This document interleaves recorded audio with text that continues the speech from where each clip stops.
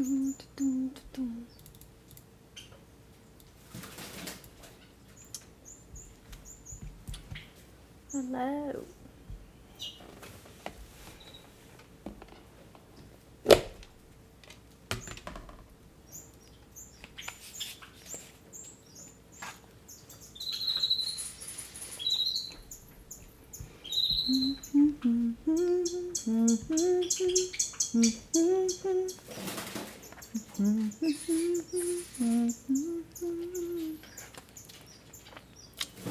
Hello.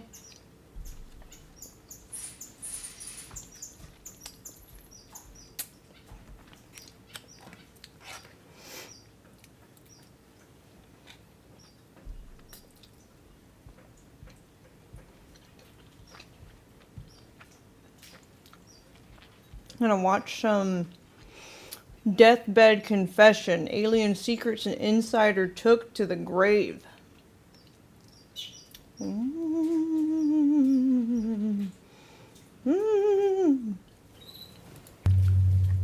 What's up, folks? Welcome to Nino's Corner.tv. Big, powerful podcast today. I got Daniel and Derek Salter with me, the grandchildren of, get this, a guy that had cosmic clearance. His name was Daniel Salter.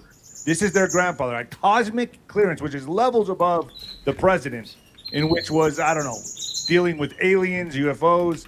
This is big, big stuff, folks. I've had him on my program before, but everything that's playing out right now, they're here to sound the alarm bells and say, wait up.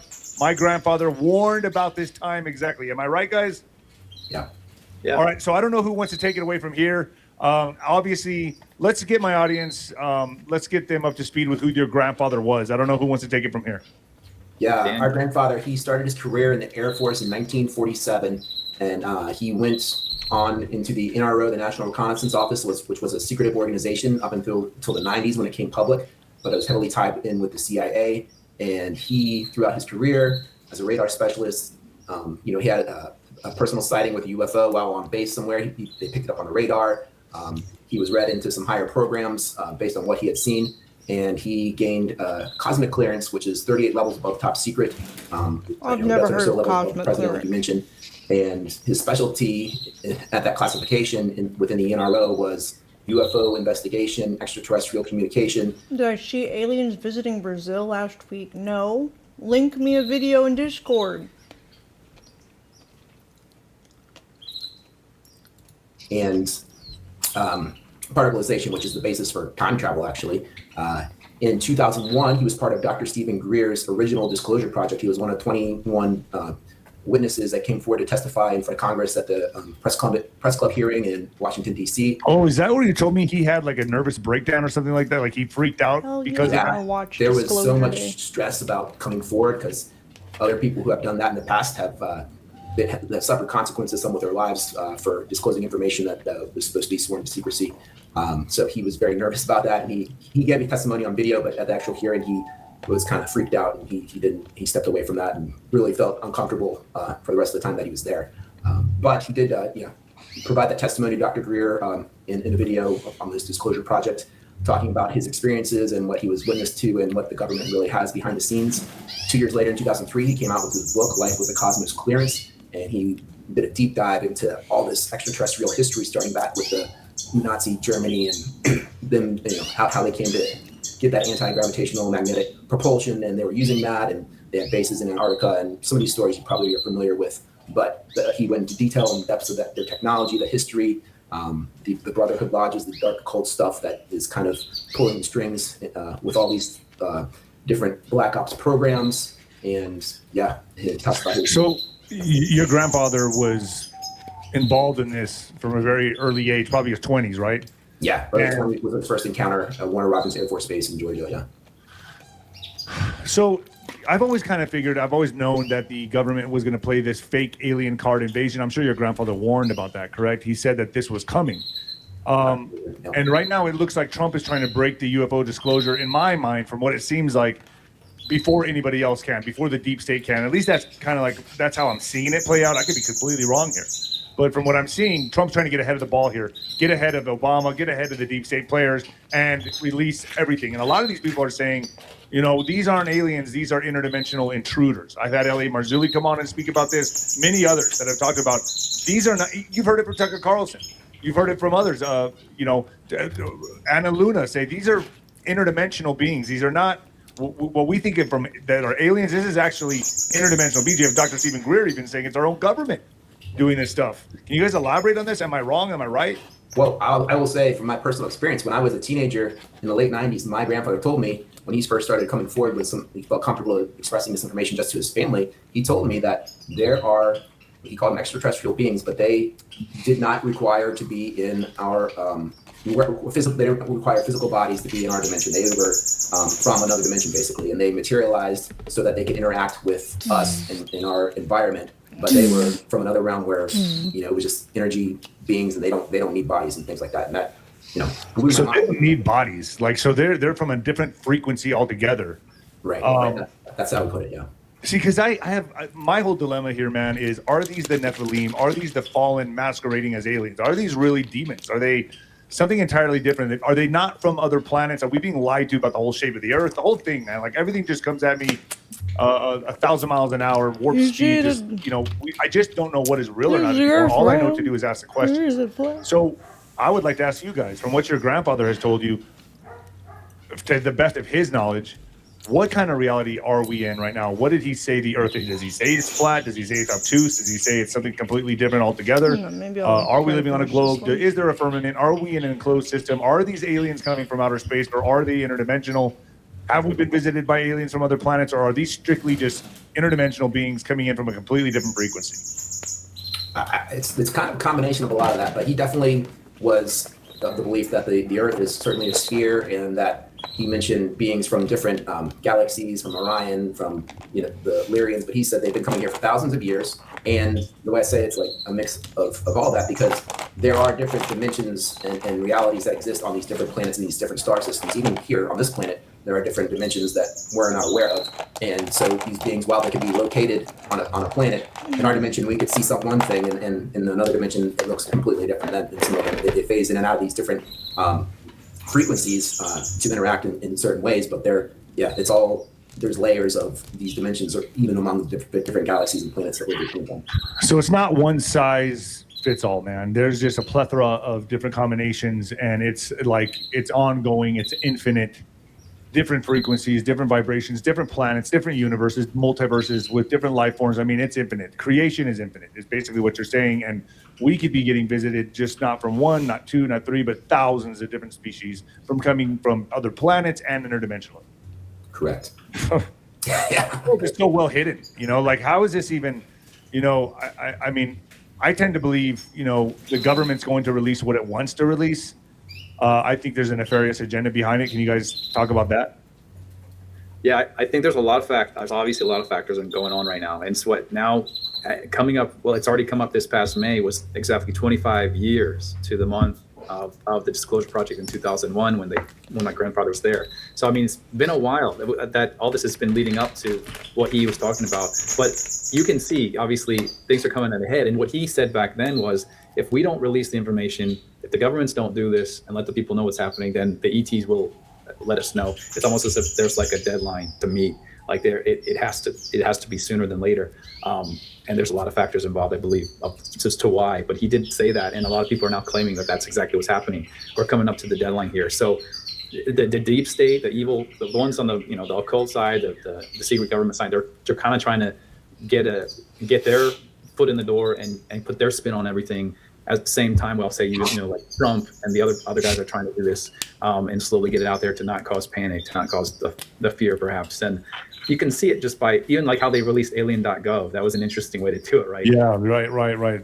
And a lot of people have their take on it, that maybe it's just that it was built out as it almost let all the people in the disclosure world down, because it's like, oh, we're going to see that all these aliens are among us, and it's finally going to come out, and then it's all about illegal aliens. But the way that it's presented, it's almost like a test to see, okay, how many people are excited about this, how many people are kind of fearful about this, but it's a way to get us thinking into that realm. And I believe that it's kind of a spin. It's a spin on words and a spin on there's double meaning behind everything, right? There's a lot of double meaning in how they put that site out, I believe. Well, here's the site. It says, for 60 years, the U.S. government has kept a closely guarded secret. Aliens have been walking among us, living in our neighborhoods, and interacting with us in our daily lives, dude. Mm-hmm. They've shopped in the same stores. I've seen these people, bro. I've seen these mutants. I swear to you, dude. They shopped in the same stores, attended the same classes as our children, and lived seemingly normal human existences. With one exception, they do not belong here. Millions arrived under the cover of darkness, embedded themselves directly into our society. Countless presidents, congressmen, and senior officials knew exactly what's happening. Instead of protecting American citizens, they chose to cover it up and even accelerate the invasion until one man finally had the courage to tell the truth. What is he referring to here?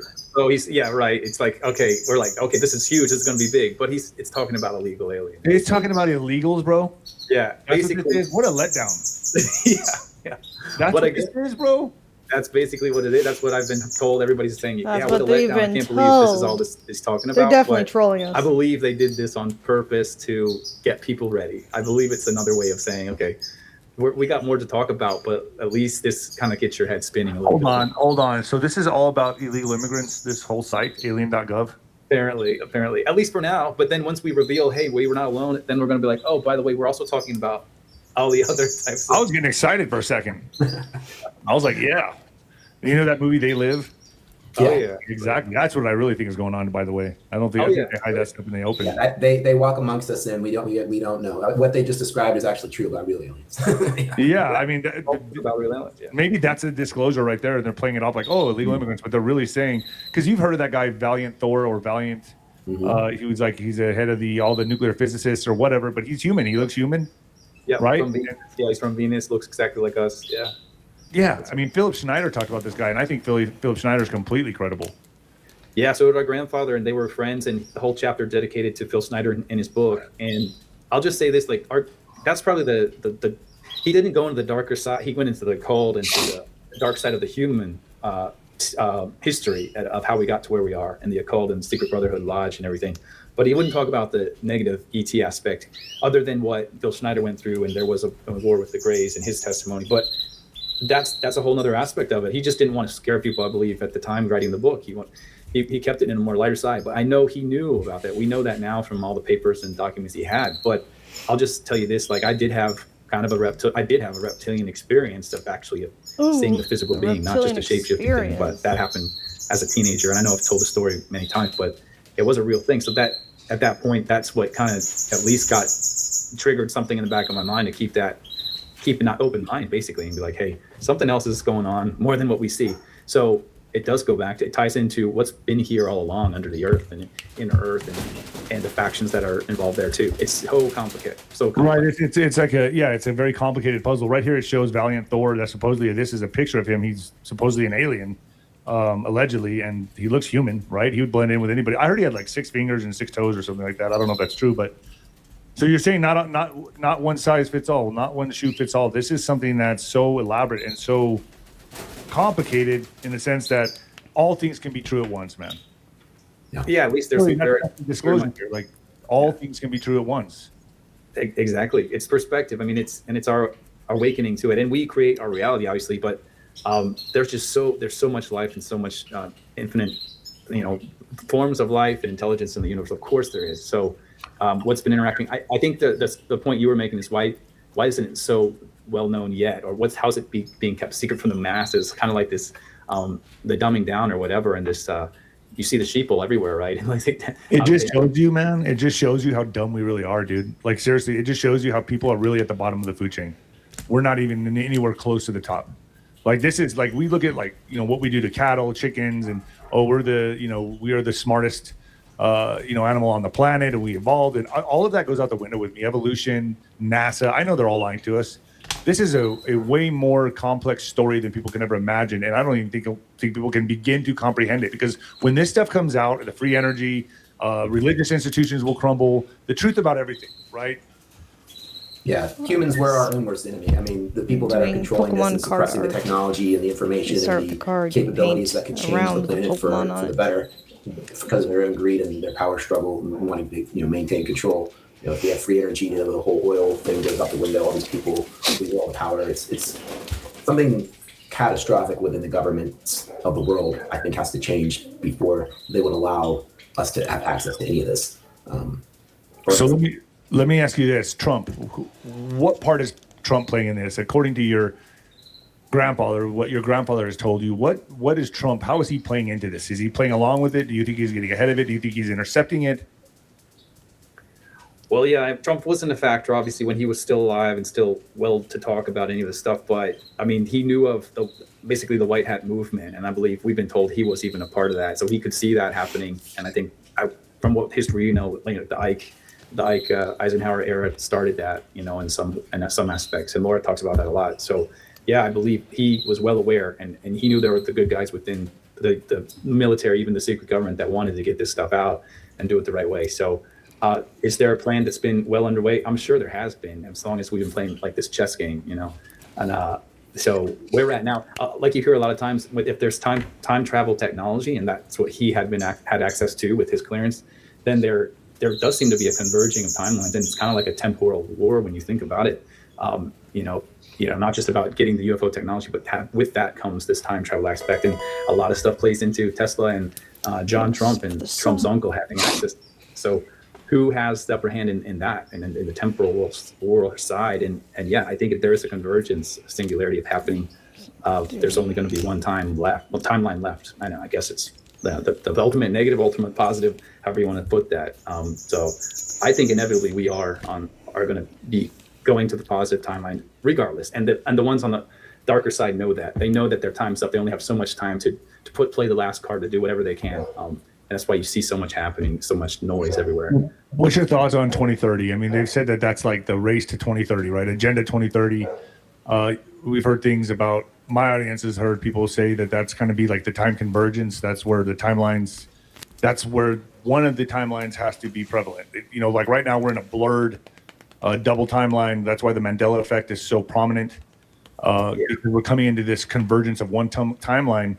And who's going to win, right? Is it going to be the good guys or the bad guys? What's your thoughts on this? I mean, I feel humanity wins, but I think there's going to be casualties, a lot more than we've ever seen leading into 2030.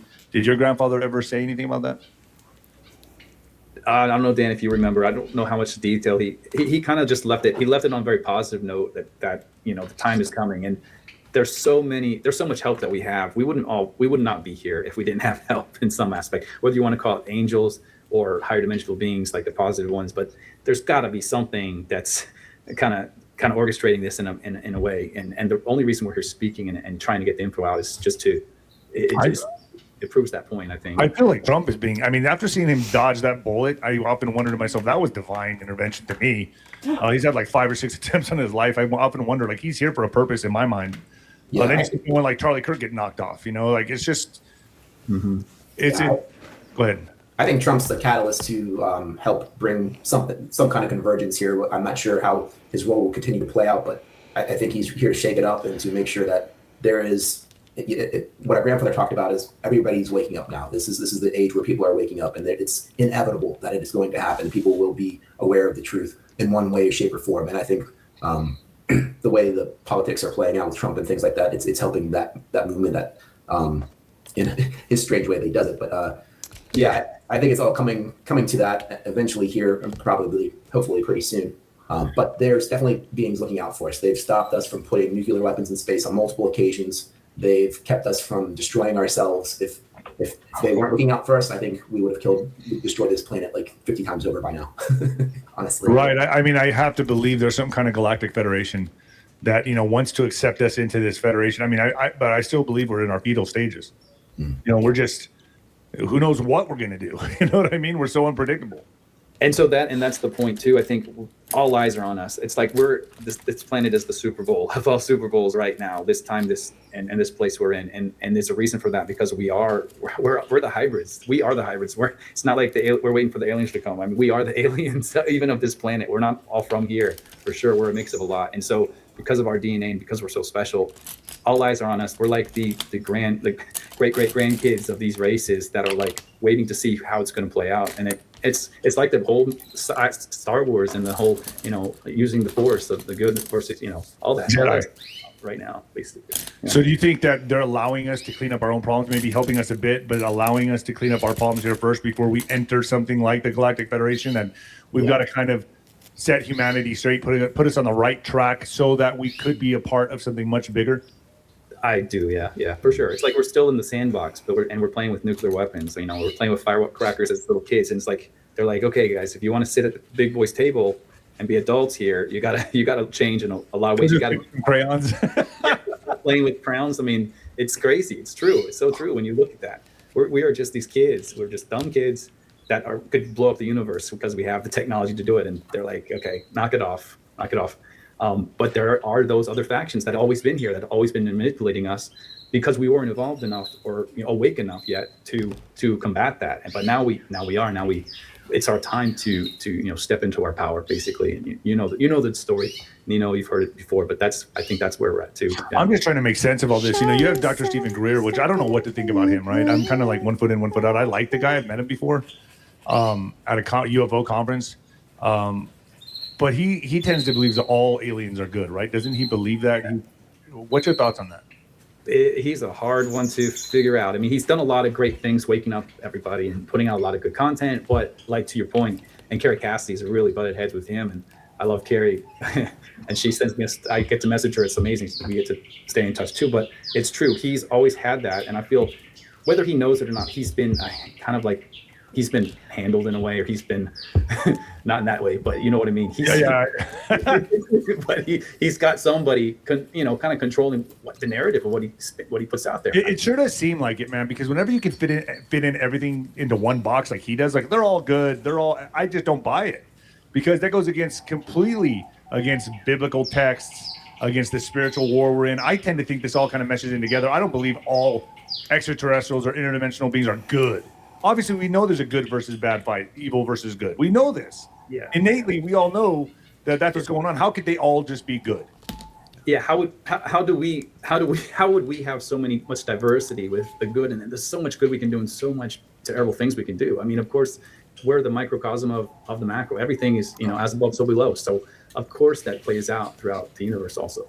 Yeah. And he doesn't, like, for example, Phil Schneider, who talks about, directly battles with these malevolent beings, and it's just another witness testimony that Dr. Greer is certainly aware of, and everything that Dr. Greer talks about is based on witness testimony of all these different witnesses that come forward, but he just doesn't mention the ones that have anything to say about experiences with negative entities. So it's like he's picking and choosing what narrative he wants to make his mainstream thing. That's why he's very suspect to me. Because how can you, that right there, when something sounds off to me, I'm like, that raises a red flag. Because we know I believe Philip Schneider, by the way. Philip Schneider, in my mind, is the real deal, guys. I mean, and a true patriot. That guy came out and basically laid it all on the line, bro. Talking about, the alien Dulce, New Mexico war. He was a geologist. Actually, he was building, engineer that was building these underground bases, tunnels. And he was talking about how every time he sent his equipment down, it was coming up, messed up, broken. So he went down as a human observer to check out what was going on in like a spacesuit type outfit with his pistol, which was all he had. He got lowered down in a basket, and he came across all these encamped troops in the base and 7-foot tall aliens. And he goes into a story. He had the proof. His fingers were burned off. His toes, his foot was burned off. And the guy was showing relics and metals and things that he's worked with on a daily basis. The guy was legit to me. Yeah. And he even said, man, we have got to watch out for the alien agenda, the alien takeover. We are at constant war with the outer space alien. That's exactly what he said. Yeah. Yep. And it's true. And another good series, if people just want to read something that has a lot of truth to it, it's called The Sands of Time. And Tyler from Journey to Truth, there was a lot into that. But that talks about the underground bases and how time travel is involved in this technology and everything. But there's a huge battle, both going on that's been going on under the surface as well as off planet. So I'm playing a little bit of who Snyder is. Formerly a geologist and engineer, he worked in the Black Project's underground bases at Area 51. Or I think, 51 S4 and Los Alamos, which is right up the street from me, by the way. Let's see. Yeah. He co-invented methods used in shape charge explosive research to facilitate the building of underground military bases as well as submarine bases. Phil is one of the only 3 survivors of the now infamous alien-human war at Dulce, New Mexico, which is right up the street from me. This is crazy. Where 66 agents and workers lost their lives. So I think what this guy says, my opinion is very credible. Did your dad or did your grandfather ever talk about Schneider? Yeah, I could share you a slide of this real quick if you want to. Sure. Yeah, he was shared a lot extensively in his book about Phil Schneider. He was actually good friends with him. Is what he told us. Oh wow. Yeah. So Philip Schneider to me is a hero, and I think he was taken out. Obviously, I think it's Yeah. everyone sees that. Like he was having conferences and speaking engagements all over the country. I mean, he was on this tour Yeah. to basically disclose everything that he knew, and that's a serious threat. Yeah. So why do you think they're picking right now to come clean with UFO disclosure, guys? Like, why has it been so hidden for so long, and now all of a sudden it's coming out? I think there has to be pressure at a higher level beyond like the players that we see, the players behind the faces, and it's like Derek was saying earlier, the negative beings who had the control, they've been defeated. That's what I've heard from many different sources, and it's just matter of time where they're going to have to relinquish that control completely. And so the way that we're going to get this slow drip of information, some of it true, some of it not true, whatever narrative they want to make it, as it rolls out, it's going to be more and more in the public domain and our subconscious that, hey, there's aliens exist and there's stuff out there, so that when maybe the bad shit happens, it's more normalized, or the real truth comes out, it's not as shocking, right? So that's kind of what I see happening now. It's just their slow way of ultimately they're forced to do this, and they have no choice, but they can't. Do you think that the alien card has been intercepted? Do you think Trump is now? We see that famous comm. I call it a comm, but Trump is walking with the alien. Have you guys seen this? No. Where he's walking. Isn't it's like that an AI. meme? It looks very AI to me. Did you see that AI I think he's meme? in. I'm putting it here. I'm gonna try to pull it up. See if I can get it. Yeah, here it is. I'll pull it up for you guys just so you can see how he's. So Sorry. That's where the White House is the biggest use of AI. I couldn't share. I don't know. We haven't tested it, but I'll see what I can do. Memes that Sorry. well, see here's all that the images AI of him meme? walking with the alien, and I haven't seen this.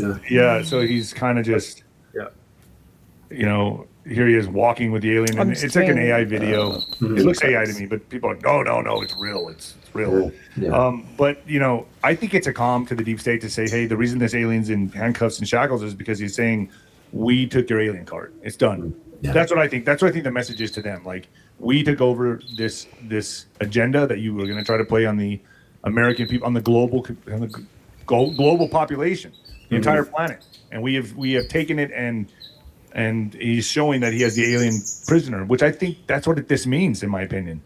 I think he's showing that he intercepted it, and that's why this alien is in what it says. It shows him in like handcuffs or whatever. Or let me see if I can pull it up.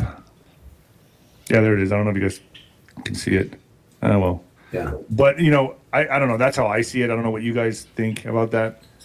Well, the intent of the false flag alien invasion, that last card that was supposed to be played, the reason for that was to make the entire planet feel this tremendous fear that we needed to let go of our differences and then basically establish one world, new world order of government that would fight against these aliens as a unified front. In the meantime, that new world order is going to be used to control the entire population. So everything is controlled by one singular power, and we basically become slaves to it, and we have no choice. And we all this whole agenda of the chipping and all the things, it's all part of that going into that. So I don't know. It's almost like this disclosure could be leading up to that if they're playing that card and they're still planning that phase, or it could be there's the white hats behind the scenes interrupting that and squashing that by putting these things out here. Yeah, at the end of the day, we are the disclosure. There's never gonna really be a full open. I'll put all of my cards on the table. I'm sorry, whether it's the good side or the bad side, we're not getting that story. I mean, it's not happening anytime soon. I believe we are the disclosure to at least stop anything that could interfere with the more positive trajectory. It's up to us to at least awaken up the masses to be like, okay, well, we've seen what that card can do, or what we've heard the story before. Okay, we're not going to fall for that, or like at least it's in the public's awareness in our subconscious, into our back of our mind. So I think that's the key. We have to continually do that. Real looking birds. Yeah, a lot of us have to be like an anchor point, and for those that are going to take a blow and take a hit and kind of not kind of get knocked back and be like, what the heck's going on? Well, a lot of us can be like, well, we've been waiting for this a long time, you know? Yeah, their power lies in secrecy. So the more people that have an expanded awareness of their plan, the less power they have over us. Try. Exactly. Yeah, and less fear we give them. Don't give in to that type of trauma-based mind control. We've all been through it because we see it every day. Every time we turn on the TV or news, it's like it's a form of the MK Ultra stuff they've been so good at using over the last 2 decades or whatever.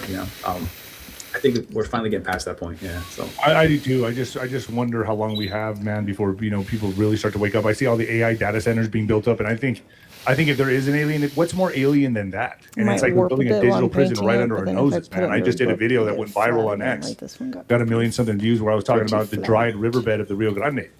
And I lived here all my life. It's never been like this, not this dry for so long. And then I come to find out, oh, Los Lunas has a data center taking in 75 million gallons of water a year. I mean, why do machines need our water, man? That's for human beings, That's for our sustenance, our livelihood. And wait, we're going to give it all to artificial intelligence data centers so they can track us better? There's nothing more alien than that. That to me is the alien takeover, whether it's by humans or what I kind of believe could be something completely different altogether. I think it could be the real alien takeover right now happening with this digital prison being set up right under our noses, hostile takeover, and before we realize it, it's too late. I believe that's a big aspect of it, and I think that was part of the information about the wing makers and what that whole timeline showing that there was possibly a very negative force coming in, and AI was a big part of that. There's that probably wasn't even originated from this universe, could be from somewhere else, but using that technology can be used for good or used for bad. It just depends on the operator most of the time. And so if we live in that lower vibration, lower consciousness, and keep using these tools in a negative way, in a way that doesn't help us and help us grow, then yeah, it can allow other things to get, it can be a gateway. My plan was to, under this Pidgeotto, I would draw Steven Jr., the pigeon, trying to booty call the Pidgeotto. Anything else. I think AI can be a gateway, and it can open up portals to other not so good places as well as some positive places. So yeah, it all depends on us, really. Yeah. So your grandfather is, this is maybe kind of a little woo-woo for some people, but you feel like your grandfather is still communicating with you beyond the grave. Am I right in saying that you went to a medium, or I've had her on my show actually. Her name is Elizabeth April, and she's a great guest. She knocked it out of the park when I had her on. We were at almost like 500,000 views. She's just really breaking the internet with everything she's doing. Yeah. She's just over the target, just consistently, man. I'm really impressed with her.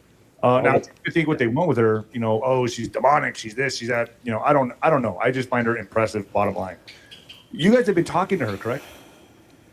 Yeah, I've been in communications with her since before she since she blew up a little bit. I mean, and she's been nice enough to stay in touch with me through email. But it was over 2 years ago that I got a session out from her, just 1 hour session. That's all it was. But she was right over the target as far as all the information. She said, yes, I've got your grandfather here now. He gave me permission, and he was apparently very skeptical to even talk to her. It was even afraid for her life. And that's why we kept her name out of it for all this time since. Why did I just pop the balloon or something? No, we revealed that a couple months ago, so it was finally like, okay. I asked her, and she said, yeah, at this point, yeah, it's fine. I think we're good to do that. But yeah, he didn't want to even he didn't want, for her own safety, not to reveal her name and anything. But so much came out of that. I can't share the slides for whatever reason. It's my settings. I don't use StreamYard, so it's an issue. I know, because this format gives a lot of people problems, man. But she summed up so much of all about 7 people we've used, whether it's remote viewing, whether it's other people that have access to the secret space program databases that say we're even involved or in some way they have records of us. They said my brother has an asset ID tag number that they just spat out. But like all this stuff, how do you make up this stuff? So is this conversation public with you and April about your grandfather, or was this completely private? It was private until I released it officially just about 2 months ago. So it's up on our platform, the whole hour session. Nothing's been edited. It's just the raw footage of her discussion. And what's your platform again? Where would people go to see this? CLR Thought on YouTube. CLR? Yeah. CLR Thought, yeah. And you can also search Shred the Veil, and you should see us come. Wait, on YouTube you said? YouTube. Yeah, pull it up if you can. We'll share the link. But that is a powerful amount of information. I try to ask the best questions I could. And it really did tie into the fact that he was involved with the secret government and the programs and the leading up to the secret space program, all that stuff. It was in their inception in the early 50s, being involved with alien crash retrievals, or at least the technology involved with that. And he had access, and he was part of a very small group that were tested back when they're, again, in their 20s. They're very young, but they're starting to test these guys to see, are they going to be a good match, a good fit to handle this information, for one thing, and also figure out how does this technology work. Since our grandfather was radar specialist in electronics, that they chose him also because, again, it's a philosophy. It's like the philosophy, your background screening was all more about, I'd say, what would you say, Dan? It was technical questions, but also philosophical, existential questions like, do you believe in God? What if you were in contact with aliens? Like all these things, of course, can you handle that? And so he was one of few that were put through. Plus, he was on his way to become a chief master sergeant with his career. It was impressive that we just found out, how rare his path was in the military. But I have a theory like of what's happening right now with the awakening. The frequency of the planet is heightening. I think we all can feel it in our intuition and just in our vibes, right? Just every day, like we're feeling this frequency heightening. At least I am, and especially since I've been sober. And if you're not aware of this, it can affect different people differently. And I think here's my theory here. I was just on the John B. Wells show last night talking about this. I think that as our frequency, the Schumann resonance of the planet is picking up, like it keeps heightening. This is why you're seeing so many people just short circuit and have this massive mental illness across the internet. They're not able to handle it. They're not able to handle this frequency heightening, this frequency awareness, where us, me, you guys, and other people that are listening to this program probably understand, like, okay, I know why. My intuition is telling me why the frequency is heightening. I understand that we're coming into this climatic point where, it's like we're going through a bottleneck of awareness right now. And I think other people cannot handle it. And these are going to be the casualties of this awakening, of the war, whatever you want to call it, where people just snap and they're having mental illness. They're on fentanyl. They can't handle the frequency of that's heightening. Do you guys agree with that? Yeah, I think people who are very closed-minded and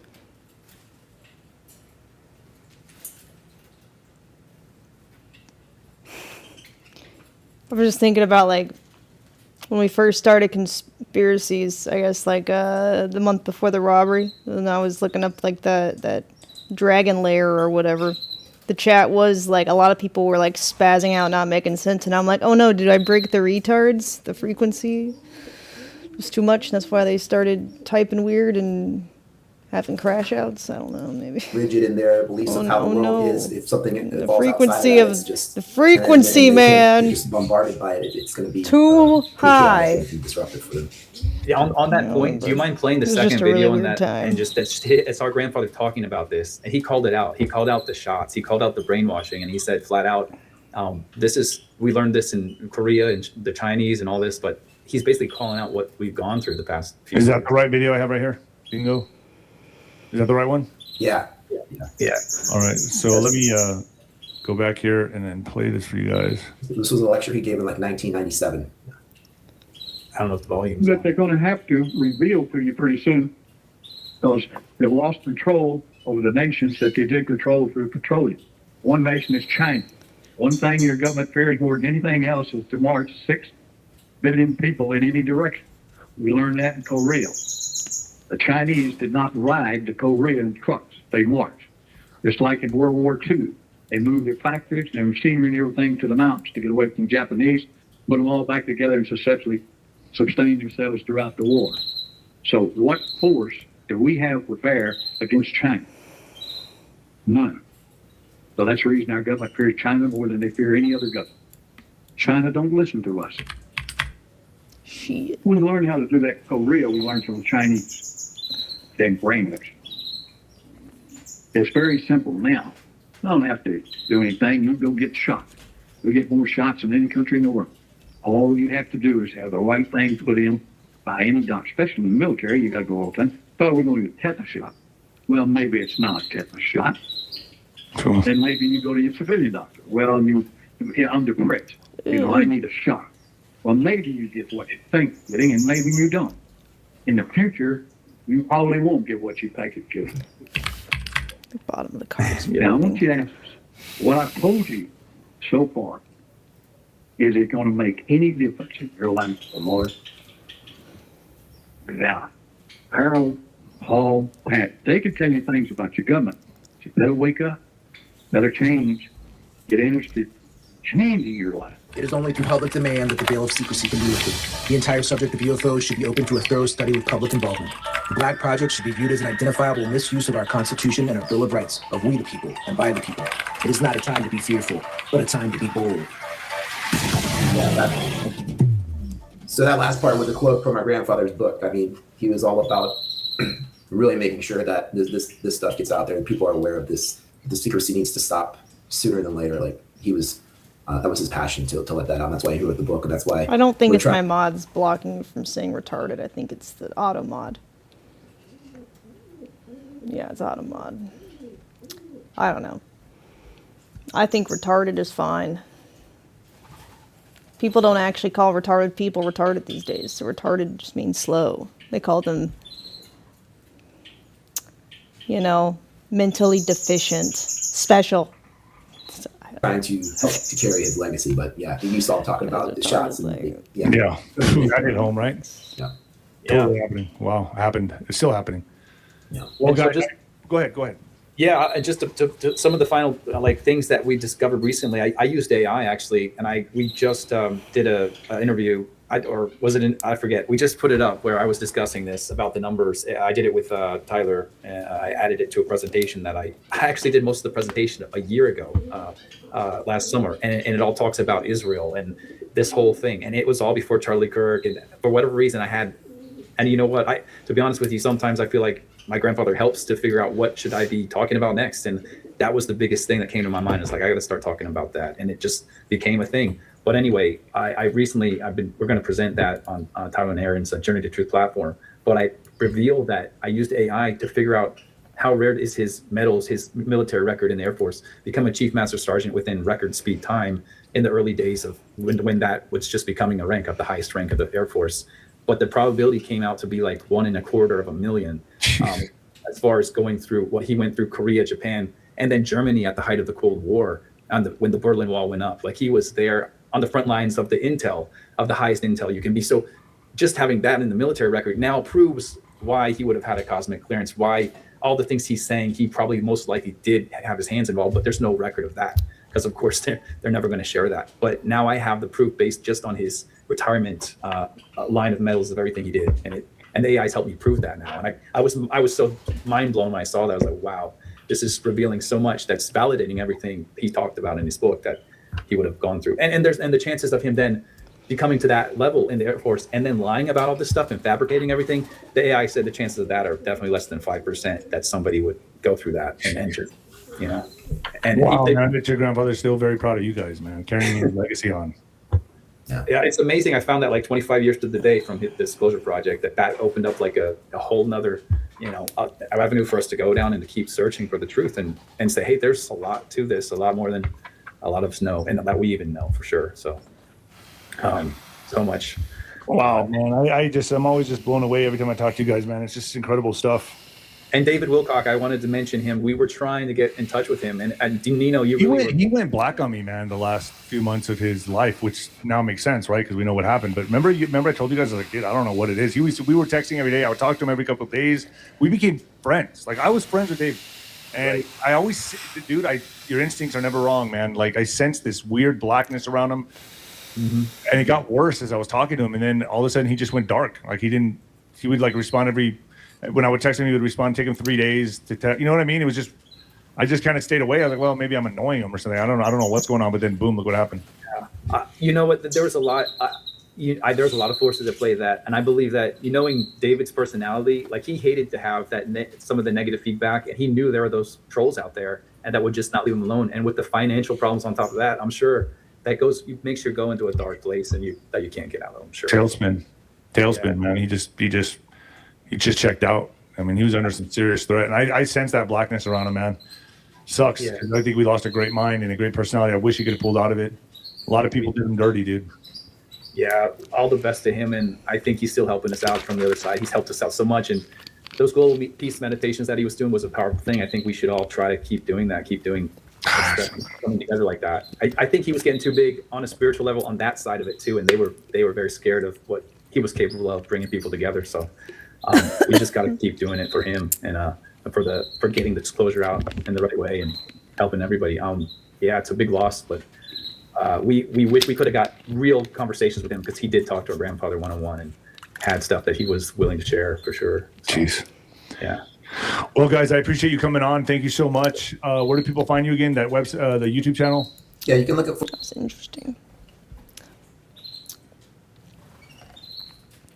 More Project Bluebeam, it seems. People in the government been like, they were planning this for a long time. One more thing. Ayah.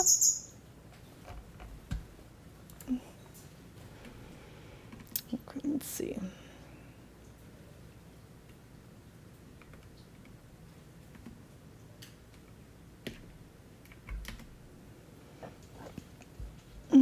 Oh, let me check the Discord. Oh, Tino, did you see what we saw with Lady Gaga the last time I was here? We discovered something interesting.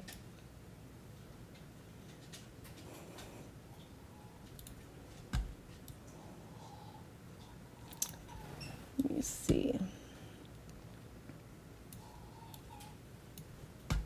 You missed it? Okay, let me show you.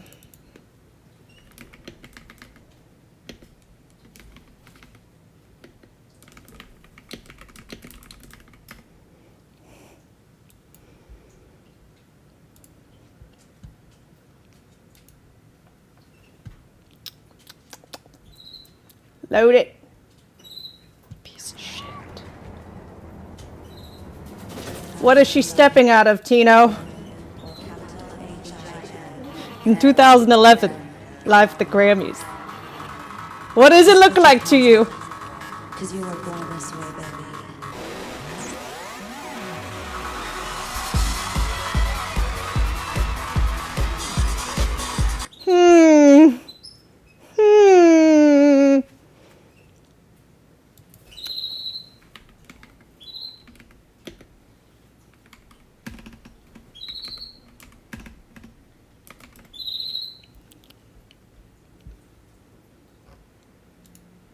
Oh no. Not the Metapod ship.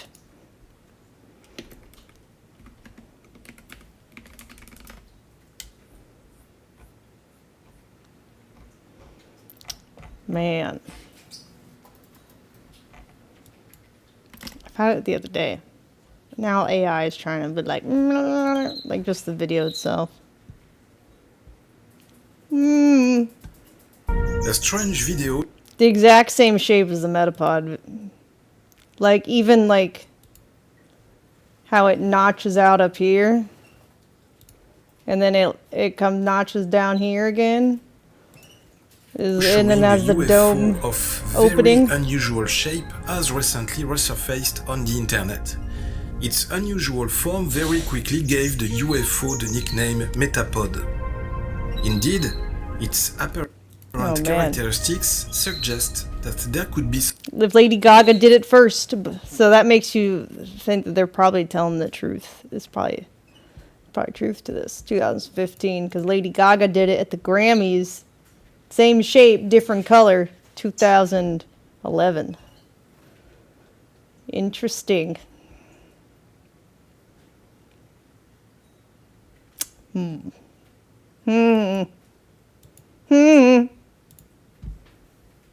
Could be a coincidence. I'm sure a coincidence. Yeah, what if the Metapod video was Lady Gaga in between tours?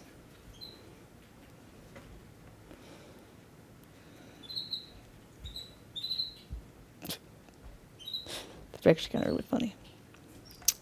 What did I miss from this? More dead scientists? Uh-oh. Oh, here's the Brazil encounter. Oh, let's see. Let's be honest, Brazil has had their fair share of UFO and alien encounters, right? Virginia, Brazil, alien encounter that killed that soldier. I did a video on it. I interviewed James Fox, the guy who did the documentary, must watch. Please do so. And on this video, you're going to see more sightings, not just the main guy itself here, Mike Leong. Now, right, I'm a couple of days late for this, hence why because my PC blew up and I've fixed it now. But anyway, if you don't know, there is a Instagram TikToker called Mike Leong. Okay, he's from Brazil, from a place called Campo Largo. He basically runs a rescue farm for animals, all right? And he has gone absolutely viral right now. He's gone from tens of thousands of followers to millions within a couple of days because it's going absolutely bonkers.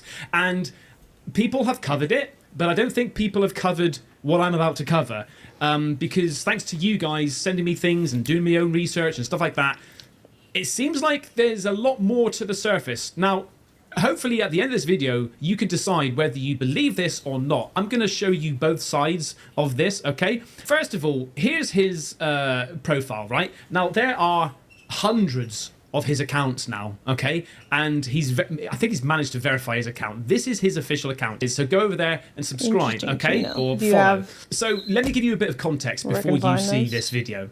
He's just doing his everyday vlogs or whatever on his farm. He's in the middle of nowhere. I'm going to show you the location in a minute, which is very odd. I'm going to show you the location. It's very odd.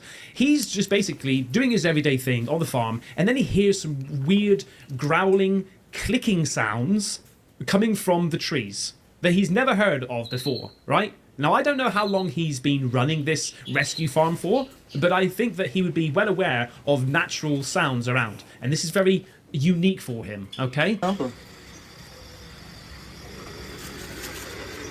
Meu Deus do céu. Ai, gente, tem algo aqui. Senhor. Vamos, Billy, venha. Ó. Senhor Jesus, gente, vocês estão... It does sound like something hovering.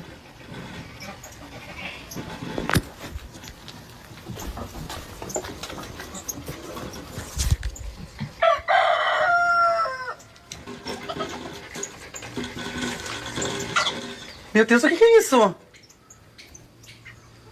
He's hearing it. This is the first instance of him hearing this weird sound, okay? Now, we're going to get into the UFO sighting in a second, but I think it's important to note what he's about to sort of imitate, right? Here's another clip of him a little bit closer trying to get on with his work. Billy, não vai pra lá por causa da onça, por favor.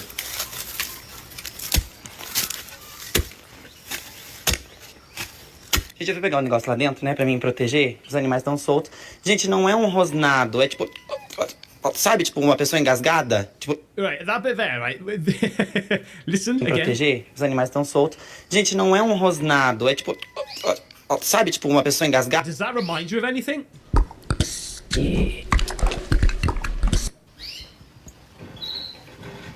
I didn't hear that. I heard a chicken. Wait, what? Go back. That just sounded like a foreign accent. Right, that bit there. Um rosnado, é tipo... Sabe, tipo, uma pessoa engasgada? Tipo... Right, that bit there, No, right? I mean, not. It wasn't clicking. He just was like, Os animais estão soltos. Gente, não é um rosnado, é tipo... Sabe, tipo, uma pessoa engasgada? Does that remind you of anything?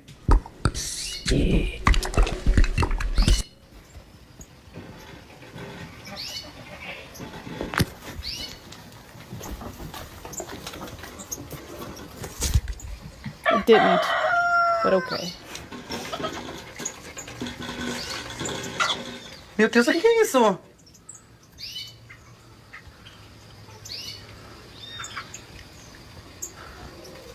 Gente, eu vou pra cidade?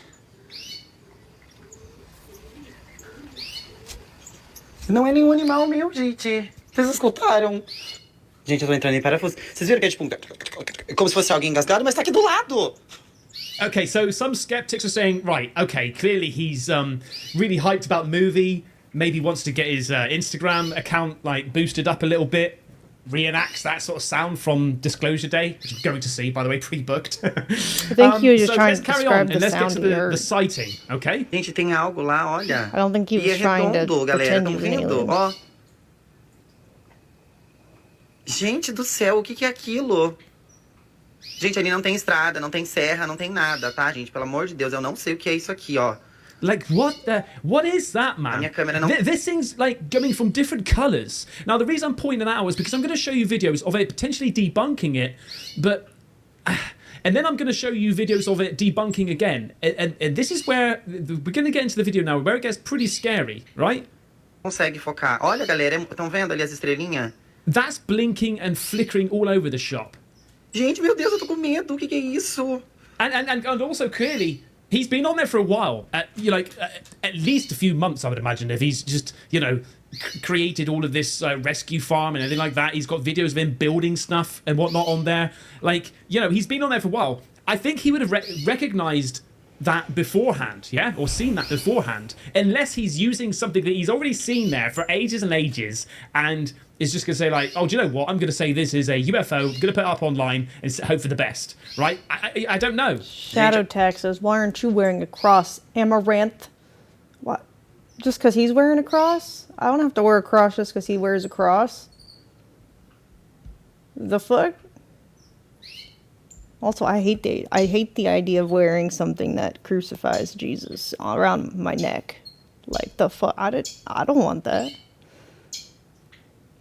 That's like, I'm gonna keep a pendant of the gun that murdered my friend. It's like, why? Why would I disrespect my friend like that? I don't know. It's kind of weird, man. Gente, eu acho que eu acabei de deixar a resposta do som. Olha isso ali em cima das árvores, gente. Olha lá. Pera aí. Gente, o celular não vai focar muito, tá longe. Olha, gente. Vocês estão vendo isso? Tá piscando um monte, gente. Isso tá em cima da serra, ó. Tá vendo lá, ó? Olha ali, que lindo. Gente, eu não sei o que é isso. Vocês estão vendo, ó? That's glittering. Caramba, gente. O que é isso? Gente, eu tô com medo, caralho. O que é isso, meu Deus do céu? Gente, olha o jogo de luzes lá, ó. Tem várias luzes. So, this is where it gets really, really interesting and a little bit concerning. Red Panda Koala posted this video, and thankfully he's managed to translate it, okay? But this is him really now concerned about what's going on and who's arriving at his house. This is where it gets really scary. Check this out. I can't go outside in front of my house. I can't even see the little animals. I can't do anything. There are a lot of people here. They look like zombies. They want old people. The black car is all dark. People, I'm really scared, seriously. I've never been this scared in my life, not even on the alien translation. day. And I'm alone, people, alone. I mean, that looks like real tears to me. Like, he's freaking out here. Now, this could be because obviously he's gone from 10,000 subscribers or followers to millions of followers now, and people know where he lives, they know this rescue farm, and they want to go and get a photo of him or a autograph or whatever. Or it could be the Men in Black, like he's saying, like black cars come up. I've got a very short clip of one of these as well. I'm going to show you now. Authorization. A bunch of people just left. A lot of cars arriving here wanting to record me because they are researchers. Right, okay, a bit of a side quest now. That's something that also is popping up on the internet, which is quite interesting. I say it's a side quest because in one half, it's actually really quite intriguing. And then the other half is like, this is miles away. But it's actually 67 kilometers away from where Campo Largo is, where he resides. So here's Brazil, okay? If we zoom in, this Campo Largo is where he's situated, okay? Now, someone's seen 67.2 kilometers away, right, up in the mountains, this here, okay? Now watch this. What? The fuck? What is that? What is that? This is, you can go and see that yourself. There, up here, is the coordinates, okay?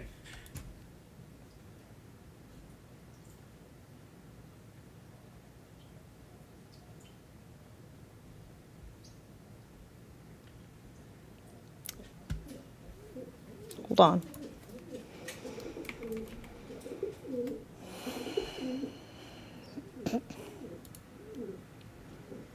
Bye, dead Antarctica man. Okay. Let me go see. Is there an easier way to find it? Now watch this.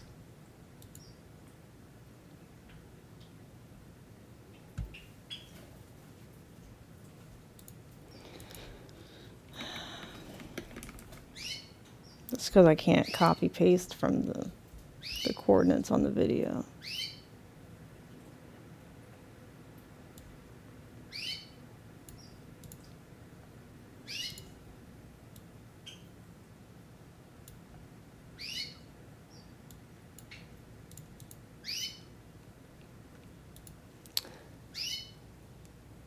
Shakara Monte Cristo.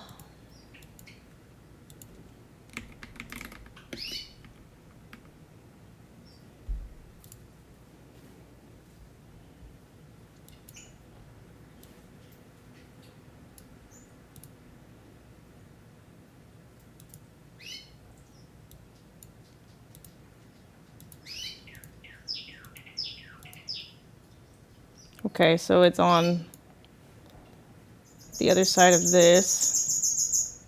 Oh shit. Okay. So it is there. Oh, now I'm curious. Let's drop a tag.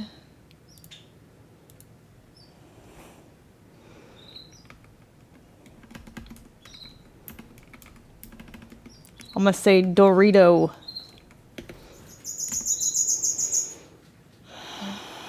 UFO.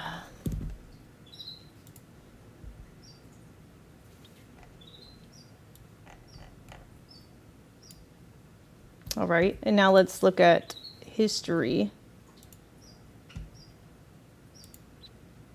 Interesting. So this is 2023 year.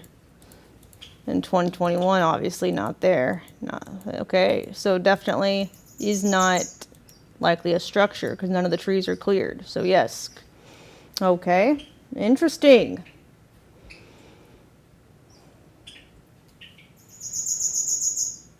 So we've got a circular one and we've got a Dorito one. Fascinating.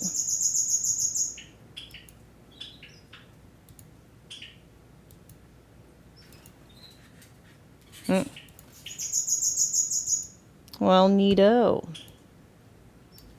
All right, carry on with your video. What? What is that? What is that? This is, you can go and see that yourself. There, up here, is the coordinates, okay? What is that? I've asked ChatGPT. A man-made structure, roof, tarp, greenhouse covering or clearing, an imagery artifact caused by stitching, compression, reflection or different image capture dates. A small clearing with highly reflective material that stands out because of the false color processing Google sometimes uses. Really? Really? Bullshit. Really? Some stitching It's that. not there on the other Some marvelous years. stitching that. What is that, guys? Okay. Now, somebody has debunked. Well, I say debunked. Well, yeah. Somebody is. I hate using the word debunked because, again, in my opinion, debunked comes to somebody's opinion, or like it has to be true, hard, cold facts. However, check this out. This image here is what people are suggesting is the visuals that he's seeing. Okay. Now, let's go a little bit deeper than that. Bun KLR has posted this, right? So here's the image of what he's seeing here. Okay. Now, someone said, do you know what? Those lights are this. Está bem alto aqui, então ele mora sentido pra cá, entendeu? E aqui são aqui é a recepção da Chácara Paraíso, ó. Nós está bem no topo, bem na altura, se vocês estão vendo. E aqui são as luzes do camp, né? Aqui nós está bem alto, bem no topo da um penhasco aqui ali embaixo, um penhasco, né? Galera pediu.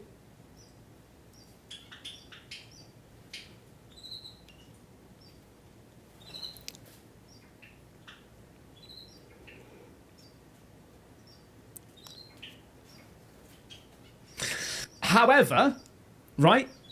Yes, there is these like glowing ball lights that they've got here, yeah? Look at these things, these bright things. Could be. However, if you go back to the footage again, right? Posta do som. Olha isso ali em cima das árvores. These things are sprinkling, glittering green and white and Olha lá. blue and... Peraí, gente, o celular não vai focar muito, tá longe. Olha, gente. Vocês estão vendo isso?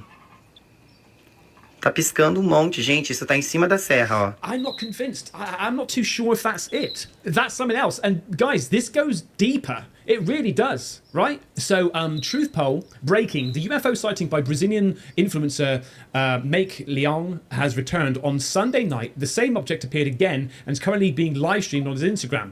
This follows his initial May 31st footage of the large disc, subsequent IBIN contact, and reports of suspicious vehicles near his home. The live stream shows a bright anomaly in the night sky above the area. Ó, gente, estão vendo aqui, ó. Tem isso aqui muito similar.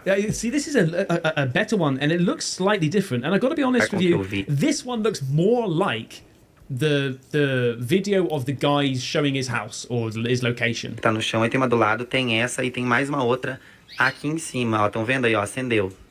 Gente, eu acho que isso aqui são pessoas, tá? Só que, gente, pra mim... Não sei, gente, o que é isso aqui. Mas não é, pra mim não é a mesma coisa que eu vi aquele dia, não. Até porque tá muito mais claro. Eu acho que talvez, sei lá o que fizeram lá. Ó, estão vendo que tá piscando aqui, ó? Acende uma luz do nada. Que estranho, gente. Muito estranho isso. Só que, gente, ó, é um iPhone 17, tá? Tem bastante zoom. É o zoom máximo. Eu não sei o que é isso, gente. This video is just him showing you another time at night of where you don't see these lights, okay? Gente, vou contar um negócio pra vocês. Eu acabei de sair aqui fora, porque eu tava escutando uns barulhos aqui, uns negócios. E daí eu vim aqui no mesmo lugar que eu escutei aquele negócio aqui em cima, aquelas, né? Aqueles barulhão. E eu tô olhando aqui se eu tô vendo algo. Gente, eu acho que eu tô vendo algo. Pera aí, eu vou dar um zoom pra vocês verem. Gente, vocês estão vendo algo ali? So you don't see anywhere there. However, like this thing here, by the way, is like it zooms in a minute and then it shows you like a title of some sort. But you don't see any of these lights here right there now. Tem um pontinho. There's nothing. Pera aí, gente, eu vou gravar com a... There's nothing. Now, a YouTuber by the name of Luciano Tigre, okay, he actually went to the location of where Mike saw this UFO. So you can have videos of saying, yes, this is my building, you know, right here, these are the lights that he's saying, but this dude actually went to the location. By the way, make sure you go over to Luciano Tigre and, if that's how you pronounce his name, subscribe and do the thing and show the love, okay? Check that out. This dude's gone hiking to prove this, all right? He lowers it there, see? It's all from the vantage point of Mike's house located over there. Oh, okay. Right, okay. So there's Mike's place there. You are able to see that spot right there. Did you see what I said, folks? Why can't you reach the edge? Look at the size of the crack there, my friends. Look at the size of the crack. If I go right to that little edge there, the crack without is knowing huge. what I'm doing here, all of this could shift with me on top of it, folks, because look at the fracture there. It was inevitable. I didn't get close and came to look from here to look there. I still have a lot to learn, but I already have a lot of experience in nature and the woods, and that's why I'm doing this, okay? This is the view I wanted, which Mike saw was hovering in this region here. Right. So where's the house with the lights? He was below those peaks. Oh, so this whole area here, if I were to sweep someday, I'd have to go in there through the treetops to the treetops. Did something come out of the caves? I'm seeing that nothing is very, very different. Not drawing much attention. So this basically, like, I've been on a roller coaster journey about this. At first I was like, ooh, shiny lights, he's found a UFO. Like loads of Brazilian people finding UFOs, which I'm going to show you in a second because it escalates, mate, right? To then, oh, hang on, I think it's somebody's house. To then, hang on, I think it's a UFO. There's a location, which is quite mystical. I already knew it from other walks. Look there, a little downward curve that the guy even made in the video. It's in that position there, folks. It's just to help us sectorize it. So the machine, or the light, or whatever it is, was here. That's mental. Well done to you, sir, for walking all that way just to prove something, man. Well done to you. Now, this was another UFO spotted in the same period of time, okay? 3rd of June. Again, posted by Red Panda Koala. Check this out. Simplesmente depois do Mike, eu acho que... Are we looking at the same thing here, maybe?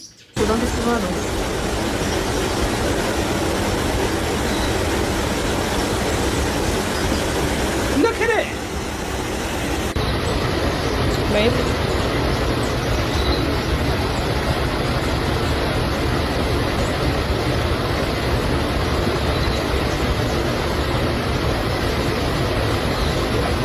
And I know what some people are thinking. Why has it got lights? We've gone over that. We've gone over this many, many times before. Maybe to try to blend into us. Maybe because they need bloody lights. They ain't got night vision eyeballs. I don't know.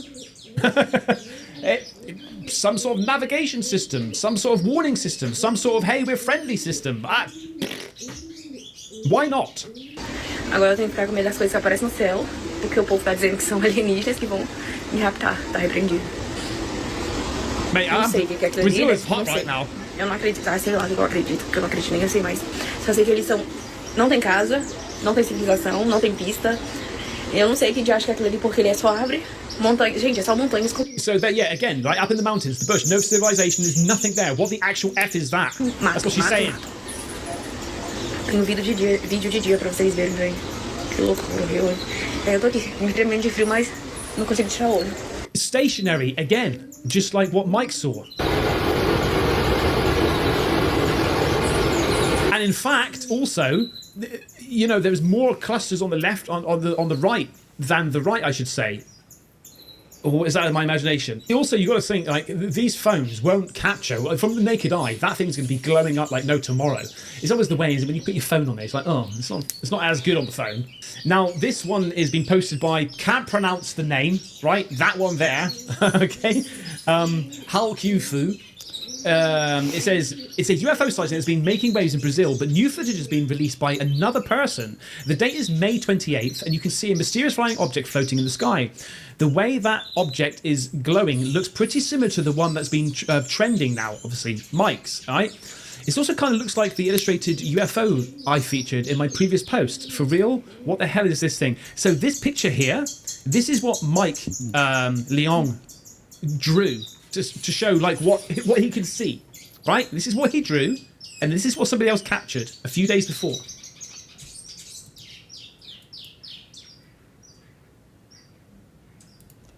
Look at that, mate. And it's like, what? Sorry. He drew, and this is what somebody else captured a few days before.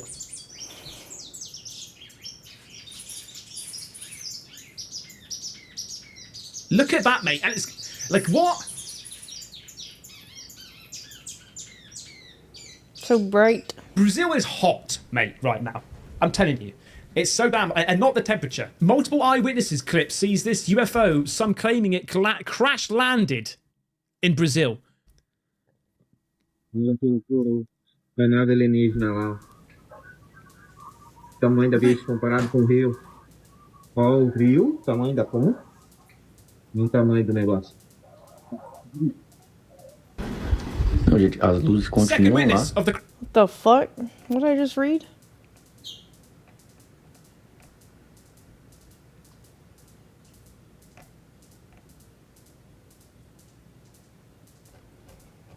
Ammo likes me and I'll fight you for her. Keck.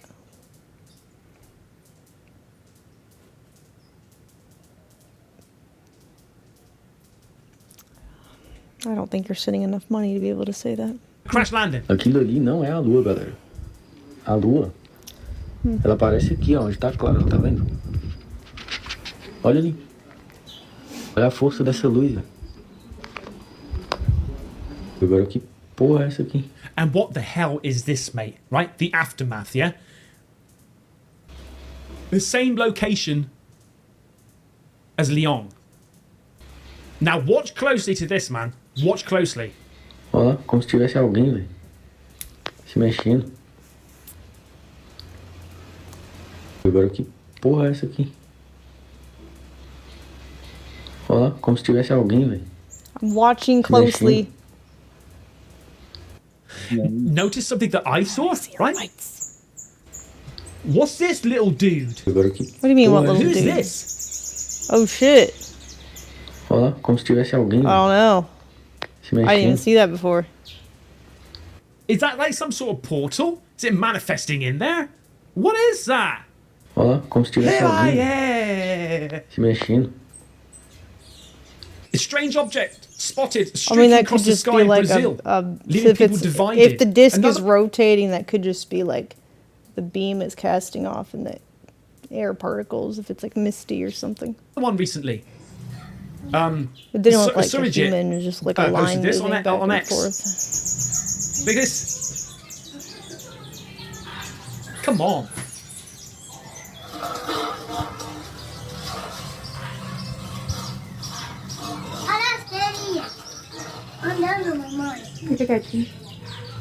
What's all this in the background sound? Brazil again, 2026. A triangular UFO. Estamos aqui no centro da cidade, Barbacena, acabando de ver um objeto triangular, rotação sobre o próprio eixo, 3 pontas, parece um objeto sólido. Whoa, what's going on up there? Mas o zoom é complicado, as condições atmosféricas agora, com o sol quase no zênite, dá essa desconfiguração aí e captação, né, fica distorcendo. Mate, this has got something connecting The it. fidget It's spinner. like some sort of energy connecting it. Look at it. What Fomos the... pegos de surpresa aqui. A gente não tava com o tripé, né, não tava montado. Mas tá bem nítido, dá pra ver que é um objeto sólido rotacionando em direção sul para norte.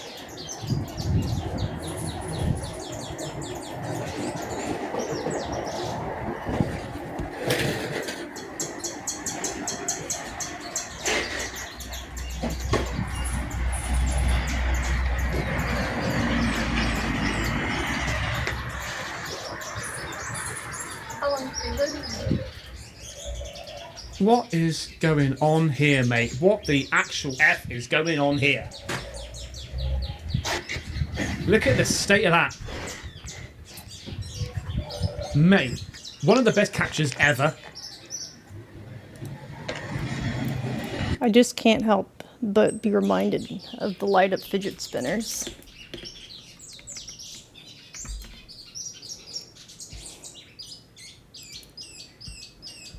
So I'm going to give you spin it, little mode, and this transparent one is actually the coolest one. So you can see how cool it looks. And if I spin it, you know, it just has like all of the, obviously the different patterns. You know, if I turn one off, actually turn two of them off. So we've got Mike Leong doing his thing, okay? Here's these cricky clackety drones and clonks from the forest, which resembles the Disclosure Day bloody thing. And we all know there is theories out there as to, does Steven Spielberg know a little bit more than he's letting on, right? Okay, so he hears these things, and then in the evening he sees this thing. We get a YouTuber who's gone to that location and says this is where he would have seen this thing. You then got debunkers saying, actually, no, mate, that's my property, that's my house. You've got random people popping up to his house in dark black cars, you know, wanting to talk to him or whatever. Is it just fans? Is it people that want him to be silenced? You've then got mysterious sightings around the same area at the same time. Irrelevant, not even talking about the other huge, popular, famous sightings that Brazil's had. What do you think, mate? Right? And what is this thing here in bloody... this thing? What's that? What the hell is that? Anyway, you tell me. What you reckon? Thank you so much for watching. I really hope you like this. Please make sure you subscribe. It's absolutely free. And I would love to see you on the next one. Take care. Bye-bye. That was interesting. Thank you for sharing, chatter.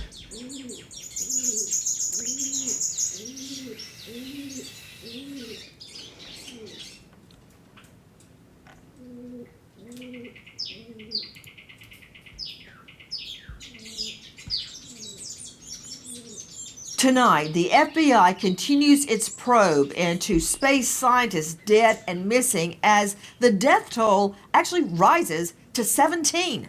Good evening. I'm Nancy Grace. This is Crime Stories. I want to thank you for being with us.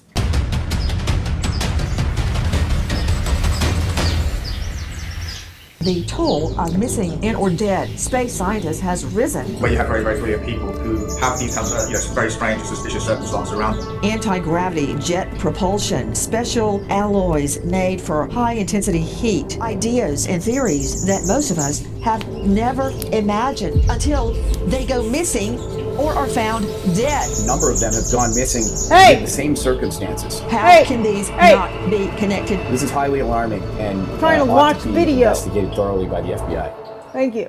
Joining us tonight, Crime Stories investigative reporter Dave Mack. What about it, Dave Mack? Nancy, in a shocking update to the scientist story, you know, we've been covering missing and dead scientists, and now the body, the skeletonized remains of Melissa Casillas has been found. She was working in New Mexico, in Los Alamos.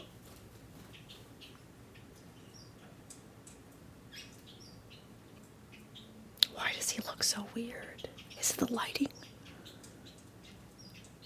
Those aren't wrinkles, those are canyons. Jeez. And went missing June of last year. June 2025, she takes her daughter lunch.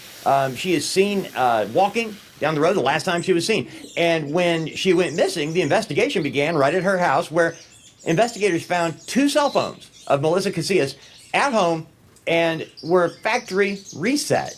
And by the way, not factory reset at the exact same time, but factory reset at different times. When she went missing, it was one of those remarkable things where there was nothing out of the ordinary. She's just doing normal things throughout the day, going so far as to actually drive her husband to work, which was quite a distance, but then forgot her her identification, and had to go back home to get it. At that point, we think maybe she just decided to work from home that day. But something went squirrely, and Melissa Casillas was seen walking down the road in Taos County, New Mexico. Then poof, she's gone.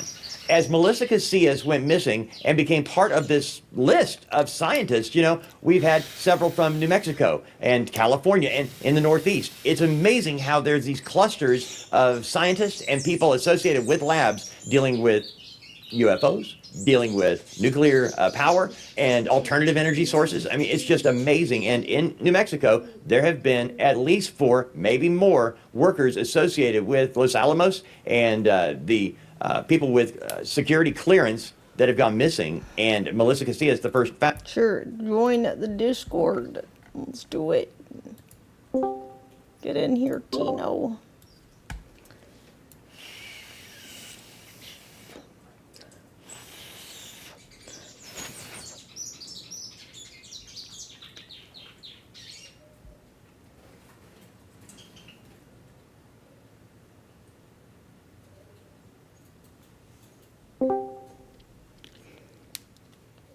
Good evening. Good evening.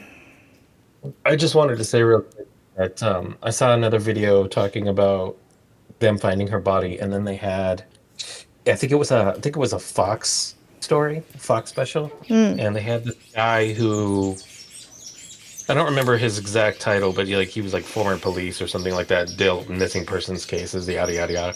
They were just trying to get his like normal feedback on what the situation was, rather than like a conspiracy theory angle, which is totally fine. I think that's very respectable. But the way the guy treated the situation was super disrespectful. I was like, dude, really? Come on now. Like, okay, so they asked him about finding her body and how it was in a location that had previously already been searched by search and rescue. And the guy was just like, yeah, you know, sometimes that happens because of environmental conditions and scavenger animals. I was like, so are you saying the scavenger animals moved her body from wherever she did die to a place that's more conveniently for us to find it? That's weird. And then more so, does that also mean those same scavenger animals also took her gun and brought it over there too? Or I shouldn't say her gun. She was found dead with a gun by her. But I don't know if they've determined whose gun that actually is. They probably left it there to make it seem like a suicide, maybe. Exactly. But just the idea that like scavenger animals like coyotes are like moving guns. Right. With the Moving body. guns with the bodies and not like defiling the body more. Not just like Right. eating it. That was Okay. kind of strange. Yeah. And then there was something else he said that I thought was like super disrespectful. Again, because it's just like No, you know, I we're have talking, it. The coyotes are the ones that shot her. yeah, we're talking about like someone's life here, regardless of what your actual beliefs are, what's going on. You know, the fact that this poor woman went missing and then now is found dead. They were oh, that's what it was. It was about the cell phones, right? And how they were both factory reset. That's weird. And the one from work where she worked, Los Alamos Labs, was factory reset, which makes sense because I'm sure they have like, soon as they heard that she went missing, they probably had some remote connection to just wipe that in case of sensitive stuff. But then also her personal one was factory wiped too. And then the investigator that was being interviewed said, "Oh, well, she was probably resetting her phones for convenience of her family, so they could resell them." The fuck?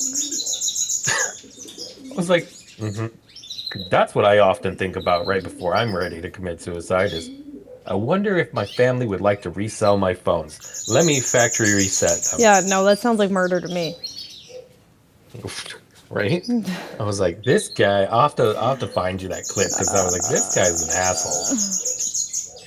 asshole. Very I suspicious. mean, if you're gonna feed me lines, at least make them make sense. Right. Anyway, that's all I wanted to say. Please continue. Okay. Found. Her skeletonized remains were found in an area where her family says, thought we already searched that area. The description is that Melissa Casillas was found. Her skeletonized remains were found propped up against a tree with a gun sitting next to her remains.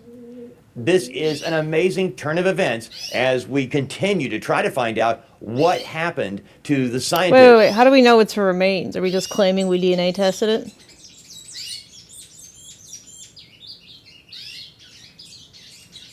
Yeah, I've heard no verification whatsoever about identifying. I don't know if they use dental records or what. I'm not saying they haven't done that. I just haven't heard about it. I don't know. Seems suspicious.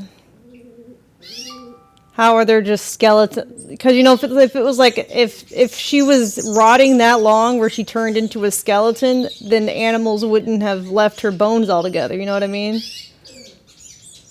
Or like, Exactly, by because a that's tree, not how animal by a that's gun. not how animal predation works. So that, how long was she missing for? It's been at least a month. Oh, I mean, I guess. If not more. Skeleton. I don't know. I can't recall exactly if she went missing before or after the general, but so the general has been missing for almost 3-4 months now. That's weird. That sounds almost like it may not even be her actual skeleton. They're just claiming it to go with the scavenger animal story. You know, possible, you know, because going back to David Paulides and his missing 411 cases, a lot of times when the person, or I should say not a lot of times, in the rare instance that the person's body does come back, they've always found that it's almost like it was placed there. Yeah. Because like you said, animal predation, the pieces of the body would be all over the place as like scavengers take an arm or whatever. Yeah, they're not gonna be all like, together. they're not gonna like take parts of her skeleton that they were gnawing on, decide to go place some of them by a tree, like, and her gun Yeah. too. Like, what? Like, that's strange. I don't know about that. Yep. Little sussy. That are still missing, and how did some come to their end? Nancy, this is incredible breaking news, and we are following it tonight. I'm calling in a death investigator, a renowned death investigator, Joseph Scott Morgan, professor of forensics, Jacksonville State University. He's the author of Blood Beneath My Fate on Amazon, and he's the star of a hit podcast, Body Bags with Joseph Scott Morgan. What more can you tell us? Well, yeah, I mean, it's not uncommon to find an intact skeleton, and particularly in an arid environment where you have the skeleton or the tissue that connects the skeleton, and it'll be in a desiccated state, but still attached. What is kind of intriguing, though, is the fact that her remains had not seen any kind of scavenging. And this is very wild land out there. There are coyotes and all manner of other animals that are out there that would, in fact, scavenge on human remains. The fact that she's in a seated, upright position, slumped forward, if we are to believe that we've heard thus far, again, not uncommon. I think in order to completely assess the scene, I'd probably need to know more about the immediate area. Again, to me, that sounds like they were working on the case, and then somebody told them, like, the actual situation, hey, detective, we don't actually want a conclusion to this case. And then they tried just to speed along the conclusion of it, put, like, a fake skeleton, or, like, a not actually her skeleton. Could be a real human skeleton, but they're just like, oh, yep, tested, definitely her. Case closed. Just so that way they can get the public off their back. Yeah. Yep. Around her. Strange. And also kind of, if you will, the surrounding area at the base, because they're saying a tree. I've also heard a wall too. I don't know where that information came from, but it sounds like a tree. It's in a wooded area, which is kind of curious, in this particular region of the country, right? And so the position that she's in, it does draw my attention as a forensic investigator. I'd want to know more, though, about the surrounding area. I want to know if there's any signs of struggle in the dirt around that area. And by this point in time, would there still be any evidence of that? I think that that's very important as well. And as a matter of fact, I've worked countless cases where the individual is still holding the weapon. You do find them that they fall away. What's more compelling about a gunshot wound is, first off, we don't know the nature of the gunshot wound. Is this, they're saying gunshot wound of the head. Well, that's very generalized. Anatomically, where is this round positioned, the entrance round, or the entrance wound? And also, is it an intraoral gunshot wound, which means the muzzle's been placed in the mouth, or is it lateral, which is kind of typical, or is it more of an atypical thing where maybe you'll have it on the posterior aspect, or you can also have beneath or inferior to the chin as well. So those are the areas you're looking at. The other piece to this that's very, very important, I have to say, if this is not an intraoral gunshot wound, that means placement is here, here, or here. Range of fire is very, very important, because most of the time when you have self-inflicted, range of you're going to have fire what's is referred very to as a important when press you're trying to- contact or tight contact, okay, in order to facilitate this. This is just something people naturally do when they're, doing self-harm, fatal self-harm like this. The further the entrance wound migrates around posteriorly, the bigger the question mark gets. You need a fucking person was. And because it's contrary to what you see on television and those sorts of things, if you've got some level of distance between the end of the muzzle and the actual contact space, the further and further it moves away, That probably wasn't the person. the probability shooting, so. that it is self-inflicted decreases substantially.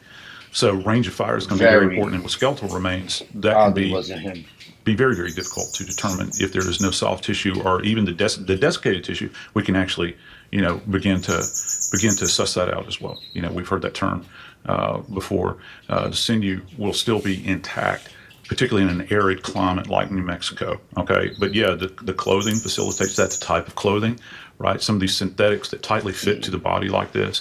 Some of the things that you would lose perhaps would be some of the digits, some of the elements of the hand, tinier bones. But again, she's fully clothed. You have containment, right, from a skeletal standpoint. And yes, I think people are surprised to find out that the head would still be present at the skull. And yes, that does happen. I've had countless numbers of these. So again, we have to back up from the fantastical things that we see in movies and those sorts of things and look at the real science behind this. And again, until we get more information, and really the big thing, guys, I got to tell you, you got to look out for in this case is when you see those reports and they start talking about range of fire, that's going to be your key. That's what you need to look to, because fire, the tale will be told. Because you can't say a person murdered themselves at the range of fire ain't. I would be remiss if I did not mention that makes sense. Brilliant physicist, Dr. Ning Lee. She had been awarded $450,000 from the DOD, and she disappeared briefly. Then she was mowed down in a crosswalk. Nobody else went out in the crosswalk, but she was suddenly thrust into the crosswalk. She got mowed down. Her husband immediately had a heart attack and later died. She was brain dead and then later died. To Stephanie Hurlo joining us, co-host Crime Weekly podcast. What can you tell me about her? I know she's Chinese American, and I know that she was brilliant. And I know nobody but her ended up in that crosswalk when she got mowed down. Dr. Ning Lee worked at the University of Alabama in Huntsville, and she was doing anti-gravity work and research there. She then left the university after a significant amount of time there, and she started her own business, and then the government came calling, and they gave her that grant to work on continued anti-gravity research, because this is Huntsville. They do that stuff there, as well as advanced propulsion research. And then she started working with the government, and at that point, she kind of went dark. And there was a big thing online for a while because people thought she disappeared. She was off the map for quite a bit, and there was a journalist who was trying to find her to talk to her about her research, and he couldn't find her, and he reached out to another anti-gravity researcher, Eugene Polanak, and Eugene said, oh, she's working for the government, she just can't talk to anybody about what she's doing right now. But Eugene also said, I haven't been able to reach her either. And it was several years later when this same journalist finally tracked down Dr. Ningley's son, and the son said she had been hit. She had been in a terrible car accident, which had left her with permanent brain damage. She developed dementia, and then he took care of her for several years until she finally passed away from this. But she was never the same, obviously. She never went back to work. You know what's interesting, Stephanie, is that Dr. Lee has been compared to Amelia Earhart. She is the Amelia Earhart of physics, the scientist that many people say, quote, discovered anti-gravity. That's the significance of who is Dr. Lee. Yeah, I was about to say, she didn't discover shit. Her ass, her plane got shot down. I want to go to John Nance, former supervisory special agent, FBI, assigned to D.C. and Miami. She did some extra shit. No. Got a question for you, John Nance. No. Explain the significance of anti-gravity research. As a layperson, the best way I can describe it is we obey the laws of gravity. We understand them. Anti-gravity research as it relates to aircraft of any type means that an aircraft could go up, down, to the side, tangential, any way it wished, and at speeds unlike anything we understand. So how valuable is it? Did I capsulize it correctly? Well, when you're talking about anti-gravity or field propulsion systems, you're not really talking about pushing a craft through space. You're talking about actually moving space and time around a craft. Listening to that newscaster sounds like trying to tell my grandma I don't know exactly about how that. physics. I'm sure there are other people that could address that in much more technical terms than I can. But essentially, a space-time bubble is created around the craft if such technology is actually available. And so you're actually moving, warping space and time around the craft. That's why they appear to move in ways that are completely alien to our understanding of physics, or at least material science anyway. I think our physics can explain it, but our material science is in no way capable at this point of producing that kind of performance. So I think generally speaking, yes, you're correct. But it's not the normal way of thinking about like a jet engine works, by sucking in air, producing thrust, and blowing that out the back of an engine. That is not what we're talking about. Exactly. Anti-gravity craft, as I understand it, highly advanced aerospace vehicles designed, and they manipulate gravity fields for propulsion. The most cited example is the TR-38 Black Manta. It's rumored to be a triangular, nuclear-powered spy plane using accelerated pressurized mercury, and it creates a plasma-based anti-gravity field around it, just as John Nance was describing. It's beyond what us regular old trial lawyers are used to discussing, but needless to say, back to Stephanie Harlow, co-host star of Crime Weekly, it's incredibly valuable, not just to our defense, but financially to our government, to whatever private entity or corporation ultimately develops it. And there's high interest in foreign entities regarding U.S. research in anti-gravity. Now, but after being mowed down in a crosswalk, and I keep going back, John Nance joining me, former supervisory special agent with the FBI, to the fact that, for instance, in Manhattan, everybody walks out into the street when they think that they're not going to get run over. They don't look at the walk, don't walk signs. Okay? In this case in Huntsville, nobody else stepped out in the crosswalk. Nobody stepped out but her. And she got mowed down. Immediate, forever brain damage. She could never work as a physicist again after that.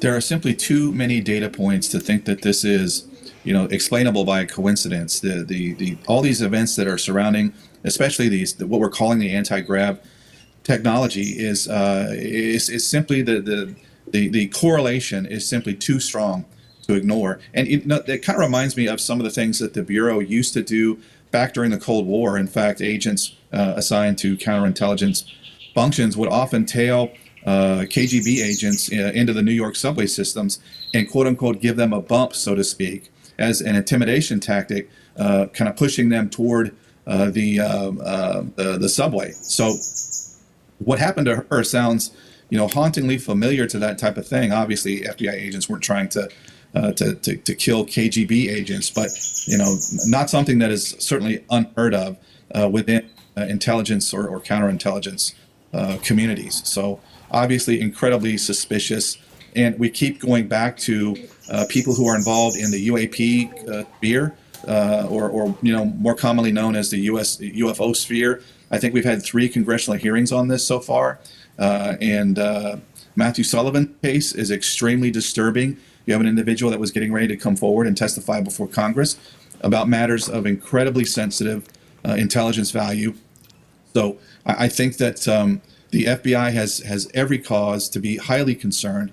And also Representative Burchett and Luna have also been leading the charge on these matters, as well as Burleson. So you have incredibly credible people who are very, very concerned about all these matters. So this isn't something to be taken lightly or to be dismissed as crazy UFO talk. This implicates very, very real technologies and programs that have been attested to, crash retrieval programs that have been attested to under oath before Congress. Summertime expenses stacking up fast. For many, the only option is swiping that credit card, leaving you trapped in a cycle of high interest debt. But go to American Finances, talk to them. They look at your current debt and can show you how your home equity can work for you. Imagine rolling that high interest debt into one very Melissa Casillas. More. Joining us tonight, Crime Stories investigative reporter Dave Mack. Dave Mack, what more can you tell us? Nancy, the body of nuclear lab worker Melissa Casillas found nearly 11 months after she was reported missing with an apparent gunshot wound to the head. Her decaying body is how it's described. Skeletonized remains found propped up against a tree in an area that families say, hey, we already looked there. Melissa Casillas, 54 years old when she was last seen. Reported missing June 26th of last year. The remains discovered in McGaffrey Ridge area of the Carson National Forest. Handgun found near the remains. Investigators not publicly announcing a lot of information about the find, but an investigator hired by the family believes foul play involved in Melissa Casillas' death. And something to really pay attention to here is that while her skeletonized remains are found outside in the woods, propped up against a tree, but there doesn't appear to be any type of while her skeleton. Check out that combination of tattoos: dragon, dreamcatcher, bow and arrow. Somebody playing with astrology and dragon spirits potentially. Skeletonized remains are found outside in the woods, sure. propped up against a tree. But there doesn't appear to be any type of animal scavenging of her remains. This is not something that we hear a lot of. I'm sure it's not as uncommon as we think, but still, skeletonized remains, Melissa Casillas' body found in the Carson National Forest in New Mexico. As you all know by now, brilliant scientist. Frank Milburn joining us, former British intelligence officer who knew Amy very well, and he spoke with Amy just hours before her death. First of all, thank you for joining us tonight. What more can you tell us? Well, I think it's extremely concerning. I mean, you had a very mysterious circumstance around her previously, leaving her phone, leaving her documents behind, which is extremely worrying. And if you're going on a hike, for example, you want to have that kit with you in case something happened to you and you got hurt. You want to be able to communicate with somebody. The fact that she had financial problems is actually very, very intriguing. It's been speculated that maybe, she didn't have access to, high-level information. But I'm just speculating here, going out on a branch. If you were an adversarial intelligence service, often people who have financial problems, even if they're what you might call low-hanging fruit, especially administrative positions, they could give you low-level information, but that leads to who's coming in and out of the lab, who's working there, all these types of things. So that as an adversarial intelligence officer, you can build up these kind of pictures.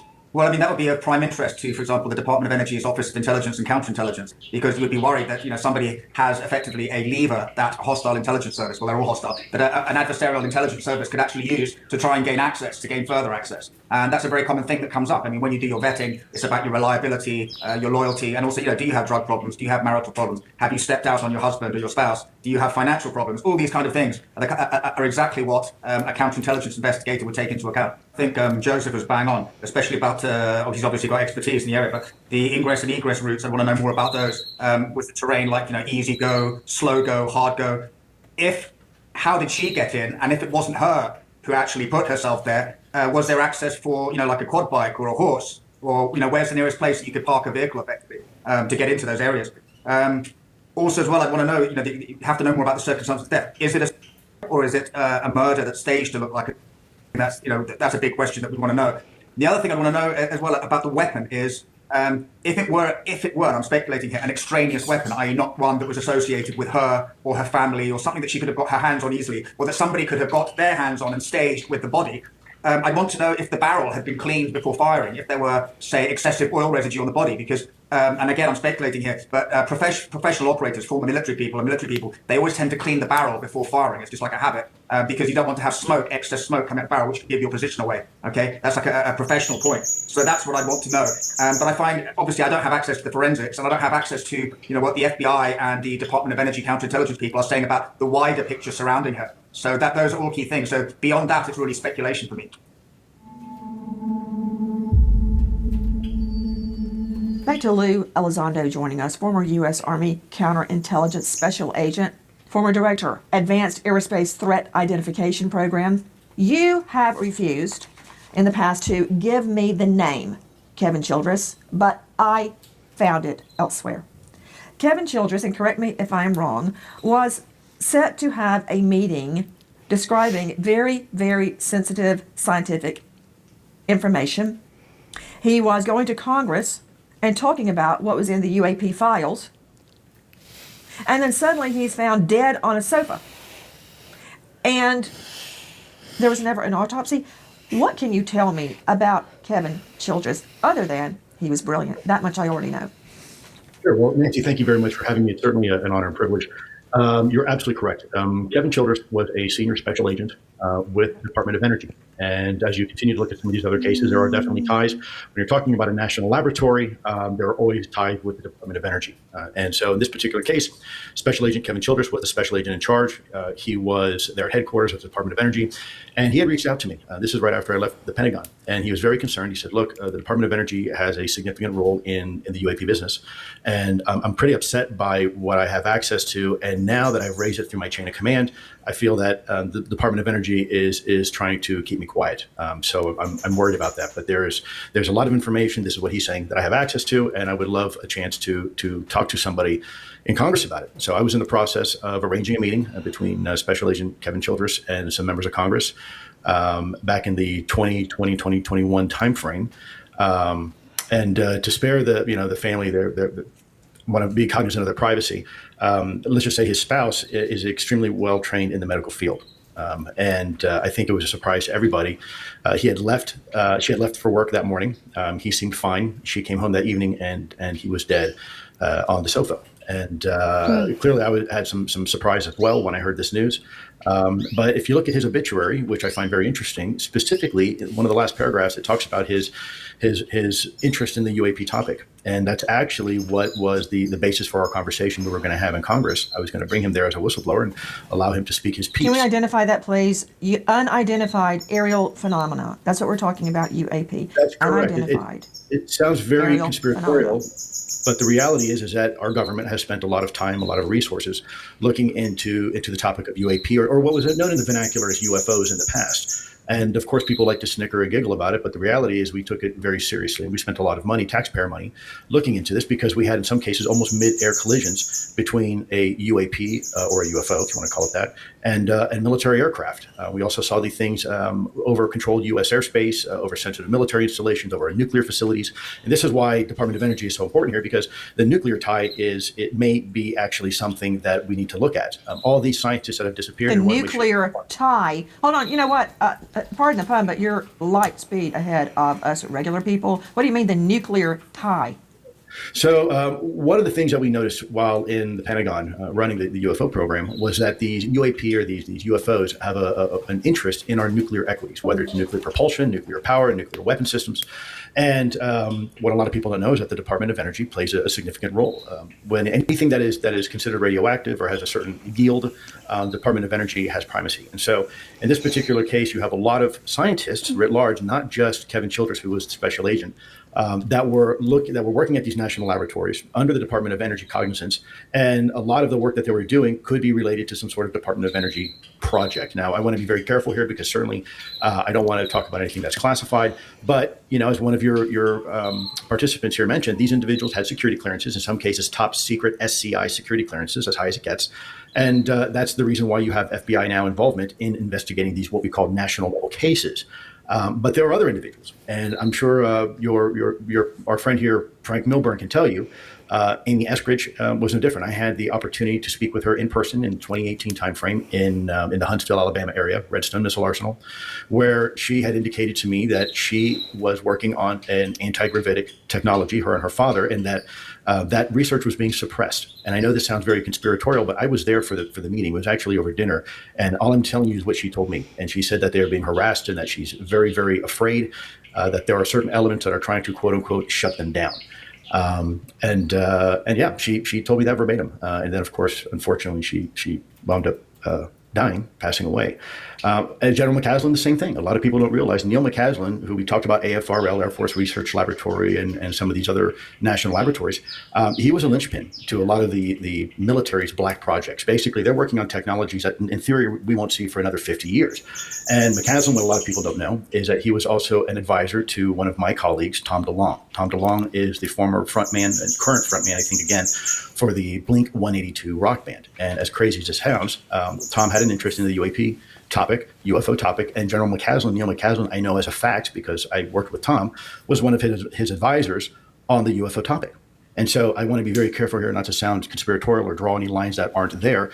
But a lot of these individuals that are on this list actually had some sort of involvement in either advanced propulsion, advanced types of materials and alloys, or specifically UAP research.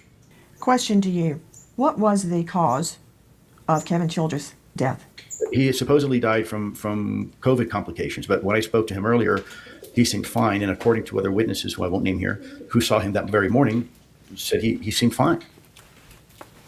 Did his wife know he had COVID? I'd let her answer that instead of me. Again, I'm very cautious not to overstep my bounds. I want to be very careful of people's privacy. But I would suspect. Do you know if an autopsy was ever performed? I don't know that. I don't know that, but I know when he talked to me, he had told me specifically, like Amy Eskridge, that he was very afraid that there were reprisals against him at the Department of Energy, that they tried to squeeze him out. They tried to launch fake investigations and tried to discredit him. And something that I'm personally keenly aware of, because when I left the Pentagon as well and decided to go public, the same thing happened to me and some of my colleagues who decided to come out and talk about this topic to the American people. So I don't doubt the fact that he was in some way, shape, or form being intimidated. And they were trying to suppress his communications. When I say they, I don't know who they are. I don't know if it was government sponsored or if it was someone else. But I can tell you in my conversations with him and, of course, Amy Eskridge, and then later on with Neil McCaslin, all of these individuals had a very keen interest in the UFO topic. And that for me is obviously very concerning. Died of COVID, yet no one seems to be able to confirm he had COVID. And no COD, cause of death is listed in the obituary. Kevin Childress, who was concerned that he was being treated as a whistleblower and was set to talk to a member of Congress, then dies on the sofa. No COD. Hi, guys. American homeowners. The FBI has been warning about a type of real estate fraud called title theft, and your equity is the target. With just a forged signature, your ownership can be transferred out of your name, and without protection in place, you're left with an emotional and financial nightmare. That is why we partner with Home Title Lock, so you can find out today if you're on. Is that Pidgey or Pidgeotto? It's Pidgeotto. Yeah, I can tell the hair. The hair's longer. Joining me now is Lou Elizondo, former U.S. Army Counterintelligence Special Agent, former employee Office Undersecretary of Defense for Intelligence, former Director Advanced Aerospace Threat Identification Program, and UFO whistleblower. Wow. Mr. Elizondo, I want to thank you for being with us tonight. Also very curious about Matthew Sullivan, a.k.a. Quake. Is it true, or do you know, whether an autopsy was ever performed on Sullivan and what was said to be his cause of death? Yeah, so rather than share what I don't know, let me share with you what I do know. He was an Air Force intelligence officer. He was a colleague of one of my colleagues at the time, Dave Grush. Dave Grush and I had worked at U.S. Space Force together. And Sullivan wanted to come forward and have a conversation with certain members of Congress about the Air Force's involvement in the UFO program. And he was slated within, I think, 24 hours. He had gone to Washington, D.C., was in a hotel, from my understanding, and was going to have a conversation with some members of Congress in a SCIF. A SCIF is a sensitive compartmented information facility. So it's kind of like think of a secret vault where you can have conversations at the classified level. And the day before he was supposed to have a conversation, or 2 days before, he wound up being found dead. I knew, what I do know is that there was a while before the medical examiner even released a report. It kept getting delayed and delayed and delayed. I don't know the reason why it was delayed, but I do know that members of Congress were very concerned the fact that this individual was supposed to testify and wound up dead. And by the way, this wasn't the only one. There was another individual whose name I won't mention because it hasn't been made public yet, but he was an individual, an engineer, who was allegedly tied to the exploitation of recovered UFO material. He was he was talking to one of my colleagues, and he was going to go talk to Congress about his knowledge about legacy U.S. government legacy UFO efforts. And within, I think, a week or so before he was supposed to go to Washington, D.C., he wound up dying. And the cause of death, I don't know, but one of my colleagues was following it very closely and was concerned enough to tell me, hey, look, people are starting to disappear. You may want to be very careful. So there does seem to be a very interesting, you can call it a coincidence, but in my line of work as a former intelligence officer, when things happen once, it's an anomaly. When things happen twice, you could chalk it up as a coincidence. But when it happens 3 times, now you have a trend. Now you have a connection there. And there does seem to be some very interesting connection here. Now, I also have to preface, though, as a former intelligence officer myself, it is not as uncommon as you might think that foreign countries will sometimes take very extreme measures to keep information quiet. We're now beginning to see that there are several scientists now in China that are missing, and there may be reasons for that, and same with Russia. So we need to do a lot of work on this. But, if I may, Nancy, digress for just one moment, because you had a very interesting picture there of a vehicle that was allegedly hit by a boulder. And this was the scientist, female scientist, who went up and wound up disappearing. And if you take a look at this photo, yeah, let's take a look at this photo, for example, just for a moment. What I find very interesting as a former special agent myself is that if a boulder hit this, I don't see any real damage to the top of the vehicle. What I see is damage into the back of the window, as if someone tried to do some sort of smash and grab, and maybe some minor damage below that on the trunk area. But what I don't see is anything that looks like a large boulder had come raining down from a cliff and smashed the back part of the vehicle there. And now maybe they were able to recover a rock or something, but that really does not look consistent to me as a giant boulder coming down from a hill and smashing the vehicle. One would expect to have much, much more damage to that vehicle if that was a case. That is an incredible observation. It's right under our noses, but we didn't see it. That's why you are the former U.S. Army Counterintelligence Special Agent. I want to defend Matthew Sullivan because I feel that he, along with Amy Eskridge, along with Ingrid and others, is being painted in let me just say, a bad light. Matthew Sullivan earned a Bronze Star for valor in Operation Enduring Freedom. He worked for the Air Force Intelligence Agency, the National Air and Space Intelligence Agency, the National Security Agency. It was stated by Major General David Abba that Sullivan held the, quote, burden a select few in this nation have of truly understanding what is going on in the field of jet propulsion, anti-gravity, UFO information. He had the highest recommendations, yet let me understand how Matthew died. Matthew died just before he was set to speak to members of Congress, alone in a hotel room. To you, Dave Mack, Crime Stories investigative reporter, what were the circumstances surrounding his death? What did they say he had ingested? Nancy, they said that this Air Force veteran, Bronze Star recipient, Matthew James Sullivan, at the age of 39, died from a lethal mix of alcohol, alprazolam, cyclobenzaprine. We've got alcohol, Xanax, a muscle relaxer, and a bedwetting medication. That's what it is reported. For children? Yes, for children, yes. And Nancy, one thing to go back very quickly on Matthew Sullivan. No autopsy. None. Representative Eric Burleson, Nancy, he's a congressman from Missouri who serves on a House Oversight Committee task force that on the declassification of federal secrets. They were so shocked in his office at the death of Matthew Sullivan that Congressman Burleson reached out to the FBI and asked for them to do an investigation due to the timing of Sullivan's death. Sullivan was part of a legacy UFO program, the U.S. government crash retrieval program. He was part of the U.S. government's crash retrieval program. Lou Elizondo, what is that, the crash retrieval program? Wow. Well, first of all, Nancy, it's a great question, and it's a question that I'm not allowed to answer. Let me just say this. I still maintain a security clearance with the United States government, and there are certain prohibitions I have been told, and I've had to literally sign my name on a piece of paper saying that I would not discuss details about certain topics, X, Y, Z. Of course you did. The notion of crash retrievals, unfortunately, is one of them. It is still considered very sensitive in the U.S. government, and unfortunately, I cannot confirm nor deny or elaborate very much at all on that topic. But what I can say is what you're saying was absolutely what was communicated as well to Congress, that Mr. Sullivan here had some sort of affiliation with legacy efforts and potentially reverse engineering.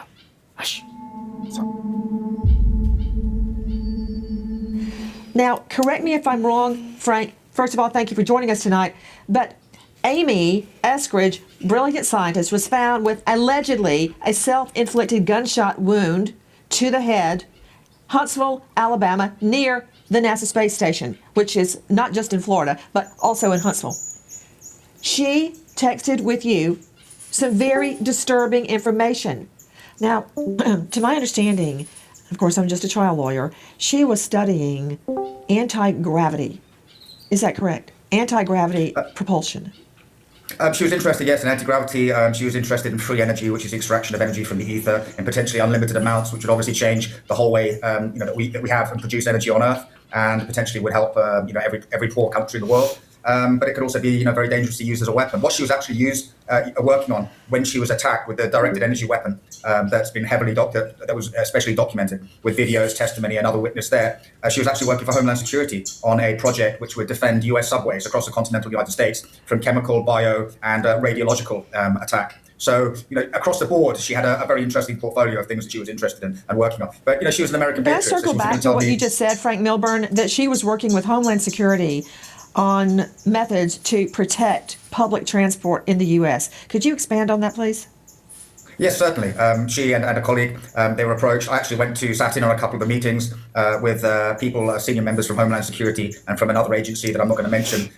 Amy was there. A contact of mine was there who was ex-American Special Operations. And there was and one of her co-workers was there. And they were basically discussing with Homeland Security everything from directed energy weapon attacks. But the specific project that they were working on was to design a system whereby all the subways across the continental United States could be protected from biological, chemical, and radiological attack. A detection system, effectively. Mr. Milburn joining us, former British intelligence officer. And the reason I wanted you to tell us a little bit more about her project she was working on with Homeland Security is that many naysayers are suggesting that she was somehow had mental or emotional problems. I find that very difficult to believe as a former Fed myself, working for the government my entire legal career, that Homeland Security would enlist the aid of any scientist that had a mental impairment. I find that very, if not impossible, difficult to believe. Now, Amy, 34 years old, had also been researching, as I first mentioned, anti-gravity, advanced technology with anti-gravity propulsion. And what is interesting about that to me is anti-gravity propulsion. When we think of aircraft of any type, be it a plane, a helicopter, a rocket, we are within the framework of our known laws of gravity. But anti-gravity jet propulsion would mean that the aircraft could go up, down, side to side, and at rapid rates of speed, unlike anything we have ever seen. Isn't that true?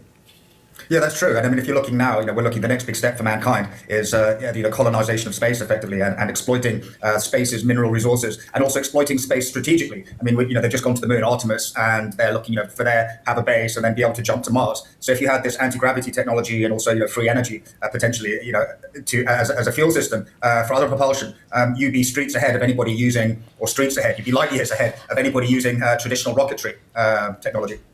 Also, she was working with her father, Dr. Eskridge. They had founded a research institute together on something called TR-3B, which is a triangular type of aircraft that she thought would be suited to, that would be compatible with her anti-gravity jet propulsion. Now, this is very hard for most of us to take in. Most of us are not literally rocket scientists like Amy and her cohorts. I want to talk to you about the texts that she sent you just before her death. What did she say? Well, the immediate text, sort of in the month before her death, was, if I commit, I didn't. If you hear that, if I overdosed, I didn't. If you hear that I myself or anybody else, I didn't. And this was text to myself. There were other texts to other people, co-workers. I just got a message actually, the day before yesterday from somebody I'd been in contact with, a very close friend of Amy, who was also subject to attack, who just said, no way did she. And well done for putting out there. They don't want to put it out there because they've been attacked, and they have, they have things to protect. So this was over a course of the year. Then she's verbally telling me, I'm being attacked. I'm sorry? Who is they? Who do you think they? I'm not in disagreement. I am not in disagreement, because the best way to cover up homicide is to make it look like. And I have personally investigated and prosecuted cases where the victim was portrayed as mentally imbalanced, having committed, when in fact they were the victim of a homicide. When you say they have a reason to kill her, I assume you could be talking about a foreign entity that wants to extract, use, and implement her work. It could be corporate espionage, someone that wants that technology, those ideas, to make money off of it. It could be a jealous coworker. I don't know what it is, but when you say they had reason to kill her, who in your mind is they? Well, I'll tell you, somebody, initially I looked at, I was thinking, like the GRU, Russian military intelligence, or, the Chinese. But you have to understand, this is an actor who or actors over a period of maybe 3 years or even more were harassing her over a period of time. Vehicle surveillance, directed energy weapon attacks, social engineering, break-ins, hacking. That's a lot of moving parts. Hold on. Frank, said, you got me drinking out of the fire hydrant. That's too much, too fast. Okay, you mentioned the potential of Russian military, of Chinese intelligence, and I don't know why that seems so hard to believe, difficult to believe. How many people do Russian intelligence have to throw out a window or poison with perfume? We hear about it all the time. This type of espionage happens all the time right under our noses. So it is not difficult to believe it could be happening here. But you mentioned being harassed, and also you mentioned a directed power hit on her body from which she allegedly sustained multiple bruises and showed them to people. And when we're talking about that, is it something akin to, for instance, the Havana syndrome? This wasn't alleged. It's all documented, and I actually showed the images of her to a doctor friend of mine, and she said, those are consistent, with directed energy microwave weapons. Havana syndrome is mostly acoustic, but these were directed energy microwave weapons that literally, fry your body, fry your central nervous system, fry your spine, give you all kinds of gastrointestinal problems. But the point that I was coming to before was that this was an actor which had a lot of resources on the ground and that managed to pass for a long, long period of time, basically unimpeded, and that may or may not have been able to suborn or subvert law enforcement and authorities at local, state, and federal level. Okay, so they avoided counterintelligence scrutiny. When Amy went to talk to the FBI, she said, "Thanks, Frank, for setting this up through your friend." She talked to the FBI for 3 months, and then the FBI turned around and said, "We don't have jurisdiction on this case to cover this case." But hang on. So apparently, they are now getting involved. We just showed a photo of Eskridge's red hands. What is that? That was when she was working literally on that project for Homeland Security, and she was, I think, about 6 stories up, but they got hit with a directed energy weapon, and she got burnt on her hands, not on her face, I believe, it was on her hands. So something directed specifically at her hands. And there's another scientist, I actually sent you the videos, there's another scientist with her in the background, and you can hear him say it's a directed energy weapon, a microwave directed energy weapon. So there's 2 witnesses there, 2 scientists who are expert witnesses and able to describe exactly what is happening to them. What is that? See, for many of us, that sounds like a futuristic movie plot, but it's not. It's in the here and now. Directed energy attack. What is it? Well, there's her air-gapped computer there, and then she's basically been pounded with microwave weapons. She's saying in this case, it's basically they're trying to build a three-dimensional picture of her hands to see what she's typing on, because she's removed the Wi-Fi card from the computer so that it can't be hacked, because she suffered so many hacking attempts. I mean, literally every other day, she was doing a completely clean install on all her computers and her phones. What was it, Frank Milburn, that was so sensitive that she was working on? Well, I mean, it could be, she had all this harassment that was leading up to it. So I presume that was, I assessed as wanting her to desist from the work.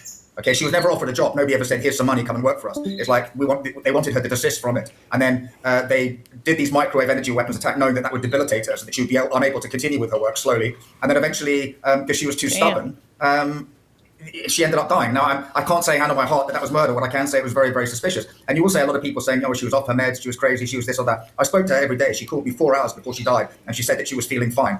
Okay, now, did she have stress? Yes. Did she have PTSD? Certainly. Did she have hypervigilance? Certainly. Because she was under constant attack the whole time, and anybody normal would.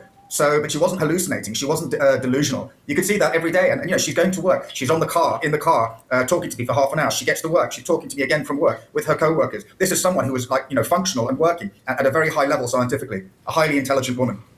Question. Could you explain in very rudimentary terms what you mean by a directed energy attack? How does that work? Okay, sure. So you have basically, there was a Russian guy who was caught with one, I believe, 2 years ago in the States, and it was in a congressional hearing in 2024. You can have like a pickup truck or a vehicle. You have like a sort of an emitter. It's like it emits what's like, kind of like microwaves, like you get in a microwave oven, but in a very focused way. So then you have like a power source as well, which you can carry in the vehicle. Then you point out the window, and it will go through drywalls as well. And, depending on the power of the emitter, it could be anywhere from like 50 meters to 100 meters, maybe more. I don't claim to be a technical expert on directed energy weapons, but you point it where you want it to go.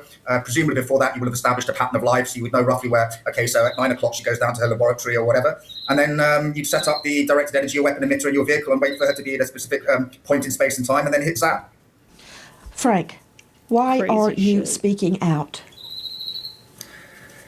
Because she trusted me to, and it was what she wanted, and I really, didn't want to at all, because I know the upset that it brings to her family and her loved ones. But I've had support from her co-workers and her friends who are saying, you need to do this. I was basically her dead lady switch. She trusted me. When I first met her and she first revealed who she was and she started telling me about this, she said, because of your background, you will believe what I'm saying, because you will understand the tradecraft. She goes, if I go to the cops, they'll think I'm crazy, because this harassment was designed in such a way, going through the panty drawers and all the other things, was designed in such a way that if you went to the cops and said, this is what's going on, they would think that she was crazy. She said, you will not think I'm crazy. And she goes, if anything happens to me, here is all the evidence, and I want you to get it out there.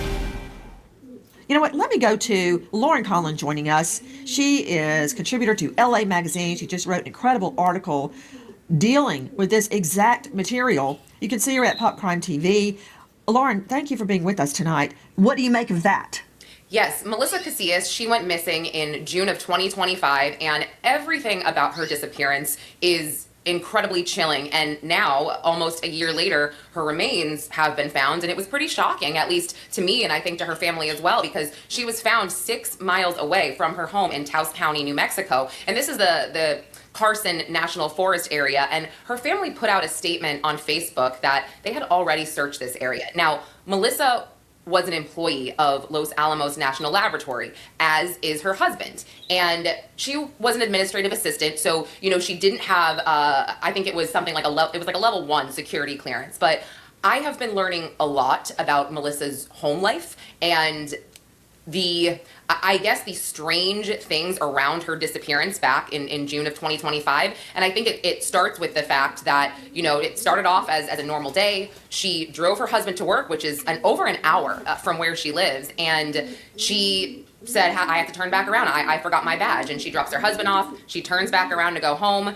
I guess at one point she maybe decides she's going to work from home, or, she says something and just to get everybody off her back for a while. But the point is, she tells everybody in her life something different. Her husband, her daughter, Los Alamos. So she ends up staying home. She goes and she brings her daughter lunch, which is the last time she sees her daughter. Her daughter works at a coffee shop. And at one point, when people start to reach out to her, like her daughter, the texts go green. And Her daughter Sierra goes home, her keys are there, her purse is there. You know, she finds her 2 phones, and she had an old phone and then she got a new phone. Both were set to factory reset. We later find out that these phones were set to factory reset at different times, one in the morning and one in the afternoon, which is obviously very strange. This is also very strange to me.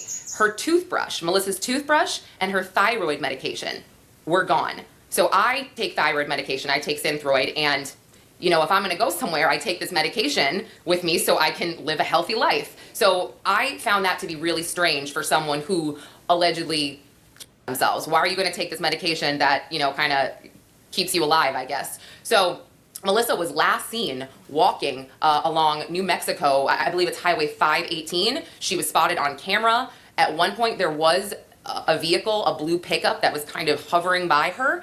Some unconfirmed reports say she got in that vehicle, some say, you know, she didn't, but literally she was never seen again until May 28th. Her remains were found by Carson National Forest, and it also just came out, this was reported, this is not my original reporting, I have reached out to law enforcement, they have not confirmed this, so just keep that in mind, but a private detective working on the case told the Daily Mail that Melissa's body was slumped up against a tree, skeletonized, with a handgun nearby, and her body was untouched by animals, which I think that is a little strange if you had been there for a while. One last thing, and I'll stop talking. Crime Junkie reported this, Crime Junkie podcast, at the end of April. Very strange. Sierra, her daughter, was visited by 4 people at her work about 2 months after Melissa disappeared. They said they were friends of Melissa's, they knew Sierra's mother, and they drove from Colorado to New Mexico to give her a graduation gift of $50. Okay? Sierra had never heard of them. This woman, we'll call her Wendy, she gave Sierra her number. Sierra gave it to the private investigator to call. He called, and this woman's like, I don't know what you're talking about. I don't know who Wendy is. What are you even saying? And the private investigator's like, okay, that's strange. They got the name of another man that was with her. We'll call him John. Crime Junkie tied John back to working for Caterpillar Inc., which is interesting because they have many public contracts with the Department of... Hi guys, Nancy Grace here. Please Oh join us on God. Crime. Bring it. Woman. It's time and now to see you there. Anything regarding the death and the 800 They're just not going to finish that. Not let that lady finish. Guests joining us tonight, but especially to you for being with us. Nancy Grace signing off for tonight. I'll see you tomorrow night. And until then, good Okay. night. Okay. That was interesting though.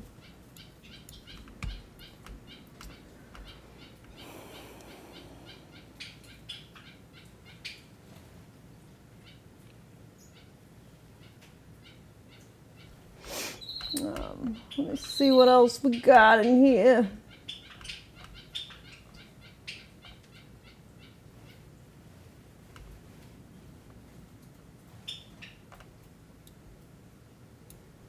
I'm looking in my Discord.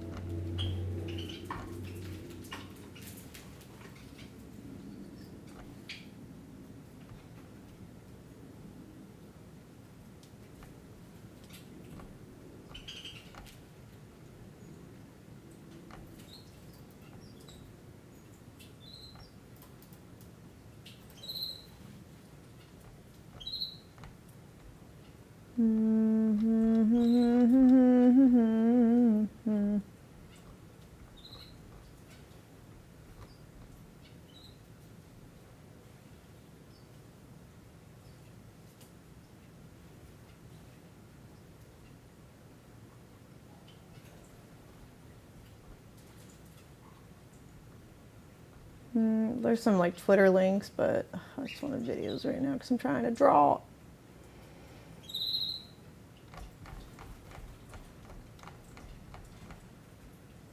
What is this? A man hit on me today. We'll fix that.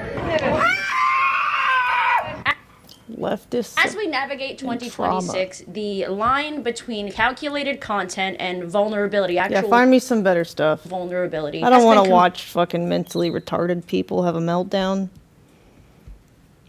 For all we know, they're paid to do so. All right.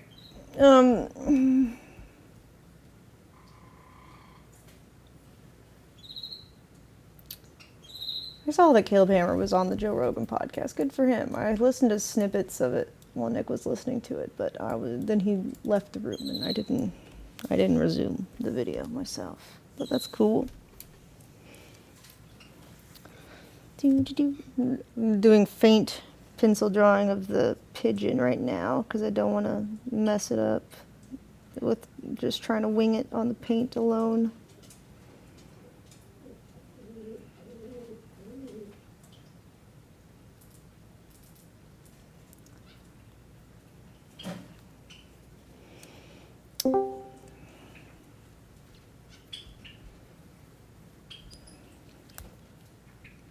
Hey T, did you get that X-Files meme I sent you? Is he even there? Imagine sending memes in this day and age. Fucking hilarious. He hasn't talked in a minute. Who? T. I mean, he was here talking earlier. No, he ain't now. But yeah, I got a fucking story to tell you. Holy shit. With what? Regarding what? Oh, so during New Year's, I got this text on my phone. It wasn't a Twitch notification. It was like a legit fucking text message from Twitch telling me to watch this streamer named Cat Pacino. So, you know, I'm not doing shit on New Year's, and I go on her shit, and I hang out. I actually vibe with this broad, right? You Her think you moderators vibe really with like most of them that talk to you. Anyways, carry on. You're right. I do. I vibe. But at the end of the day, her mods didn't like that fucking very much. And her main one specifically, like, I had typed something in her fucking Discord, and that motherfucker would just be right there, just to remark to it, like either saying I'm being fucking weird or the typical shit, you know, like what's this guy's deal, like blah blah blah. He was just immediately fucking there, and so I finally see what this motherfucker looks like today. He's some scrawny ass fucking kid, and I'm like, bro, you've been running your mouth all this time. And I'm like 6'1", 220. Like, what are you doing? And he's like, yeah, but it don't matter when you got that hollow point. So then he insinuates that he wants to fucking shoot. Yeah, hollow point bullet. He's insinuating that he's like, I can just shoot you. Why are And I'm fucking like, simps so unhinged? I don't understand. I know. And this motherfucker, I'm just like, what are you talking about? I just bought a Springfield Echelon 9mm and a fucking Rock Island 45 ACP. I was like, what's your point? Ban. Cat goes, what did you ban Joe for? Joe's normal. And he goes, no, he's not. He's always on Amouranth fucking stream every time she's on. That's true. And that is... Facts, not wrong. No cap, for real. Yeah. But that isn't an excuse to say that I'm a bad person because I'm on your shit. Anyways. This motherfucker literally goes, he said he would only sub to you if you engaged with him like he talks to her. And she goes, well, I did used to do that. And I'm just like, motherfucker, I'm subbing to her right now because I'm trying to please her mods, because her mods are literally telling me, like, in the Discord, like, stop subbing to Ammo. She don't need it. And you know, you've said you don't need it, but I fucking sub to you like almost every month because you fucking Just to deserve piss it. people off, I should bring back sub it. goals. Just to piss people off. But yeah, like, fucking, I do it 1 month as a fucking favor just to shut them the fuck up. And he literally tells her, like, yeah, he just said he wasn't going to spend any money, he wasn't going to sub or this and that unless you did this. Instead of telling the truth and being like, yeah, I told him I was going to shoot him with a hollow point bullet. Because like you said, people don't like telling the fucking truth, they just like telling their version. Uh-huh. And this isn't even a woman. But yeah, fucking bullshit. Yup. Yeah. Yeah, Mo, so far, I've got 2 choices for you. Okay. My files did people going into parallel universes by accident video. Okay. Or Cabin in the Woods guy did a video about him going out with Survivor Man to Bigfoot hunt. No. Okay. So I don't know if you know. I don't know if you know about the controversy about poor Survivor Man just crashing his whole work because of Bigfoot. No. Because, like, you know, he used to be a big thing, right? And, like, survival, reality television, all that crap.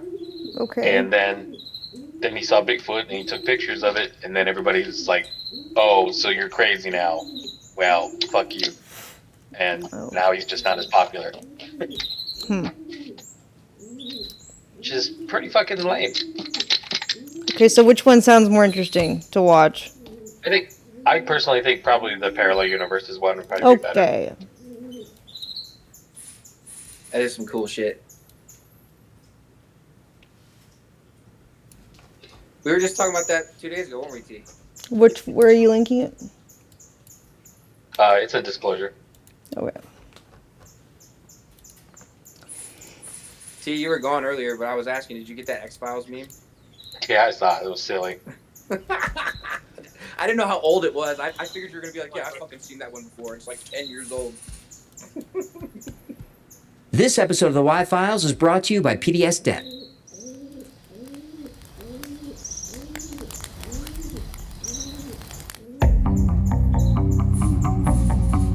Gather round. This happened in Madrid in July 2008. When Lorena woke up, the first thing she noticed were the sheets. They weren't hers. She put new beige sheets on the bed last night, but these were blue. She didn't own blue sheets. She was still half asleep. Maybe she got the colors mixed up. She didn't have time to worry about it. She had to get to work. Lorena didn't know the sheets were just the first clue that her entire reality was about to unravel.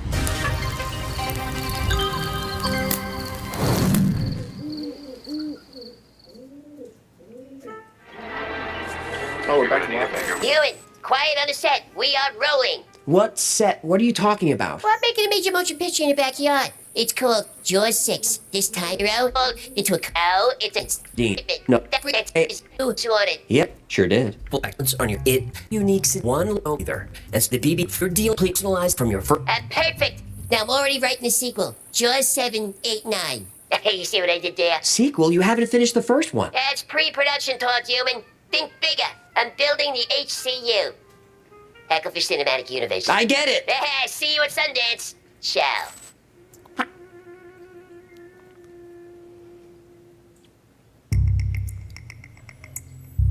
Lorena got up and started her morning routine on autopilot, but small things kept catching her attention. Her favorite shirt wasn't in her closet. A coffee mug was in the wrong cabinet. The bathroom towels were folded differently. Someone had been in her She found it odd, but didn't give it much thought. Maybe she put the mug in the wrong place. Maybe the shirt's still at the cleaners. Everything else seemed fine. She finished her coffee, showered, and headed out for work. In the parking lot, her car wasn't there. Someone else was in her space.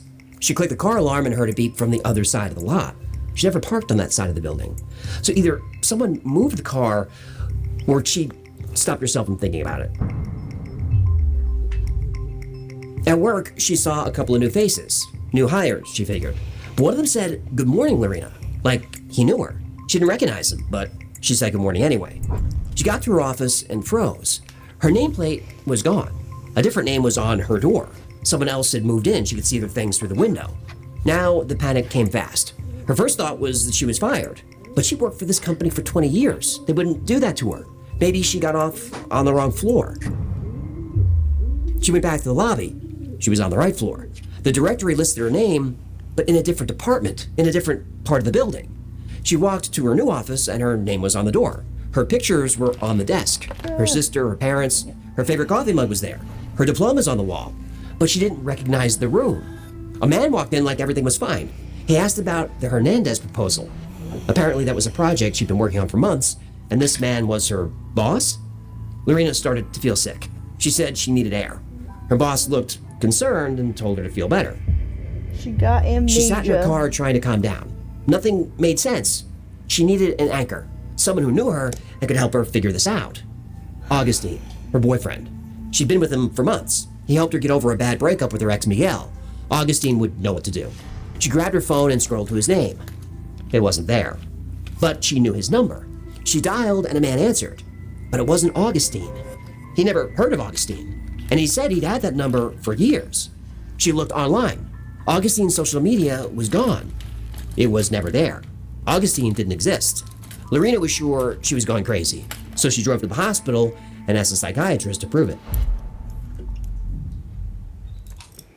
Am I insane? The doctor was patient, but she knew he didn't believe her. She told him about the sheets, the office, her boyfriend. She thought she was having a nervous breakdown or a stroke.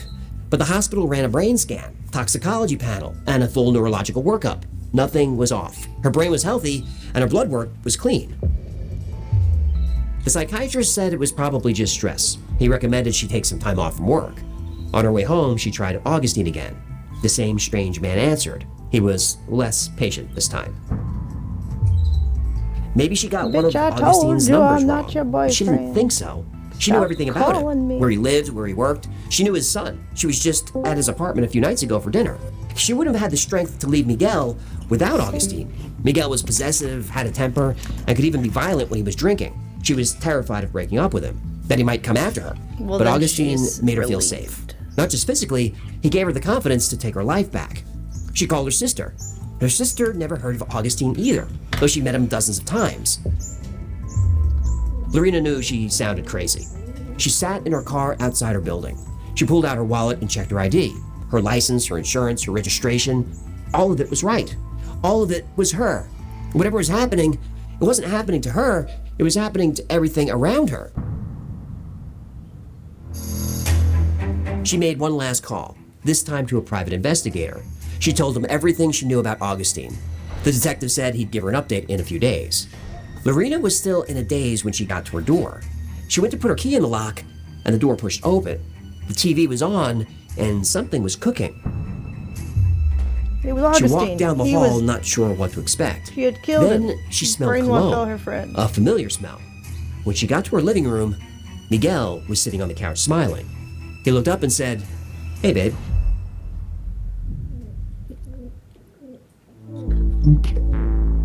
That's the scariest story right Convincing there. Miguel Your ex everything is was still okay there. wasn't easy.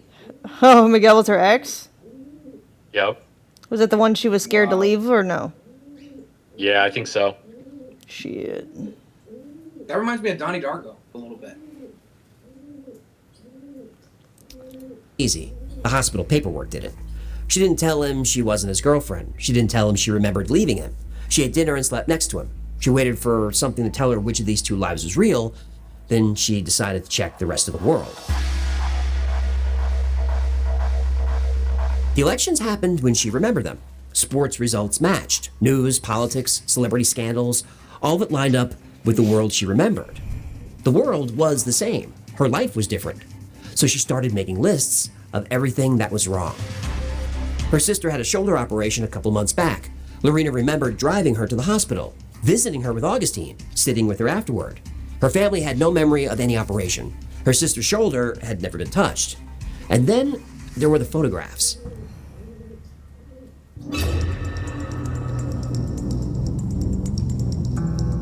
She found a box and went through them one at a time.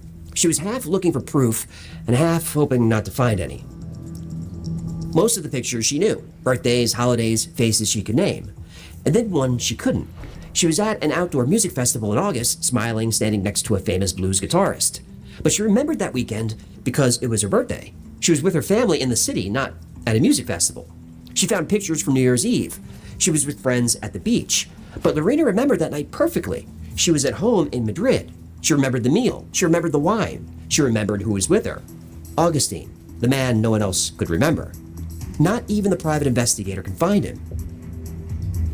He ran every database in the country. No birth certificate or driver's license. No tax filings. No social media. He couldn't find a single witness who ever met the man. He told her in his entire career, he never failed to find someone. Then he handed her the file and told her gently that the man she described had never been born. The man she loved for months was now just another item on a growing list of memories that never happened. Once her list passed 100 items, she started reading about time slips, deja vu, and double memory. Then she found a post on a science site about multiple universes. She finally had a name for what she was experiencing. So she left a comment with her real name and email. She said, "Hello, my name is Lorena. I'm 41 years old, and I think I jumped into a parallel universe. If anyone has a similar experience, please write me an email." Good. And the emails came flooding in. I did that once on shrooms, man. On July 16th, 2008, with Miguel asleep in the next room, she opened her laptop and posted her story online. She knew people would call her insane, but she didn't care anymore. Within hours, she got hundreds of replies. Most said she was crazy or lying, but a few believed her. Strangers from a dozen countries described their own versions. A woman who came home one night to find the wallpaper in her hallway had changed. A man who remembered a sister he never had. A teacher who didn't recognize people in her own wedding photo. A father who looked at his son's report card and saw a name that was almost his son's, but not quite. She answered messages for 2 years. She kept her email active and the post visible.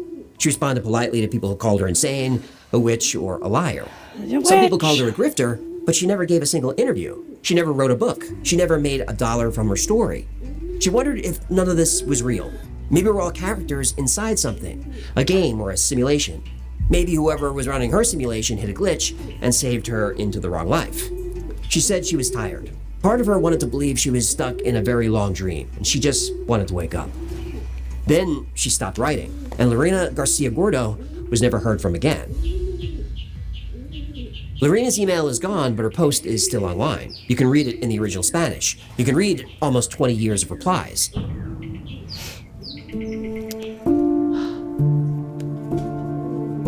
Lorena would be in her late 50s now, sleeping next to a man she didn't choose, working a job she didn't want, walking past photos of vacations she didn't take. Weird. Some say that's what deja vu is, a small update to your file. Maybe Lorena was right. Maybe she got saved into the wrong life and nobody noticed but her. And if it happened to her, it could happen to anyone. If your whole life rewrote itself overnight, you couldn't prove it. Your ID would say you belong right where you woke up. Your family would say you're confused. Your friends would worry you lost your mind. Every record in the world would line up against you. Think about the last time you talked to an old friend. They had memories of you that you forgot. Things you said, things you did that didn't sound familiar. Sometimes the person they're describing doesn't sound like you at all. And maybe that's because it's not.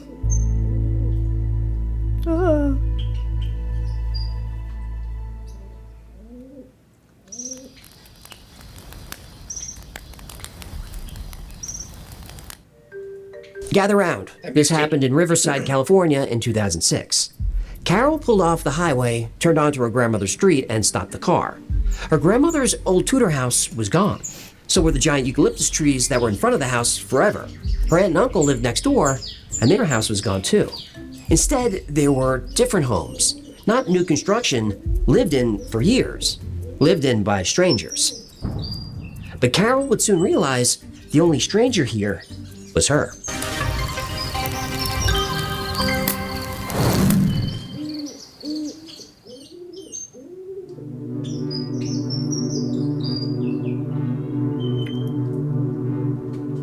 In March 2006, Carol McKelney left her home in San Bernardino, California with her sheepdog Sandy. Sandy was competing in a dog show in Paris about an hour south. About halfway through the trip, she saw a familiar exit, Riverside. She grew up there. Most of her family still lived there. She had plenty of extra time, so she decided to stop and visit her grandparents' graves. As soon as the thought entered her mind, she smelled cigars. But she didn't smoke. Nobody ever smoked in her car. Her windows were all the way up because of the rain. She checked the dashboard vents, closed. She looked around and checked the rearview mirror. Nobody for miles. Sandy was curled up in the back seat, asleep. Nothing in her car smelled like cigars, but the smell was thick and heavy. It was definitely cigar smoke, and it was familiar. She remembered that her grandfather used to smoke cigars. He died when she was 5 years old. His cigars were the only thing she actually remembered about him. Just the smell. This smell. And now, all these years later, that smell was back. She got off the exit and headed toward her old neighborhood. Slowly, the cigar smell faded. She knew that smells create powerful memories. She figured thinking about her grandfather probably brought that memory back. She drove to her old house first, the one she lived in for a few years after college. She stopped the car in front of the house, at least where the house used to be. Right street, right address, but her house wasn't there. Not a single house on the street looked familiar. So she drove to her grandmother's house next, right around the corner. Once again, she was at the right address, but her grandmother's house was gone. Her aunt and uncle lived right next door, and their house was gone too. Right street, right numbers. But again, different houses sat exactly where her family's homes had stood her entire life. Carol McElhenney couldn't get lost in Riverside if she tried. Her family settled in the city in the early 1800s. She visited as a baby. She spent her childhood summers there. She lived there after college. This wasn't a town she just passed through. This was her family's home. She could navigate these streets with her eyes closed. But as she drove that neighborhood, none of the houses were right. It was as if the entire neighborhood was replaced. All of it. Obviously, a few homes would change over the years, but not all of them. Besides, these homes weren't new. They were old. Carol needed proof that she wasn't losing her mind. There was a place she knew well not far from here, and it couldn't be repainted or rebuilt. It couldn't be paved over. She drove over to the cemetery. Yeah.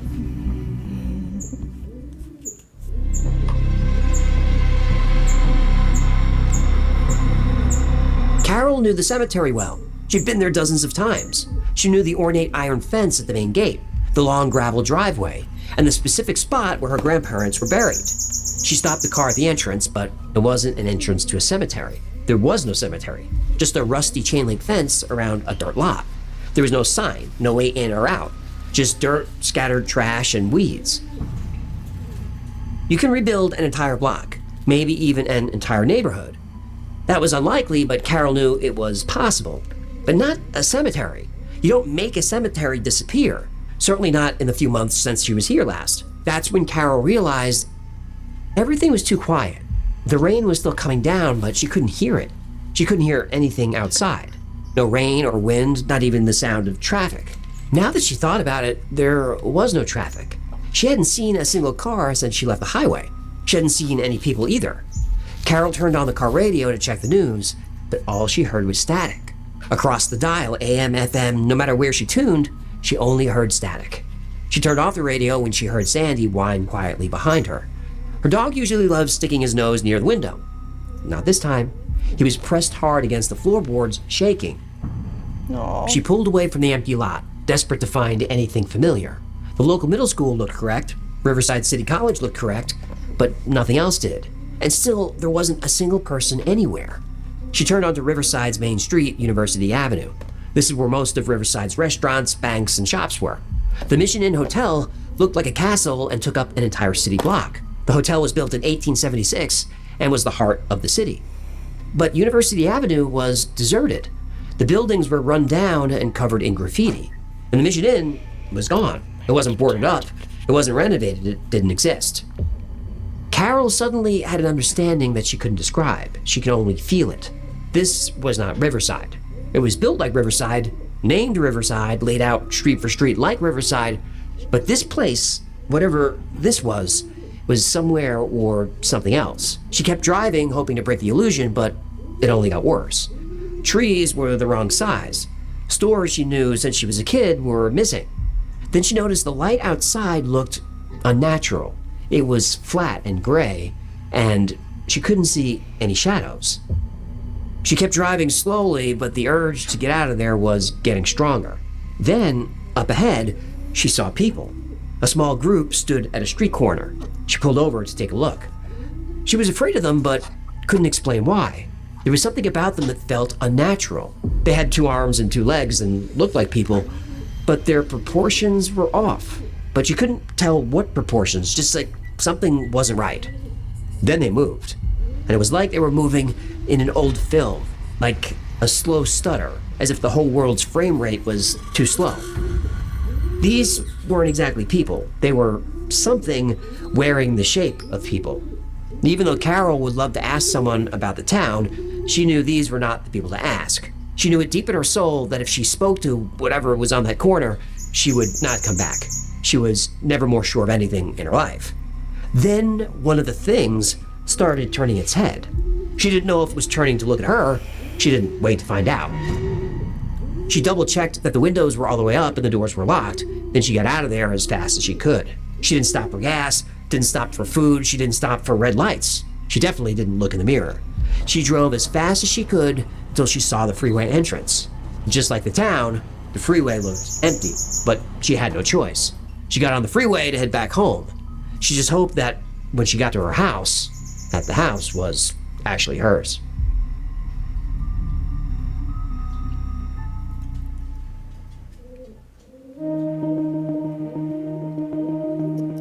The freeway changed everything. The moment she hit the on-ramp, sound returned. Rain, tires, traffic. The radio caught a station in the middle of a song. In the back seat, Sandy stopped shaking, sat up, and put his nose to the window like nothing happened. She drove home a little too fast, but it was worth it. Everything was as she remembered it. Her neighborhood, her house, her furniture, everything was normal. And for a long time, she didn't tell anyone what happened. She couldn't describe it. Then she learned about the many worlds theory. The theory says infinite parallel universes exist right alongside ours, separated only by vibrational frequencies. And sometimes these universes can collide or overlap, causing a rift. And when people get caught in a rift, they could end up in another place or another time, or another version of their own universe. Carol said it still felt like she was in Riverside in the right year, but on a different timeline. Carol stayed away from Riverside for a while. She tried to forget about the cigar smoke, an empty lot, and all the houses out of place. Most of all, she tried to forget about the people who weren't people standing on that corner. Then her father died. He was going to be buried in the Riverside Cemetery, next to her grandparents, in the family plot. Or so she hoped. Carol drove down for the funeral. She was on the edge her entire trip. The last time she set foot in that city was the afternoon where her reality broke. She held her breath and pulled up to the spot. The cemetery was there. The iron gate, the gravel driveway, the rows of headstones, exactly where she remembered them. Her grandparents were resting where they always were. Her father went into the ground right beside them. After the service, the family went to lunch. They ate at the Mission Inn, the hotel that looked like a castle, taking up an entire city block, just like it had since 1876. And after lunch, Carol drove past her grandmother's old street. The big Tudor house was there. The towering eucalyptus trees were there, and her aunt's house was right next door. Carol asked her cousin if the houses on the block had ever changed. And he looked at her like she was crazy. Those houses never changed. They never burned down. They were built before Carol was even born. The city was the city. There was no version of Riverside where the Mission Inn was gone. There was no version of Riverside where the cemetery was just a dirt lot. Except for the version Carol drove through one rainy afternoon in 2006. She finally started telling her story, though she can't explain what caused it. She didn't see lights in the sky, she wasn't abducted, she didn't experience missing time, and she returned to Riverside many times over the years. Every visit, the streets were correct, the buildings were real, everything was exactly as it should be. Except there's one place she avoids. She never went back to that corner where the people, not people, were standing. And she's pretty sure that they're not there in that corner, but she doesn't want to find out what happens if she's wrong.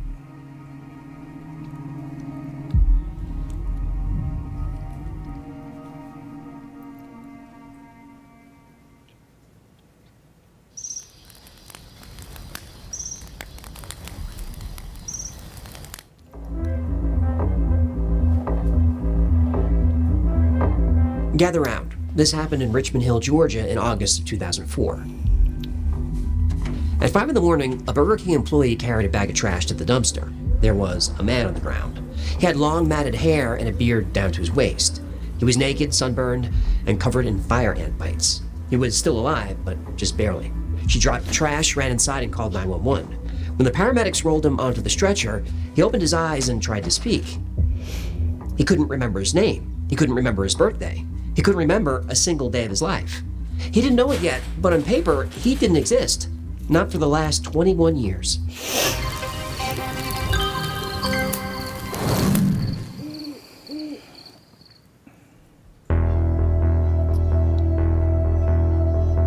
A hospital admitted him as a John Doe. The intake nurse needed something to write on the chart. She wrote down where they found him. Burger King Doe, BK Doe.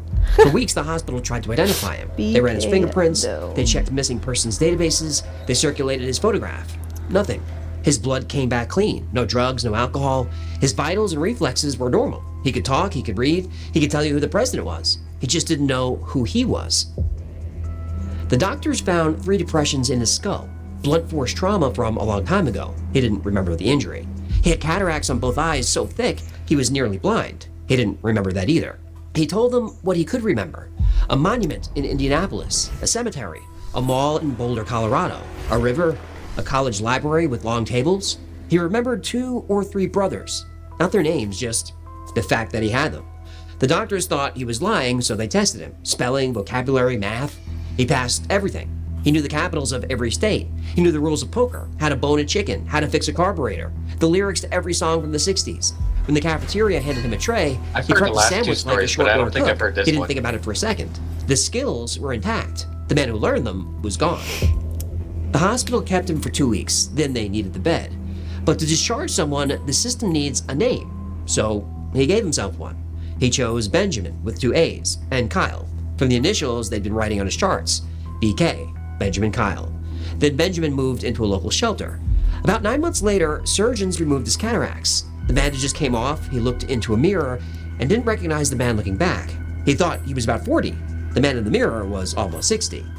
Shit. It was like he closed his eyes and woke up 21 years later.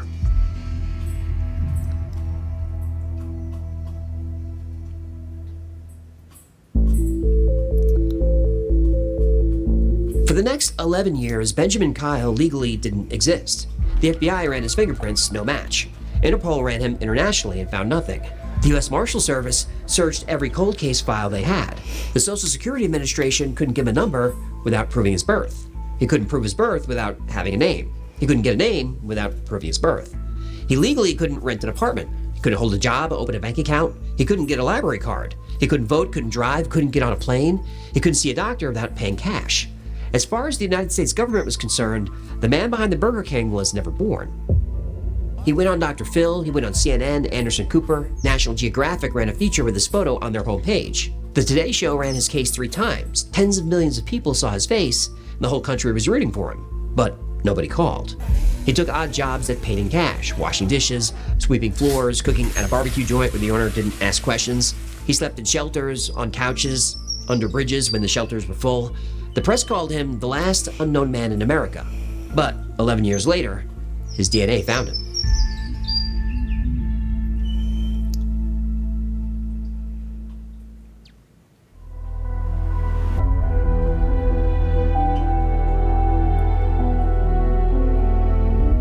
A genetic genealogist saw his case on television and couldn't let it go. She ran his DNA against every public ancestry database she could find. For 4 years, she found cousins, distant ones, then closer ones, then a half-sister. In the fall of 2015, she called him. He had a name: William Burgess Powell, born August 29, 1948, in Lafayette, Indiana. His family told him what they remembered. William grew up in Lafayette. He left a hard home at 16 and moved in with a host family down the road. He ate dinner at their table every single night through high school and into adulthood. Then one night in 1976, he didn't show up for dinner. The host family walked over to his trailer to check on him. The door was unlocked. The lights were off. His stereo, his tools, his books, all sitting right where he left them. The bed was made. A few days later, his car turned up abandoned a few miles down the road near a dam. Doors locked, no note, no blood, no sign of a struggle. His brother reported him missing, but that was 1976. By now, his family assumed he was dead. But the family wanted to take him home, to the actual house he grew up in. They drove him out to Lafayette and walked him up the steps to the front door, and then he stopped. He looked into the house, then he turned around and walked back to the car. He never set foot inside. There was a reason William Powell disappeared, and he never wanted to be found. What? What's that reason? A reporter started digging into the years before the dumpster. He pulled the missing persons report that the family filed in 1976, and it told a story that wasn't told on Dr. Phil or NPR. It was a story that the FBI had never heard. In March 1976, William Powell was working at a convenience store in Lafayette, Indiana. He was 27 years old. He had a coworker named Charles Getz, who went by Chico. One night, in the middle of the night, Powell and Chico drove out of Lafayette, and they kept driving. They drove all night and all the next day. They stopped in Boulder, Colorado. State police later found his car abandoned on the side of the road. His keys were gone. The trailer he'd been living in was empty, and the license plates were removed. He didn't take a wrong turn, he didn't break down, he didn't get lost. He just took his license plates and walked away. The Social Security earnings record for William Burgess Powell shows activity through 1983. After that, nothing. No employer, no tax filing, no address, no bank account, no traffic ticket, no hospital records. For 21 years, there is no William Powell anywhere in the United States. Then a Burger King employee in Georgia goes to take the trash out. In May of 2026, a documentary crew released a series about the case. They worked on it for years, trying to figure out what filled the gap. They didn't find proof of anything, but they found enough to make people start asking different questions. They claim they recovered a computer Powell used that was forensically wiped, the kind of wipe that takes specialized software. They claim that recovery tools turned up searches of his real name, and he was searching for Colorado cold case murder files. They found emails that he'd been spoofing to look like they were coming from someone else. They tracked down Chico Getz, the man who drove west with Powell in 1976. Getz agreed to talk to them briefly. He said he was afraid of Powell, and he wouldn't say any more. They say Powell worked for organized crime in Lafayette before he left. They call this a rumor. The name of the organization is believed throughout the series. There are no charges, there are no arrests, there's no evidence anyone has produced in public. But when the documentary came out in May, Powell wasn't around to respond to it. Around December of 2016, William Powell disappeared again. He went off grid, he stopped using his name, and he stopped appearing on any record anywhere. Only now, he knows who he is. The same doctor who diagnosed him way back in the beginning thought he was faking the entire time. That's on the record. And it's possible that that doctor was right. What nobody argues about is the hole in the middle, 21 years, 1983 to 2004, a stretch where William Powell simply isn't anywhere. No job, no address, no record. Not one witness who can place him. He never got those years back. Or he never lost them. He would be 77 years old now, and nobody knows where he is. And that's exactly how William Powell, aka Benjamin Kyle, wants it. The man who forgot his whole life probably remembered everything. He just made sure the rest of us never knew it. I've never heard that story, and I'm not entirely sure that has anything to do with other Right, realities. I don't know about that one. That seems like filler. Thank you so much for hanging out today. My name is AJ. This is the Y-Files, and that was a campfire story.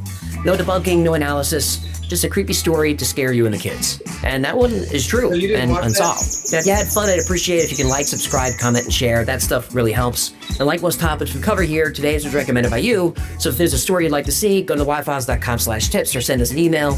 We'd love to cover that story. And if you'd like to hear any of these campfire stories expanded into a full episode, there's a few I'd like to do, then definitely let me know. Remember, The Y-Files is also a podcast. You can take us on the road. I post deep dives into the stories we cover on the channel. I also post episodes that wouldn't be allowed on the channel. The podcast is called The Y-Files, Operation Podcast, and it's available everywhere. And if you're listening on an audio platform, do me a favor, hit the thumbs up or the like or the follow or whatever those buttons are. Those really do help. Now, if you need more Y-Files in your life, check out our Discord. We're about to hit 100,000 members over there. It's a lot of fun. It's a really supportive community. There's someone on there 24/7, and it's free to join. Speaking of 24/7, check out our 24/7. I'm plowing through the plug. Speaking of 24/7, make sure you check out our 24/7 stream in the Y-Files backstage. Over there, we run episodes back to back with some fun content in between, and the live chat is super, super fun. Special thanks to our patrons who make this channel possible and make every episode of the Y-Files happen. Every You're only episode allowed is to say dedicated this our because I'm Patreon busy members. right I could now. not do this without you. And if you'd like to support the channel, keep us going, consider becoming a member on Patreon. For as little as $3 a month, get access to perks like videos early with no commercials, exclusive merch, and 2 private live streams every week just for you to hear the whistle on my team. All right. You got anything else, Tina? I think that would be an interesting Discord, honestly. Do we want to try the Survivor Man Bigfoot video? Yeah, why not? We can let it run, and if it Stroud, sucks, then we can also just known as change to something Survivor else. Man, recently took me deep into a remote wilderness area here in Ontario, Canada. Cabin in the woods, in the house, on the lake. That's tied to dozens of Bigfoot encounters. But this isn't just some random patch of woods. This is an area where Les himself has had experiences that he can't fully explain. And I said, I think that was a Bigfoot. Experiences that, in my opinion, point strongly to Sasquatch, as you're about to see. So join me as I go on this Sasquatch-themed adventure with Survivor Man. Just in case you somehow don't know who Les Stroud is, he is, in my opinion, the world's foremost wilderness survival expert. He had a show for years called Survivor Man where he would film himself surviving in these difficult wilderness situations. He basically invented the genre of self-filmed wilderness survival TV. And he still does it better and more Think of a authentically than subcow. anyone else, in my view. But he didn't start off as a Bigfoot guy. He actually became gradually interested in that topic after a series of strange events that led him in that direction over the years while he was out in the wild surviving. It's that feeling, right? It's the exact same feeling. You have to determine. Ooh. I should shut up. I just heard a whoop. Honestly, I'm still geeking out about the fact that I get to spend time with this guy in the wild looking for Bigfoot, but enough of that. Let's get on with it. What a beautiful sunrise. I've just left our cabin in the woods, driving about 6 hours to the home of none other than Survivor Man. Okay, guys, so 6 hours of driving later, and I'm at the home of Les Stroud.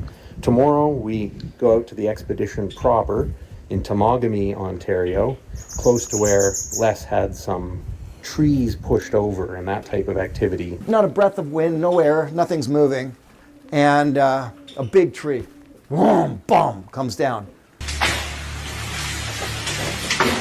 Oh, maybe 60 feet away from me. And at the time, I believe I had just finished doing all the Survivor Man Bigfoot. So the way I approached it psychologically was I just thought, oh, okay, they're here. But I'm not the only one here. There are some very talented, very skilled Bigfooters here in various realms. One of them is my friend Stacy Brown. How you doing, buddy? Stacy runs the channel Bigfoot Underground, and you may or may not have seen an interview I did with him on his channel recently. If you haven't, check it out. He's got a great channel, great Bigfoot researcher, so I'm glad he's here. And it's your first time in Canada, isn't it, Stacy? It is, man. I was actually pronouncing it Temagami because I had no idea, right? But I looked into the history. I'm sure you know about Old Yellow Top and those photos from 2009.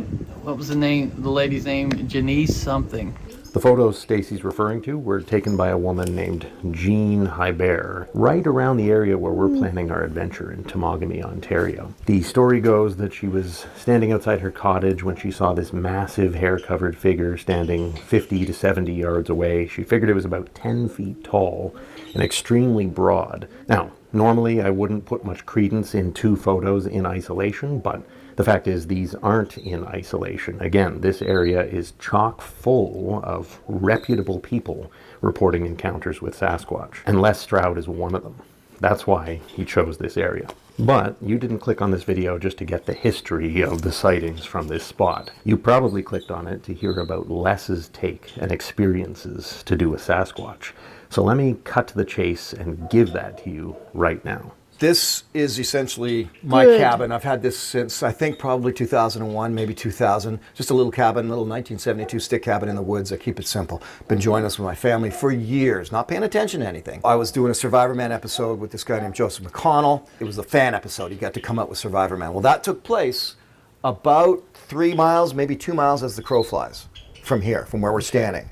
And we went in, the first night, a tree comes down right by my shelter, no wind, nothing, just womp, bump. Second night, we've walked a bunch of miles all day. Just me, I or sleep does it like feel a like baby this that whole night. crows Joe fly comes up in the morning going, phrase did you came hear out of all nowhere? that? He had something like 7 or 9, I can't remember, trees, womp, womp, womp, cracking in the forest. And he's telling me this the next morning. What the heck? Right? Yeah. So that all took place. And by then we were walking this way. So now we're about a mile away from me as the crow flies. Mm-hmm. Fast forward only a week, about 7 days. I come back up here by motorboat, come up the lake, in behind you, come around this corner here. Now this dock in the summertime goes out another bunch of sections, so it's another 40, 50 feet out, right? Right. We park there. It's a week later, 7 days after the experience with Joseph McConnell that happened about a mile away as the crow flies. Oh my gosh. Boat comes in, I dock Just it. say a mile I get away. out. The boys are still in the boat. They're getting the gear and stuff like that. I get out onto this dock like that, and I go to tie up the bow of the boat. There's no wind. It's calmer than this. Mm-hmm. It's glass. I mean, beautiful. Just glass. Nothing moving at all. Right? Pull up here. I'm tying up the boat. As I'm tying up the boat, boom, boom. Big tree comes down right by the cottage. Whoa. I sort of go this way. I go, okay, so you're here, eh? All right. And that was it. From there, I left it just as is. I didn't even say anything to the boys. Nothing. I just tied up, look up. Okay, you're here. Let it be. Now the boys get out and we start unloading, and I'll take you up to the cottage and show you. Nice. So this is the cabin proper. Yeah. And let's go up here. Okay, so this deck wasn't here, the roof wasn't here. It was just the square cabin. Okay? So, and if I remember correctly, all we had in those days was a set of stairs. Was that right? I'm lying. The deck part was here, but there was no screened-in porch, no roof or anything like that. Gotcha. So we'd come up, we'd walk along this deck, right? Okay. This door was would be closed. What used to be here was a screen door, okay? And the door, it was just a crappy old screen door, right?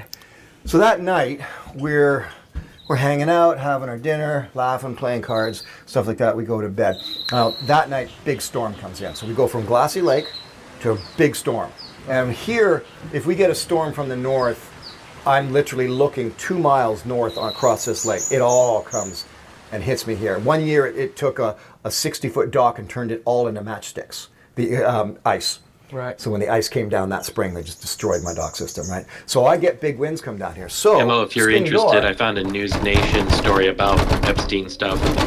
Ooh. Doing something like that. While you're inside of sleep. Well, we're inside. Asleep, yeah. Yeah. So, but I'm How used to recent? that, because when the winds pick up, that screen door is a little bit loosey-goosey, So I was posted sort in of disclosure. hearing that. Okay, that's fine. But my sons, they're sleeping in separate bedrooms, and I got my bedroom there, and the one son's got the regular bed, and there's bunk beds in the other bedroom. And we go to bed that night, and then let's go around the other side of the cabin here. So here's the corner of obviously this would be the southeast corner of my cabin. The bunk beds are here, spare room over that way, and my bedroom's closer over there, even closer to the door. So I get up in the morning, and Logan's on one of the bunks in the bunk bed in this back bedroom. So I go and I was like, "What are you doing there?" So I'm pulling, stupid dad jokes. Yeah. Like, you guys lovers now? Like I'm just, I'm just ripping they're 14-year-old boys. Right. Right. So I'm just pulling the dad joke thing on the net. No, you didn't hear that?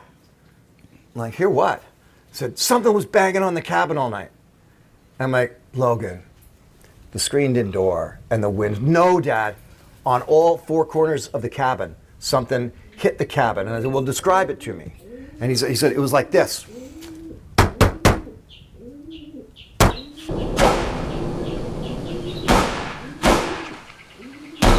Could have been a Something bear. like that. Right. And then it would be over in the far corner. And then it would be over on this corner. And he kept hearing that. Okay. So I'm listening to him tell this story, and again, I'm kind of like pushing back on the screen door thing. Like, look, the screen door. He goes, Dad, I know the sound of the screen door too, Dad. Right? It wasn't the screen door. Something was thumping on the cabin corners. Thumpy. So if you follow me around this cabin, take note of something. There are no tree branches anywhere near this cabin. You might have a tall guy like this standing here. You can see we got a couple of tall cedars standing there, and then water maintenance stuff, sort of thing. But there's nothing that is going to bang the cabin. In other words, if we had a lot of, cedar trees or pine trees, and there was a branch that's here, and the wind was making it do that kind of thing. We don't have that. Obviously, like any other house or cabin or cottage, cleared out all around it. Okay, let me jump in and address something really quickly here, because I know what you're probably thinking. This was just a human playing a joke on Les and his son and his son's friend. Someone snuck around the walls of his cabin and slapped the outside of it and convinced them that there was something anomalous going on. But you have to understand, this cabin is extremely remote. It took us 30 minutes to get there by boat at a pretty good clip, and there just aren't many people around, let alone people who would be out on a windswept, stormy night in the middle of nowhere just to play a prank on a guy who hadn't even yet developed a real public interest in Bigfoot yet. It just doesn't make sense. So it wasn't a tree, and it wasn't a person. Where does that leave us? But let's move on, because what Les shares next about when he cross-examined his son about this event years later, well, it makes things even more clear and even more eerie. About 4 weeks ago, I said, tell me again about the cabin. I said, what did you hear? That's what he said. He goes, his dad, it was like somebody taking their fist and thumping the corners of the cabin, and it would alternate at different times throughout the night. And he said, I was scared. And Chris heard it too. His buddy Chris heard it. It wasn't just my son Logan. And then he went in, jumped on the upper bunk, and they just kind of waited out the night, waited for me to wake up. Why they didn't? I said, you should have woke me up. Yeah. You know, you should have woke me up. I would have wanted to hear that. But he said we were too scared. They were too scared to walk 15 feet into my room to wake me up. He was like, boom, in, and they just hovered there. And that's where it ended. Now, is that where it ended? If I start to put all of that together, I start to think things like, okay, I had the tree come down on the first night going out with Joseph. Then we walked a mile through the bush and we're filming Survivor Man stuff. That night, somewhere between 7 and 9 trees come down and there's cracking in the forest all around Joseph. And now 7 days later, we're here and a tree comes down and the cabin's thumped on. Right. Right. Put that all together and you get a 3D picture of the timeline and the possibilities. What it was, I couldn't tell you. Coincidence? Sure. It's a complete coincidence that trees come down with absolutely no wind. And trees do fall down with no wind. They rot, they fall, yeah, they sure. have their time. But in that span of time, in these places where my ears hear them, just look at that, and it's that situation where you start to go, coincidence? I think not. When Les took off to remote Alberta, Canada for his Survivor Man Bigfoot series, what he was really doing was documenting the ultimate masterclass in evasion. Just think about a 10-foot tall hominid in the woods for a minute. Its main survival mechanism isn't just brute strength, but its ability to disappear without a trace. Now, unfortunately, most of us don't have the luxury of retreating into the woods and staying perfectly hidden. Not even me. And that's a problem because every day data brokers are tracing your movements online. No, really? And making a fortune selling Really? your personal information. We're gonna tie it in like that. All right. The tool anything like you're never hacking up the incognito from Gotcha. the annual prescription cure. He's Gary. You were just telling us about the tree pushing and wall knocking experiences that led you to think something anomalous is going on at this place around this cabin. But you've had other experiences in other places that have pointed you towards the Sasquatch people. Can you tell us about those? Oh, how much time have you got? And where do we begin, right? I mean, there is a life history to that. Anomaly sounds happening in the woods. When I was, in my 20s studying survival, there was screaming on the side of a lake that the only time in my whole life I said, I'm leaving. I had a buddy on the other side of a berm, didn't hear a thing. And I'm in my shelter, it was snowing. I said, I'm getting out of here. The only time I left the woods on that sounded like women being tortured in a satanic ceremony. The fuck? Oh no.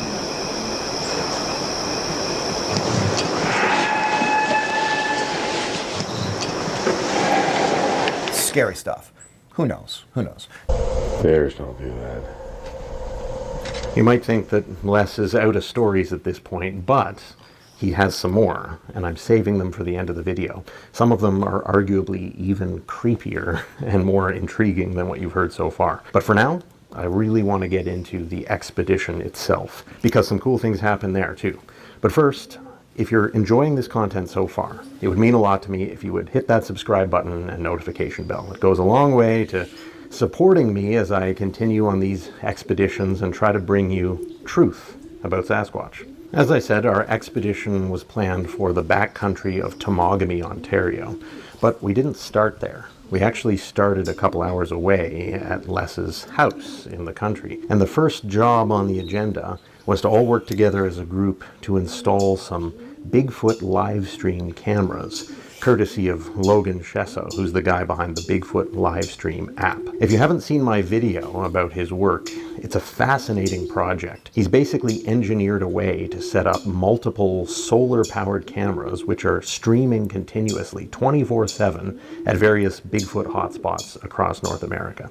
And he's captured some really intriguing and puzzling things. Les wanted one of Logan's Bigfoot live stream setups at his place because he figures that it's possible activity might happen there. So that's what we did first.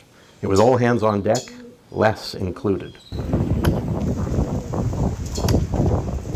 Logan is working hard on his latest Bigfoot live stream installation, which will be going up here at Les Stroud's place. How's it going, Logan? It's going. But of course, we weren't there just to install streaming cameras. We were there to plan our Sasquatch expedition in Temagami. So sitting around Les's kitchen table that evening, that's what we did. But right away, difficulties started to present themselves. I have the exact location somewhere where the tree pushdowns were. I believe that these two blue X's this is the singular tree on the first night, because we came in on this trail. And then the trail looks like it goes, but it doesn't. It peters out to nothing. And this looks like, oh, you can just go across land here. No. It's a ton of water. It took us 7 hours to go from here to here. That's insane. That's a mile and a bit. We'll never get there. It was insane. Well, good morning, guys. I'm here in Les Stroud's great room, still at his home. Just had a very relaxing night in a bunkie down the hill, insulated and heated and everything. We're heading out on expedition a little later this morning, but before we do, I thought you'd like to see this very impressive footprint cast collection that Les has on his table here. Some of these, of course, I recognize. This is the famous Dennis Hereford cast. And you can see how detailed that is. I think I even see some hints of dermal ridges on the heel. Maybe not, it's hard to say, but this has always been one of the best. Lots and lots of anatomical detail there. This is one of the clearest casts from the Patterson Gimlin film site. You can see, compared to my hand, just how big this is.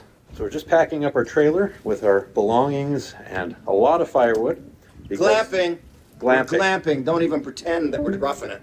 Yeah, no, this is not roughing it, because the goal isn't to rough it. The goal is to be out there in the environment, and a big fire is something that's attractive to these beings, so we're going to just put ourselves in their area and make ourselves available. But just before we do that, I want to introduce you to another member of our expedition team, O'Neill Dasgupta, who has become a very close friend of mine and has some really intriguing experiences and insights on Sasquatch. But I have to warn you, you may not be ready for everything he has to share.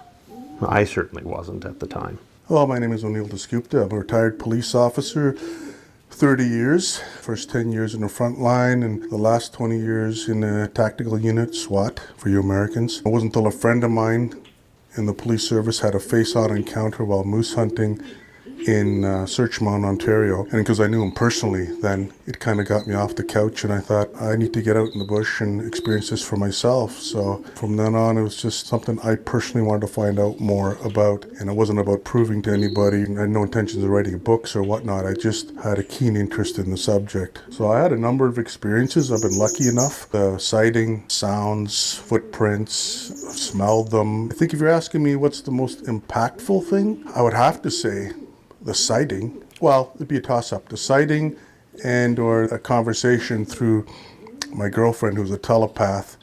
I had a conversation with him. So that'd have to be number one.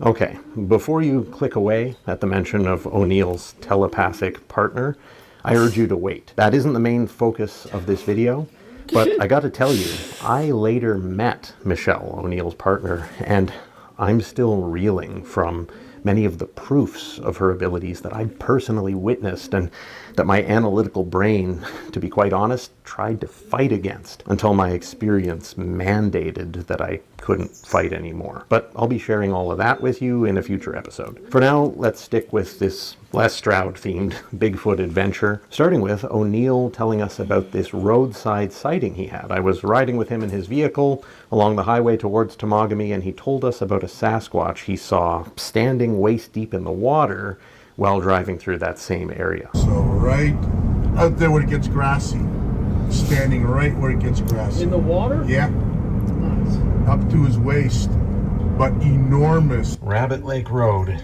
We made it. Now we have a little ways to go down here. A lot of sightings in this area? This road is notorious for a history of sightings and incidents on this road and in the surrounding areas on the lake and in the bush. think what we'll do is I want to go look at Rabbit Lake. So we're just heading down to see if the water that we were originally going to boat in on is inaccessible, as we've been told. But this is where we'll be going otherwise. Okay, that was the plan we were gonna go. This is plan A right here. Okay, we're just gonna check that out. I want to see the lake. I want to have it proven to me that it's still full of ice. But we're gonna go. We'll likely be going up there. Awesome. Okay, keep going. That's how much rain we had. Here it is May, and we've been told that there's still too much ice for boats. We're going to go make sure that that is in fact the case. Our current plan is to camp somewhere a little more accessible, no boats involved, although that may change. We'll see. Bottom line, we're going to do our best to put ourselves in a position where we're not racked by physical fatigue, cold, wetness, and discomfort, to be mentally and physically prepared to have an interaction and a connection with the forest people. We made it to our campsite. This is going to be our home for the next 16 hours. Not trekking through the snow and water-filled brush for nearly as long as we thought, thankfully. I haven't signed an appearance release, you know. I'll send it to your agent. You can do that all you want.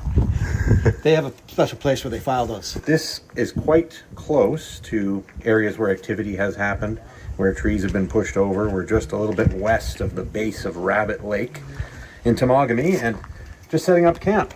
For the next several hours, gonna pull an all-nighter and see if anything presents itself to us. So I'm just splitting some kindling here. I'm gonna have a roaring fire,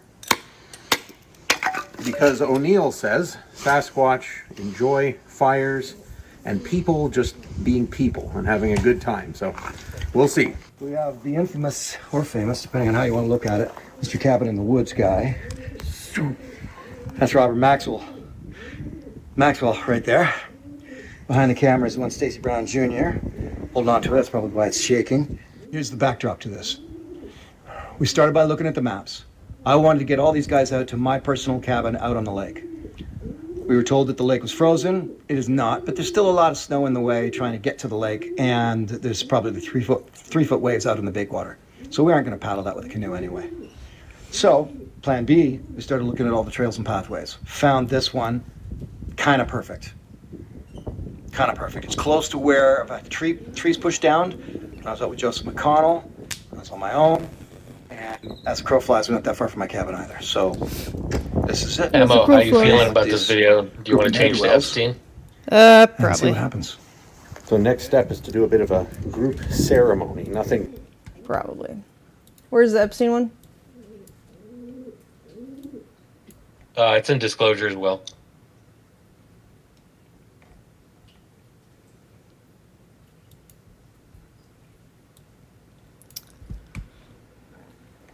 Four days ago. Interesting. Why was one of Jeffrey Epstein's largest and most isolated properties never the center of a major public federal search when the case against him exploded? That makes the authorities look guilty as hell. Jeffrey Epstein reportedly died in 2019. It's now 2026. That is a lot of time for them to be able to remove evidence, fill in alleged tunnels. Which is why you took matters into your own hands. This is a story of unchecked power, of bizarre medical experimentation, cloning, potentially murder. Do you know the name of the guy who owned that ranch? Jeffrey Epstein! Back 6 years ago, if we actually said all this stuff out loud, people would have written us off. That and people are like, oh, you're a conspiracy theorist. Oh, you're crazy. She's taking a video of us. We're at the precipice of making a difference. Which is also why I'm thankful that you're making this episode and talking about Epstein as well, because, yeah, silence kills. All right, let's get the show started. Something I believe, sometimes what isn't investigated is just as important as what is. And now here's a question that no one seems to have a clear answer to. Why was one of Jeffrey Epstein's largest and most isolated properties never the center of a major public federal search when the case against him exploded? Welcome to Unreported. I am Megan Medic, and today we are taking a look at Zorro Ranch because I believe it deserves more media attention. And we want to know what actually happened there, what is happening there now. And someone I know was brave enough to go to Zorro Ranch. And guess what? The cops were called on him. Shocking. He's with us today, Colin Browen. He is the host of Paranormal Files. And before we get into his crazy time at the ranch, which is an absolutely unbelievable documentary yeah, style why would you try on to go YouTube. to I want to give a couple of property that's quick secured? facts about this piece of land and this area and the investigation into it, because when That's I called watched trespassing. Colin's video, one of the things that was the most shocking to me was how vast and large that this area is. So here's just a couple of quick facts so we know what we're talking about here. It's roughly 10,000 acres. The compound sits 30 miles south of Santa Fe, includes a massive hacienda-style mansion, guest houses, a private airstrip, hangar, isolated structures scattered across the property. Jeffrey Epstein, he bought the ranch in 1993 from former New Mexico Governor Bruce King for around $12 million, and then spent decades expanding the estate into the private compound you see today. It's hidden far from public view. So, 2019, the investigation here is quietly paused after Epstein's arrest, and I'm just going to go ahead and say alleged death. In 2019, New Mexico authorities reportedly began examining allegations tied to the ranch, but according to New Mexico Department of Justice, the state investigation was later closed or shelved at the request of federal prosecutors to avoid interfering with larger federal Epstein cases happening elsewhere. Kind of interesting. Now let's fast forward to 2026. Earlier this year, New Mexico Attorney General Raul Torres, he reopened the criminal investigation into alleged activity at Zorro Ranch after newly public unsealed FBI files and DOJ documents became public. So the official stated newly released information, quote, warranted further examination. Obviously. So what's hiding out there in the desert, and what actually happened behind the gates of this isolated compound, and why years later does this place still feel like a crime scene, and also almost like a modern American mythology site? So Colin is joining me now from the Paranormal Files. Colin, I'm so thankful to have you here. Yeah, thank you for having me. I'm excited to be able to talk about this stuff on any platform, really, because it's I mean, we were talking off camera before this whole thing started. It seems like people have kind of stopped talking about Epstein, and whether that's by design or kind of just the novelty, really, of the story kind of wearing off in people's minds, I don't know. But it's yeah, I mean, you go down one rabbit hole in the Epstein story, it's like you enter a cave system and suddenly you reach this fork in the cave and there's 10 different tunnels or passageways you can go down. So it's so expansive, it's impossible to talk about even a 1% of the story on a show. But yeah, especially with Zorro, there's so much left undiscovered at Zorro. I understand the struggles every day of doing a live news show. I did it for decades. And I know that you just can't fit every single thing in, which is why I'm so thankful for people like you or a platform like this where we can actually dig in, because I totally agree. This story should not be out of the news. This should not be out of people's minds. It should be at the forefront. But to me, you know, it's not really the typical story that you cover. You know, you do a lot of ghost hunting, investigating demons, you're looking for paranormal evidence. And at the beginning of this piece that you did, you are really going through the files, and we see you in real time digging in. So what drew you out there that you found in the files? Well, you know, just a little background on myself. I've been investigating the paranormal for 11 years now. Technically, I grew up in a haunted house. That's a whole nother rabbit hole that we could go down, but we're not focusing on that. Oh, you have my attention. I have a lot of stories. But my wife, Courtney, and I started our true crime podcast, Murder in America, back in 2021. So before we were married, before we were even engaged, we both knew that we had this passion for telling these stories and also fighting for justice. And somewhere along the way, I can't remember what story I was doing research into, but I came across a story of I'll just say predator ring to avoid being censored. And when I discovered that story, it was dealing with a guy named Frank Sheldon in Michigan, a whole nother kind of thing we could talk about. But that kind of shook me awake, and it made me realize that there are so many of these stories that have gone really under the radar. They were completely ignored by kind of these mainstream media outlets back in the day, or in some cases victims were attacked and slandered and harassed in the media, victims that I've come to become really good friends with over the past few years, and I've heard their stories. It's crazy. But yeah, that led me to Jeffrey Epstein when he obviously was found dead in his prison cell, as you said, allegedly. Sorry, I have to. I know. I've got questions there. Me too. But yeah, even back then, I knew that there was something funky with this story. So I started talking about Epstein back in 2022 on my socials. And it was really back in a time where if you talked about Epstein, you were labeled as some sort of crackpot conspiracy theorist.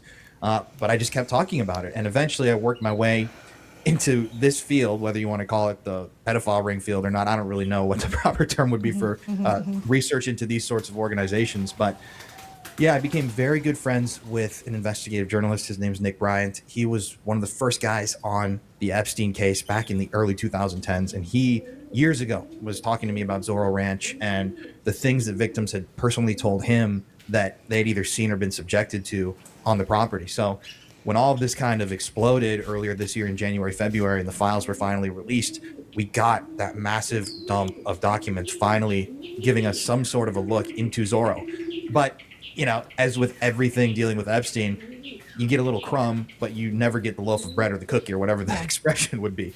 And so, me being very intrigued, you know, obviously, I want to know what's underneath really Zorro Ranch, what's out there on the property, and even what exists beyond the property lines that actually make Zorro Ranch.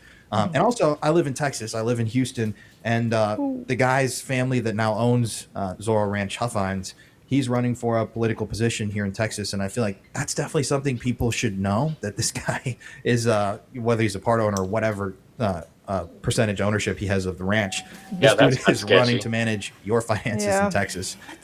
And yeah, he's intimately involved with the Zorro Ranch Rehabilitation Project, which, you know, I believe they're turning it into a sort of Christian retreat. T, has it been debunked? Or Which is, isn't yeah, Epstein hiding out what a Israel? twist, you know, in the property story. What? Yeah, That's that's debatable. I believe the That, plan right now. wow, that is some real PR rebranding, rebirth situation. Well, I mean, that's right there. Could Yeah, just and be, it's very you know, weird anybody because, like you said, I was just similar. out there in it that could be area, AI, but they and look pretty good. So you I know, didn't know if I'm a it was AI or paranormal guy, not. so I've studied energy, and you know, I have my own set of beliefs when it comes to all of that. But if there's one thing I can say about being actually at the Zorro property, it has a mystical feel, and it also feels inherently just negative. Like there's an almost chill in the air when you're staring at the actual property, when you're looking at Epstein's, you know, former ranch house, and you're thinking about all the things that might have happened here and the lives that may have been taken on this ground. It's an indescribable feeling, especially since I built this idea of Zorro Ranch up in my head for years, studying the property, interviewing victims and survivors who had actually been out, you know, and had things done to them at Zorro Ranch.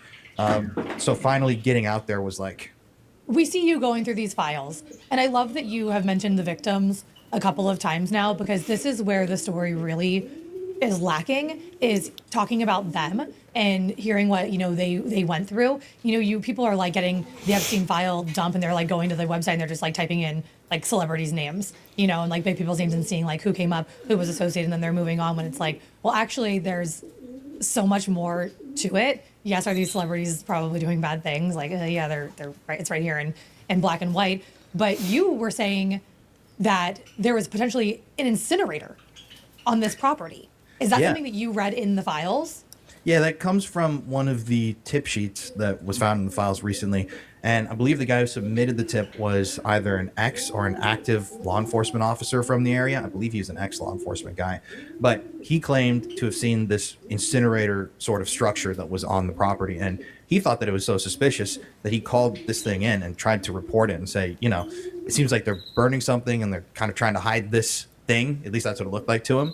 And yeah, as with all of the tips that went into the FBI or the different agencies, you know, for years, it almost seems like they received this tip and then just threw it in the trash or put it in the recycling through the paper shredder, because yeah, it was never investigated. And so we don't know, was there a massive incinerator there on the property? There is a story actually of this is a side note, but there was a alleged cartel extermination camp that was discovered in Mexico last year. And at that What is that even? Yeah, it's a crazy story. I mean, there's also an element of cover up in that story. It was basically, there was a group of people whose loved ones had disappeared in Mexico, and they were searching for their loved ones, or, you know, morbidly, the remains of their loved ones. And they came across this facility. They received a tip. And when they entered, there were these incinerators buried in the ground, and tons of clothing, items that they recognized that had belonged to their loved ones.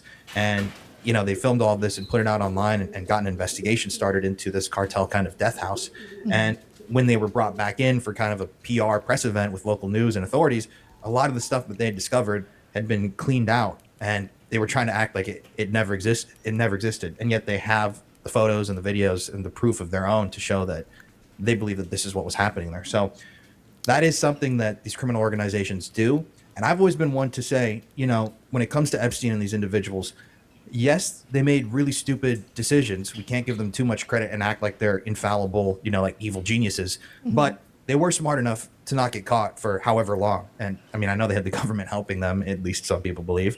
But I don't think they would just necessarily bury a body out there in a shallow grave. I mean, maybe, but if they were getting rid of something on the ranch, I would imagine that they would definitely incinerate it. So seeing that on the tip sheet in the files was really shocking to me. And I really haven't seen anybody talking about that file, let alone some of the other files that I talked about in the video. So are you saying that you're surprised or you're not surprised that this property hasn't been very thoroughly searched and have public records of everything that was found there for us to scrutinize over? That's the weirdest thing about Zorro Ranch. Why did they never search the property? Because to me and everybody who looks at this, that makes the authorities look guilty as hell. I mean, it's like having an active crime scene that you never step foot in. It's so crazy that it sounds like a detail that people have invented to make the story sound more ludicrous. But it doesn't surprise me. I mean, we're talking about Epstein and the Epstein network, which is a conglomeration of industry figures, Hollywood types, government figures. So of course there's going to be an element of hush hush and cover up, but to be as brazen as to not search a property where dozens of victims have claimed that they were taken to and assaulted, let alone there were these allegations that we know that they already had or would receive in the near future about bodies being buried in the area. There's just no explanation. I mean, it's like Occam's razor. Sometimes the simplest explanation is the explanation, which would be there was some sort of collusion to make sure that that property wasn't searched until a proper cleanup could be done. Well, yeah, and then you say that and people are like, oh, you're a conspiracy theorist. Oh, you're crazy. But it's like, well, what's the other option? Like, if they're not covering it up.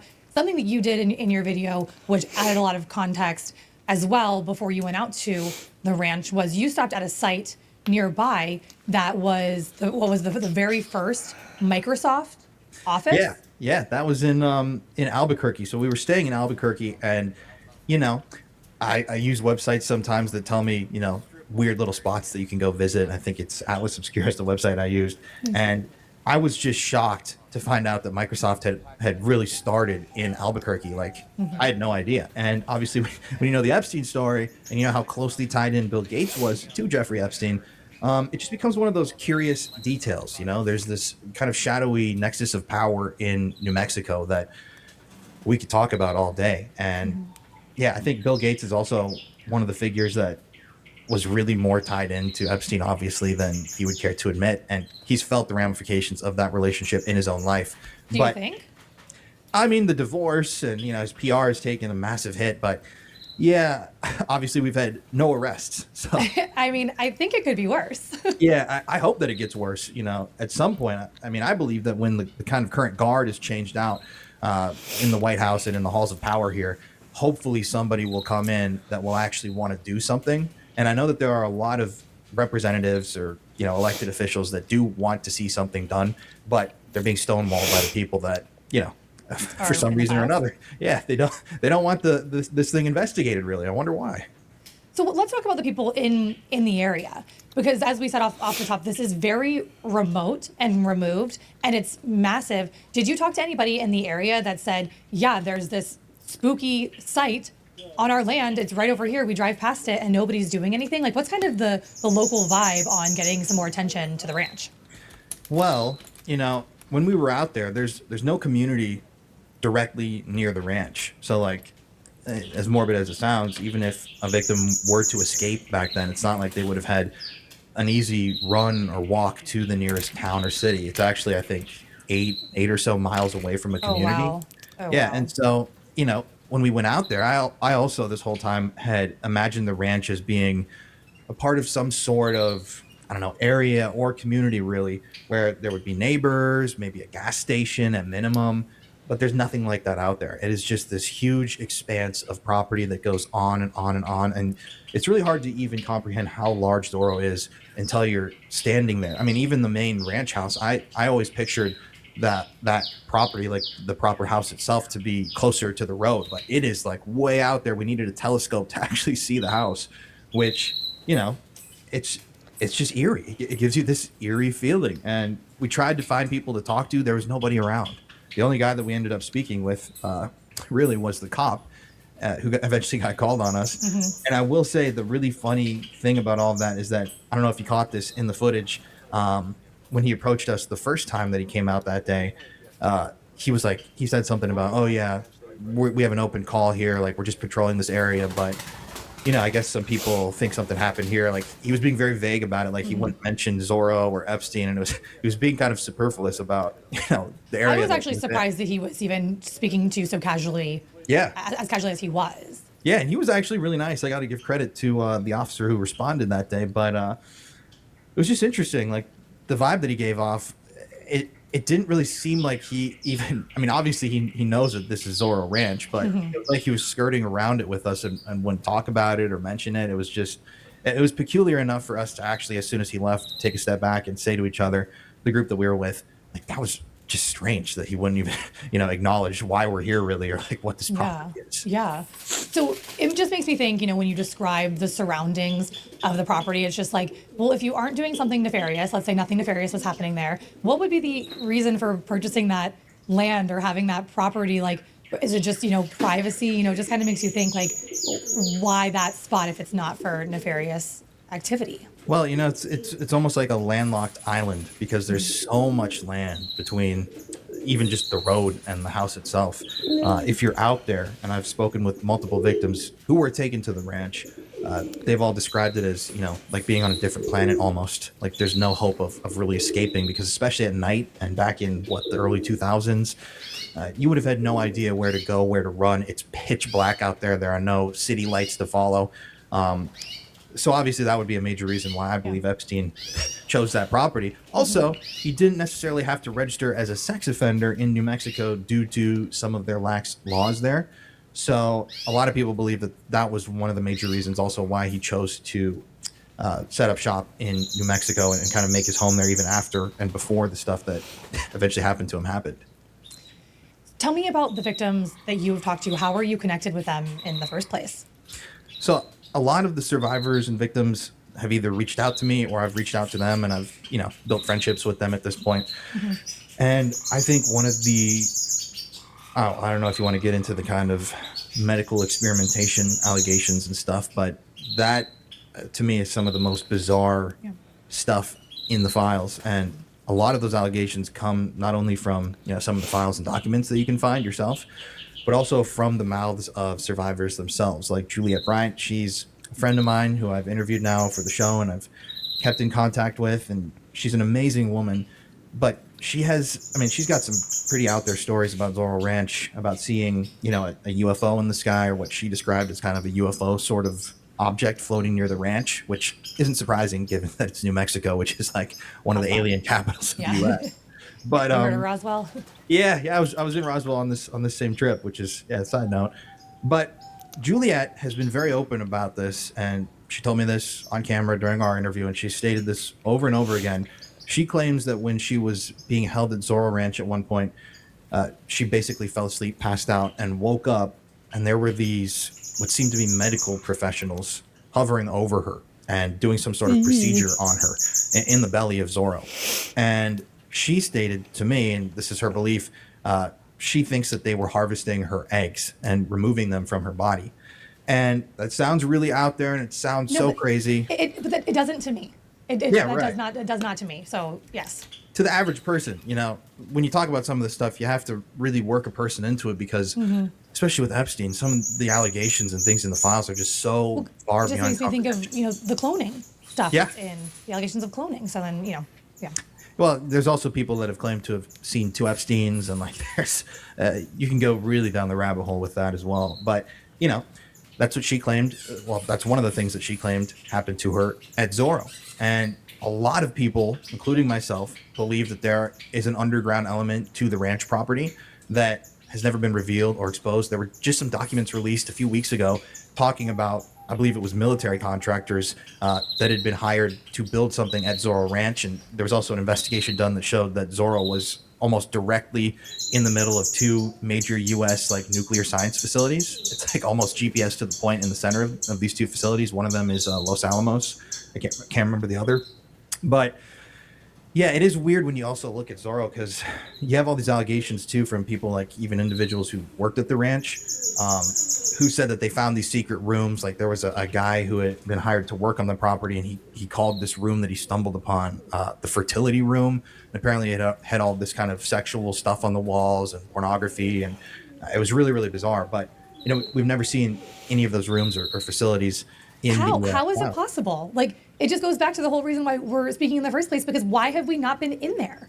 Why have we not seen it? Like, why are investigators not digging into this? It's mind-blowing. You telling me these stories from the victims and the survivors, it's like, well, hello, that's cause. Like, that's your warrant.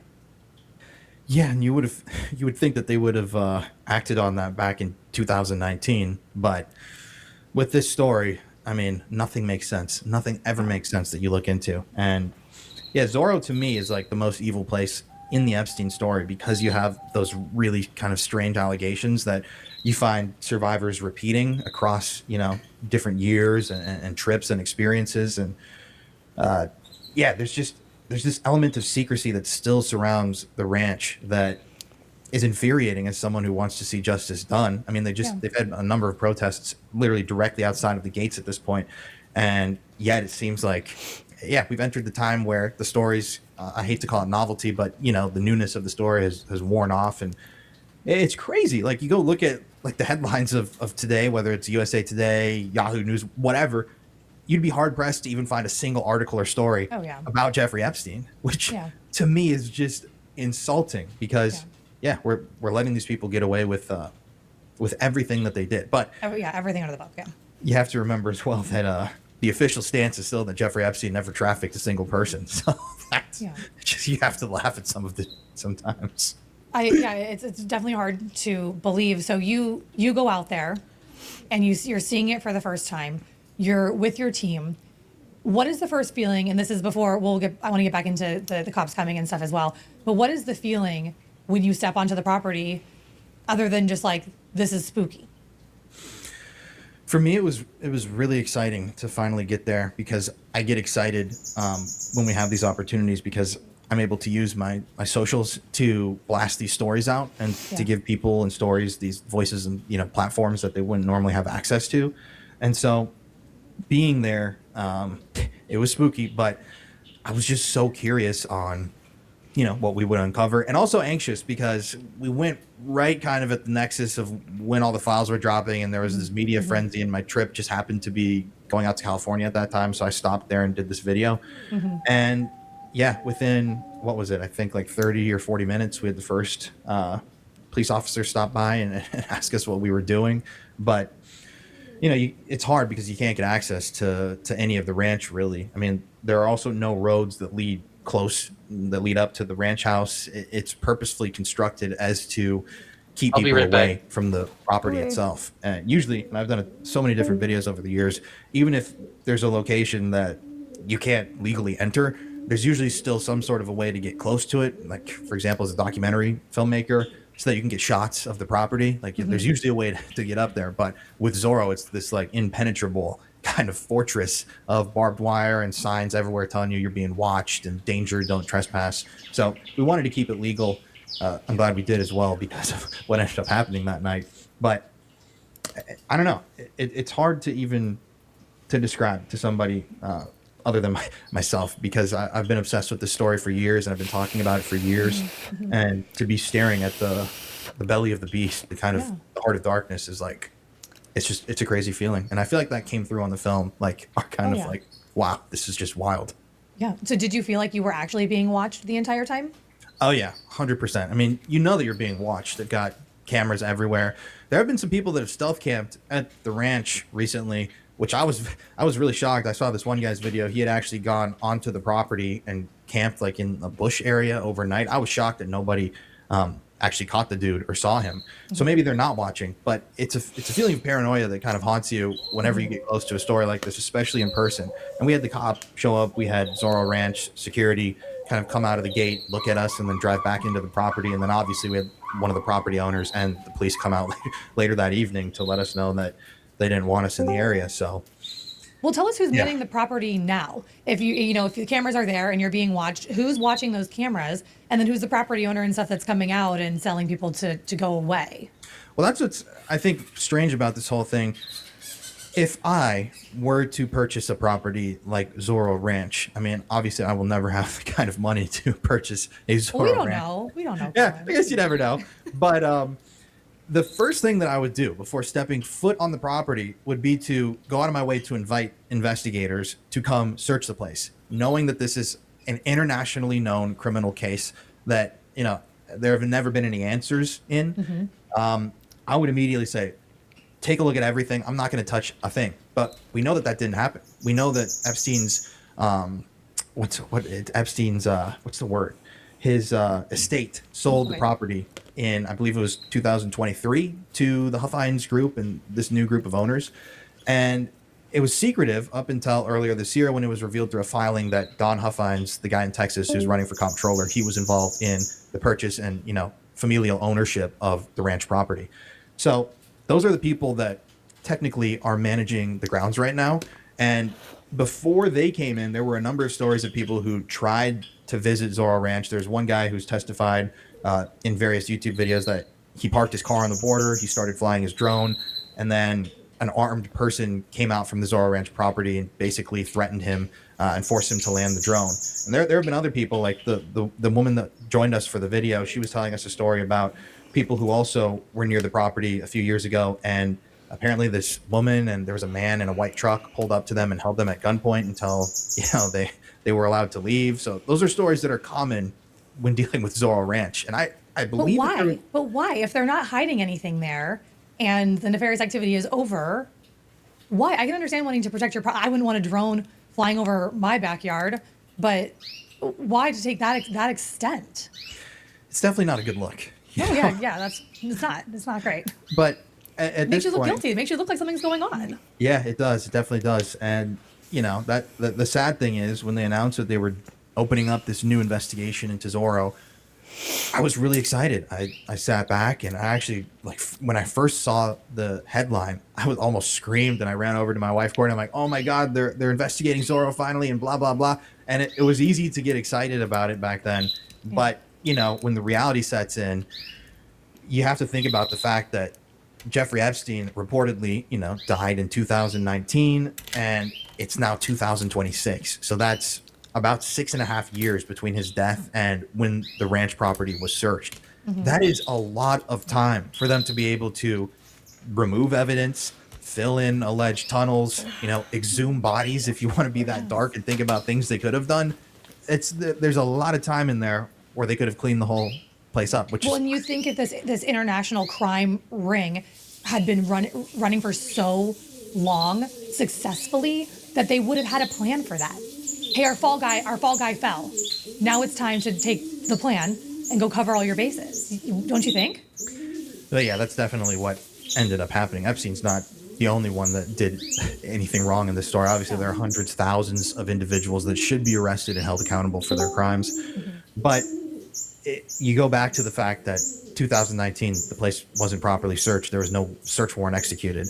And you just, that's a lot of time. That's a lot of time you have to fill in between then and, you know, a few months ago when they went to actually properly search the place where it could be cleaned up. I mean, imagine if you had a serial killer who was just caught and you told him, hey, we're going to give you 6.5 years before we search your house. And So fix that backyard, pal. Yeah, like obviously he'd have the place cleaned up in 2 days. So with Epstein, I believe every single element was cleaned out and buried or whatever you want to say happened there to fix it up. It's almost like they were making it, cleaning it up and renovating for an open house, like a home viewing. You know, they invited people to come in eventually, and there was nothing to really find. I mean, I didn't hear anything about a major development or anything that came out of the actual Zorro Ranch investigation so far, besides some document drops and stuff like that.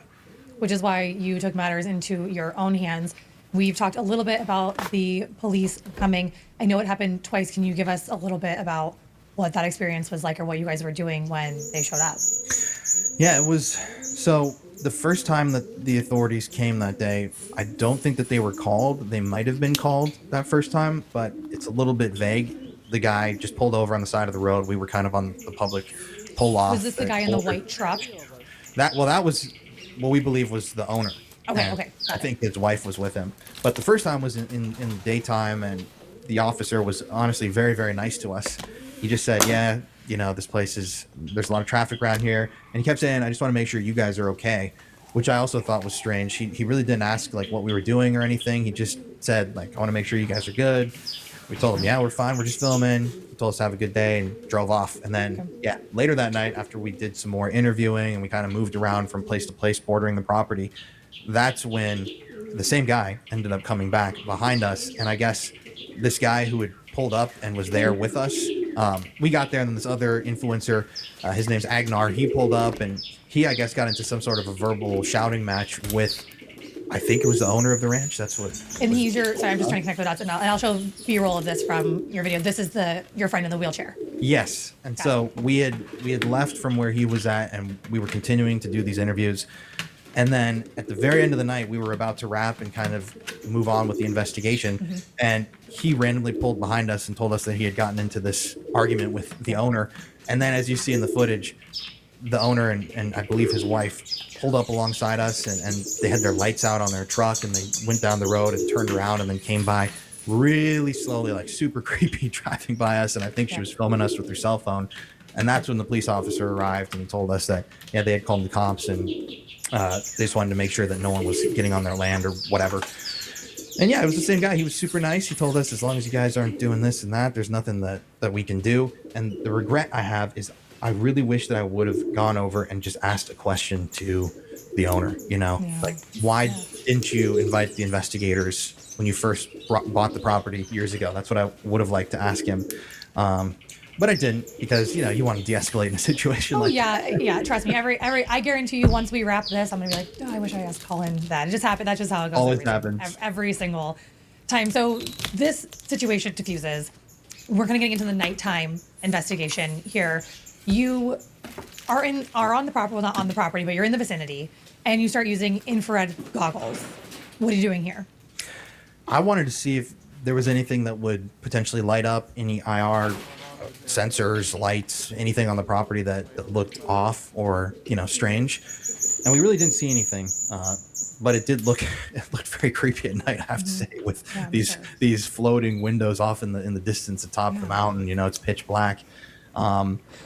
And to me, we did the best that we could. We're not obviously federal investigators, so we don't have access. I mean, if I were in charge of the investigation, I would have done a lot of things differently.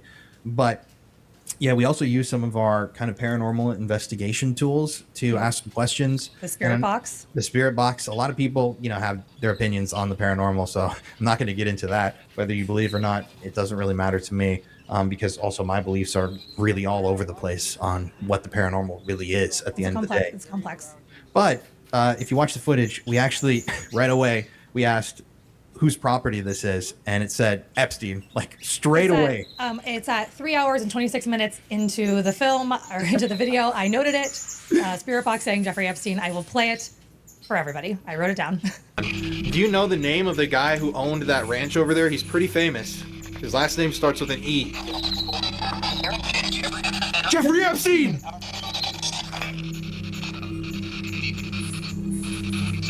Bro.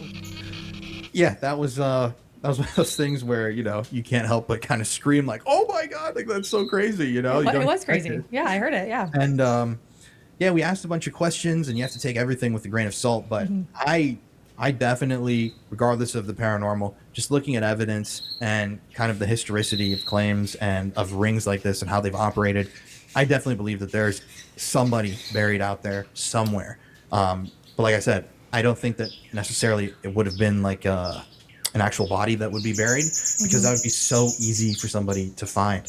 And even further, I personally don't believe that they would ever bury anything incriminating, whether it's a body or evidence, of any sort on the property itself. And that's what's interesting, is also when you're out there, it is in a very desolate area. And just off to the side of Zorro Ranch, there is kind of like a spiky, not like a mountain range, but a rocky outcropping.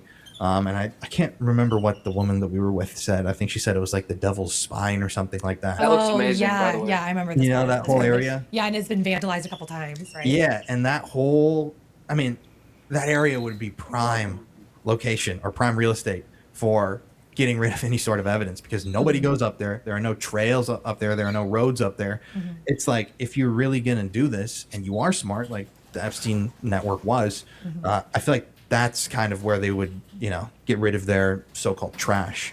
But no one's ever searched it. And, you know, even the search warrant is constrained to the Zorro Ranch property itself. So even if they didn't find anything there, it's a huge parcel of land. So who's to say that they didn't, you know, miss something on their search, that they didn't search the right area? I mean, it would be almost impossible to search the entire ranch with cadaver dogs, for example.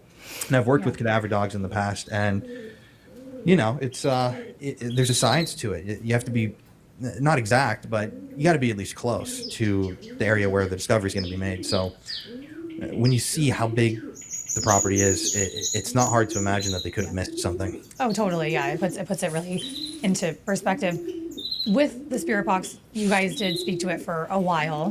The Jeffrey Epstein part was very clear. You did ask it a lot. Are there bodies here? How many bodies are here? If there are, do you feel like you got any clear answers using that tool? Well, once again, you know, to everybody who watches or listens, I believe in the stuff that we do, and I believe in the equipment. I've worked with this stuff for years, and to me, it sounded like, at minimum, there's more investigating that needs to be done at Zorro Ranch. And whether you believe in the paranormal or not, I think we can all agree that that's true. That there's never really been the proper amount of effort put into whether it's a body recovery search or, you know, even just a search of the land. I want to see blueprints of Zorro. I want to see, you know, what's in the so-called basement. I want to know if there are tunnels. Do you think that stuff even exists? Blueprints? No. You know, that's the thing. I was talking about this months ago, especially when everybody was all, you know, I don't know if you remember back in 2025 when Pam Bondi brought the MAGA influencers in and said, here's the Epstein list and the Epstein files, and everybody came out with the binders and they made this whole show of it. There was never an Epstein list. I mean, it's ludicrous to even imagine that there would be a document that Epstein or somebody in his network would generate that had, you know, the names of all the perpetrators. And you exactly don't want to what they incriminate did. yourself. No, and Unless Jeffrey and his associates were using that as a blackmail tool. Right. Well, I mean, that's what I believe Epstein was up to. But it's kind of like I mentioned at the beginning, Frank Sheldon with North Fox Island. It's a very similar story to Jeffrey Epstein, where he was an extremely wealthy individual who owned a private island. He flew kids on and off of the island. They were assaulting these kids, filming it.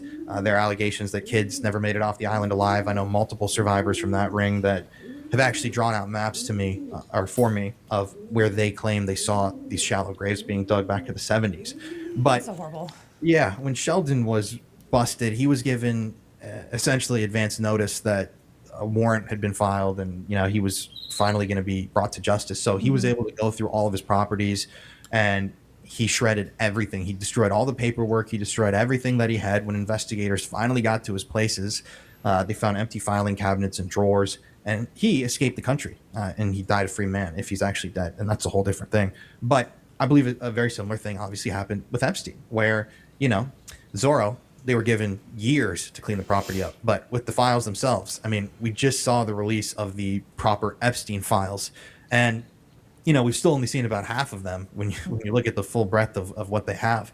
But it's a lot of time to be able to clear stuff up and to select certain things that no one ever needs to see. And, you know, I think that that's what happened with Zorro. Yeah, at the end of the day, like it's sanitized. The whole property is clean. And that's why, you know, I think they finally got people onto the property, or whatever they did to facilitate the actual searches and investigation into the ranch. You know, it's just hard with this story because you know that the truth is there, and you know that if people were to, I'd just love to see a walkthrough of Zorro. I don't know how hard it is for investigators to go through, hit the record button when they step foot through the front door, and just walk room to room and go down underneath and get footage of all that, just to show people, you know, essentially, oh, there's nothing here. Why can't they just do that? But it's a hope and a dream that I have. I mean, I don't think that it's coming, unfortunately. Do you think the same thing happened or is happening to the island? Oh yeah, definitely. I think that the island stuff happened before Epstein. was even arrested. I mean, there's receipts in the files that he was purchasing different chemicals, and they were kind of filling stuff in and paving stuff over, and there was a lot of renovation and work being done on the island before he was actually brought in. And I don't know if that's because someone had tipped him off and let him know what was coming, or if he might have developed that suspicion. And, you know, obviously everyone was talking about Epstein. Like, it started off with some of the survivors and mainly Virginia Giuffre coming forward and filing, you know, legal action against Epstein and Maxwell. But it was snowballing. So Epstein had to have known that this was all coming to an end because he was becoming such a public, notorious figure. And yeah, you just got to look at the files. I mean, it's very peculiar that he ordered all these chemicals and started a bunch of renovation projects on the island right before he's busted. Yeah, absolutely. But you think if, you know, this worldwide ring, like we've said multiple times, is bringing in so much money, that just stops? Do you think that there's a part of this that's still going on? Yeah. Oh, yeah. There's always been an Epstein, and that's kind of with my work. What these two projects that I've been working on for the last 2 years, we're looking at historical events that are just versions of Jeffrey Epstein. There was an Epstein. There were two Epsteins that we're focusing on in the 80s. There's Frank Sheldon, who was kind of the Epstein in the 70s. You had a guy named John David Norman, who was also an Epstein of sorts, who curiously was linked to two different serial killers, John Wayne Gacy and the Candyman here in Houston. Yeah, so these men, and they are men, they've been allowed to get away with this stuff for decades. And that's what I think is honestly different about this time.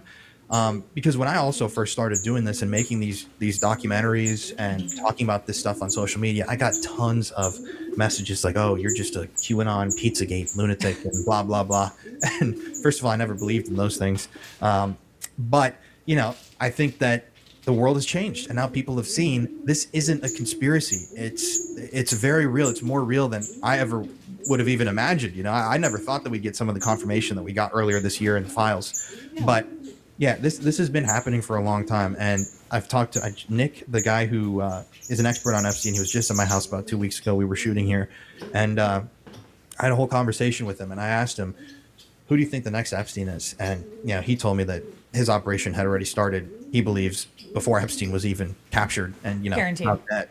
So, you know, and that's just talking about the blackmail kind of angle with political power and everything. I mean, there are thousands, if not millions, of kind of sex trafficking kingpins in the world that are allowed to get away with this stuff because, yeah, there's not as much of a focus on those sorts of crimes, solving them and kind of bringing those rings down as I'd like to see. I think one thing that's crazy to me is if you look into all of this, every once in a while they'll bust one of these pedophile dark web websites that host, you know, the scores of child pornography. And or I should say child sex abuse materials. And when they bust these websites, I find it to be shocking every single time. They'll find like sometimes 2.83 million registered users on the website. And when they actually begin investigating this whole thing, they'll whittle it down to like 70 alleged perpetrators. And then out of the 70 alleged perpetrators, 10 will get a trial, and maybe 3 or 4 will eventually be convicted of running this site and distributing all this material out to people online. But it just blows my mind because when you sit back and kind of look at that, it's like there's, you know, 2.79 million other pedophiles that were engaging in this criminal behavior that never had any repercussions for any of this. Yeah, it's almost like, see, we're doing our job, we're doing it. We got them when really they were probably the planted fall guys. Yeah, well, and then at the end of the day, too, it's like, what do you even do to address a problem like that? I think, you know, my opinion, top-down prosecutions would be great. At least bring some of these people in for questioning, arrest 2 or 3 of them. I mean, they could even win a lot of people over by just arresting some of the peripheral people. But that's the big issue. You know, they don't want to arrest a single one of them because if somebody's brought in, they're going to talk and they're going to implicate so-and-so and so-and-so, and then it snowballs into, in my opinion, half the U.S. government suddenly ending up in Guantanamo Bay. That would be wild to see. Yeah. But you think about like the Clintons went to Capitol Hill and were asked about it and had a whole hearing about it. And then you saw the pictures and some of the sound and maybe a couple funny Bill Clinton memes for the next week, but that was it. Yeah. And I mean, when you look at all of those kind of depositions and everything, Les Wexner, Epstein's, you know, real good buddy, one of the guys that helped make Epstein who he was and kind of became, He lied under oath a number of times, and these are like documented lies that people These online guys have are pointed so out Jewish. with actual evidence from the files.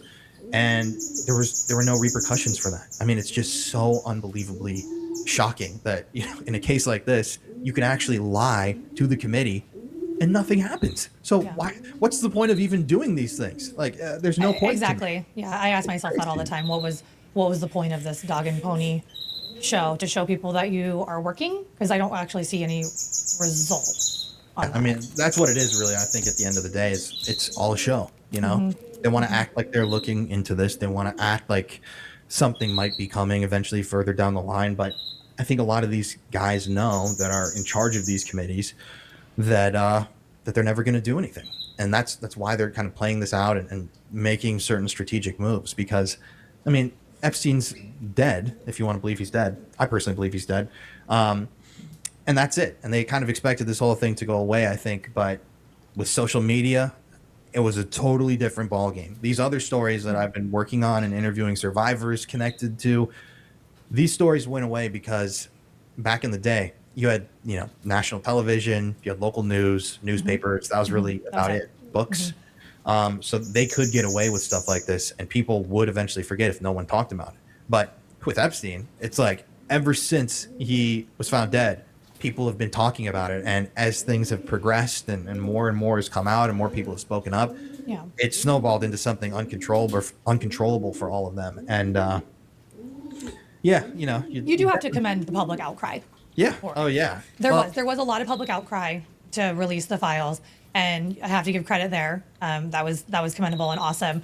But now it's, you know, brave people like you who are continuing to push it when, you know, the mainstream media doesn't have the time, the capacity, the whatever to keep talking about the story when there is clearly so much still here. Yeah, and it's really shocking though. There's one thing that I'll say about kind of the public response.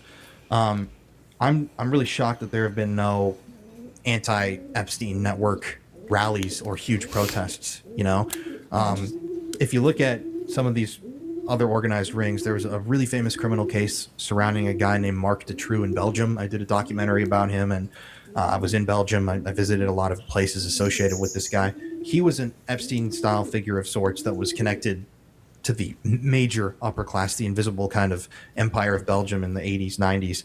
And he's known as being a serial killer, but what he really was a sex trafficker who trafficked children to a lot of powerful people in Belgium. And this was all like litigated in a way in court in Belgium.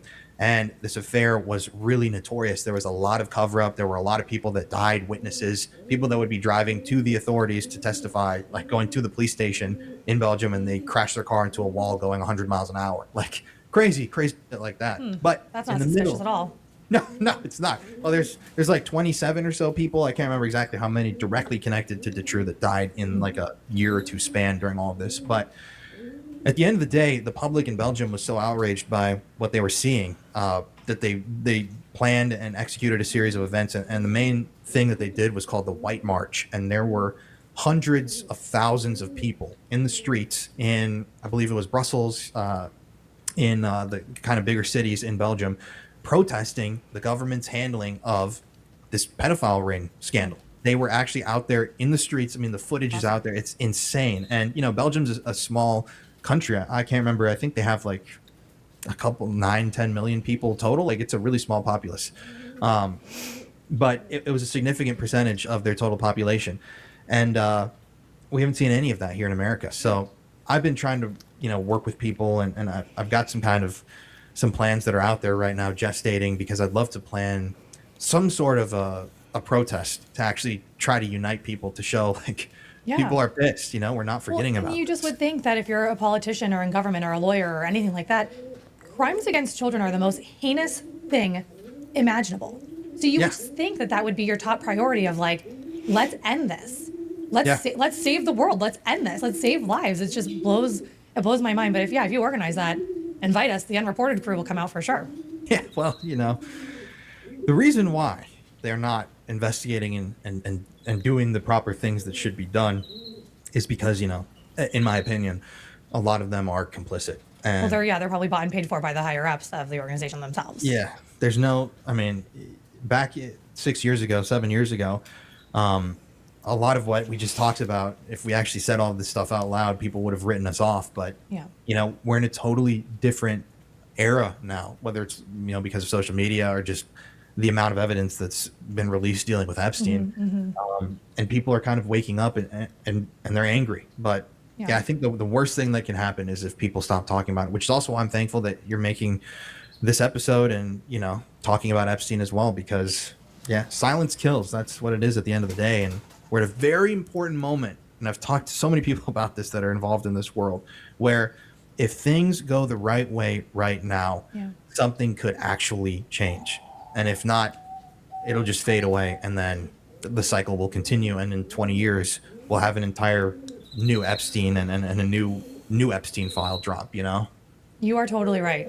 If some good decisions are made right now, I absolutely agree with you. We're at the precipice of making a difference when we have this information in our hands, which, you know, why we shouldn't stop talking about it. I just have one final question for you. What do you think after, you know, going to the ranch and studying this for so long and looking at the files, what do you think is the one thing that people don't understand about this story still? Well, I mean, there are a few things. There are lots of allegations and survivors' testimonies that showed that Epstein not only allegedly trafficked, well, we know that he trafficked like teenagers, but there are a lot of allegations that he was trafficking very young children as well. And that's something that isn't frequently talked about or reported on, but there are even allegations that can be found in previous Epstein file releases and through survivor testimony that Epstein was responsible for trafficking an 8-year-old boy. So there were boys that were involved in this ring as well, which is understandable. Also, I think that what people don't really get is that it's so much more than sex trafficking, and it's so much more than really a pedophile ring, because that is what it is. But the tentacles go so far out there, and they're so expansive. There's so many of them. I mean, this is a story of unchecked power, of bizarre medical experimentation, of cloning, potentially murder. Also, I mean, there's so many different elements to the story that have never been investigated. I think it would take a task force of 10,000 people, 10 years to even begin to crack the surface of Epstein. But, you know, if we don't do something, nothing's going to happen, because it's very clear now that the people at the very top are trying to protect themselves and their cronies. So the best way for people to make a difference is to continue talking about it, continue bringing, you know, this subject up, and keeping the fire on, because one day someone's going to crack. All it would take really would be one proper arrest, and it would be like dominoes. The whole thing would unravel. So, you know, maybe with some new people in office, something would happen. But until then, I don't foresee any major developments. I mean, when you got a president that's like alleged to be a cog in the machine, you're gonna investigate yourself? No, I don't think so. That definitely makes sense. Well, Colin, you are brave. You are awesome. Thank you for keeping the gas on this story and talking with me today. I would love to have you back another time if there's a development or you're working on another amazing project. Your videos are incredible. I was captivated for the 3+ hours. I was watching the entire thing. Like, this is so cool. Thank you for your work. Thank you for going out there and doing it and showing us really what it looks like, because we have no idea. We really have no idea. So Colin Brauman, The Paranormal Files, you are awesome. Thanks for coming on. Yeah, thank you for having me.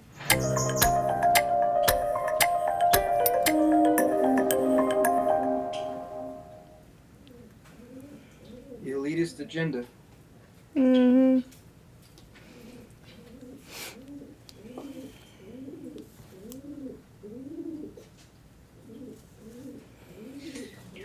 Absolute power corrupts absolutely.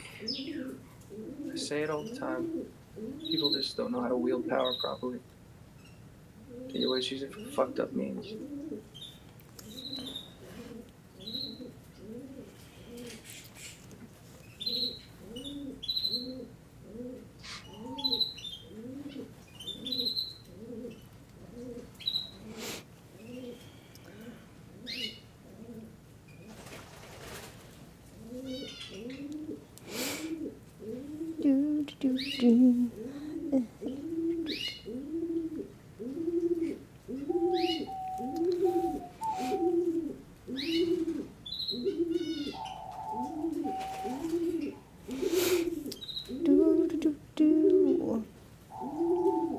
so dangerous doing this with Sharpie. Well, that's how you make it defined.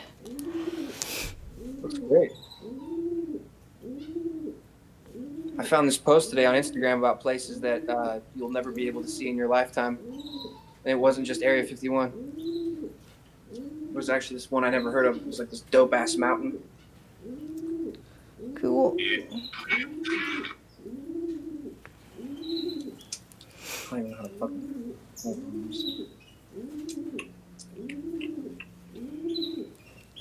Gangkar Puninsum. Have you ever heard of it? Nope. No.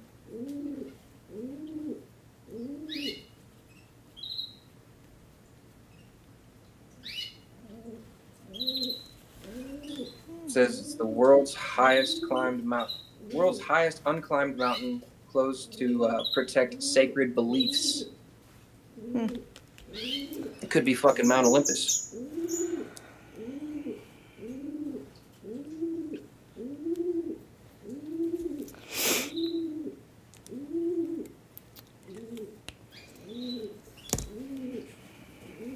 Okay.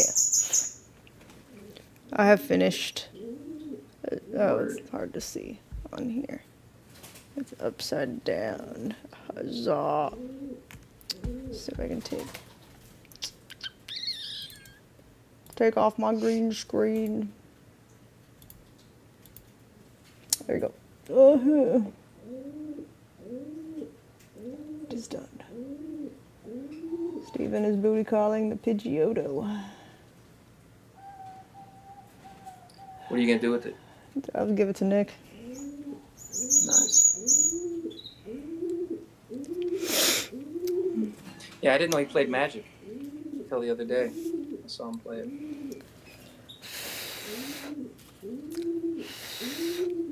Now let me make the eye pop a little more with the orange Sharpie. Actually do the lighter color first.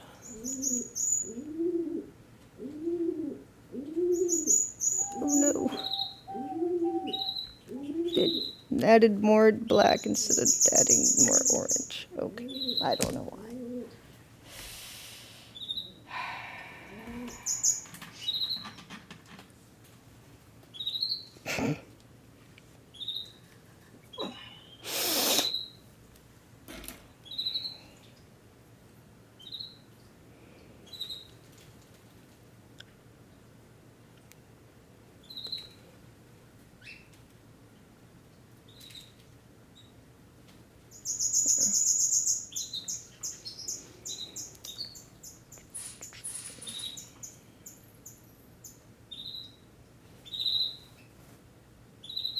There, that looks better.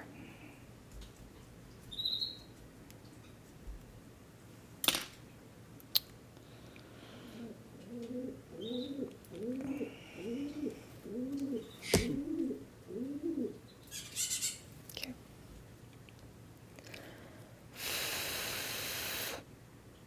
Have to wait for that to dry now.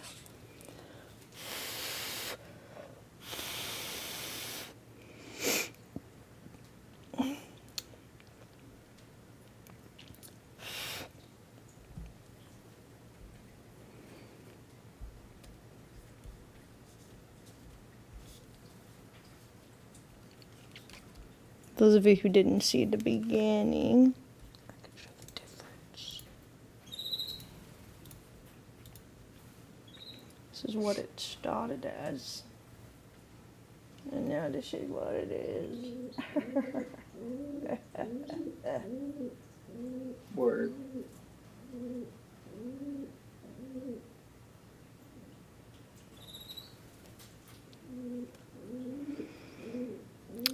Huzzah.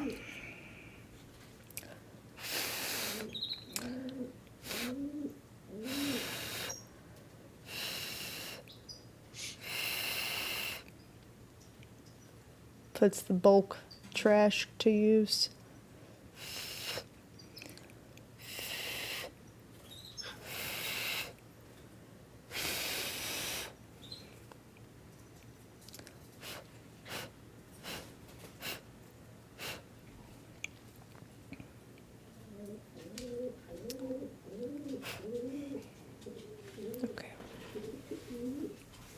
Very nice. Mm-hmm. I'll be back.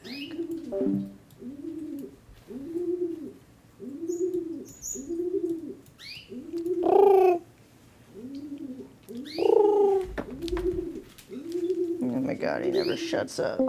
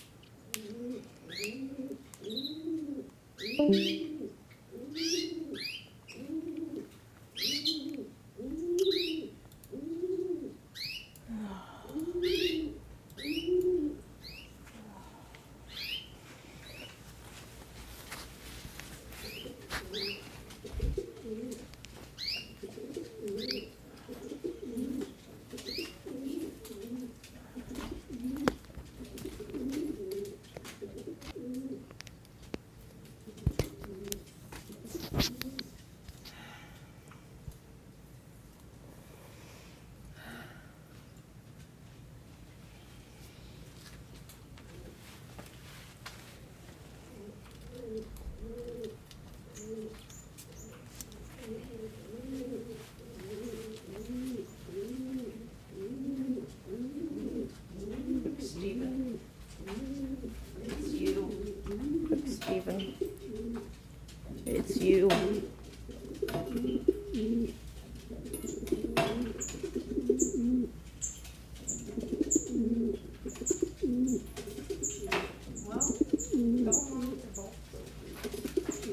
Well, don't knock your bolts over.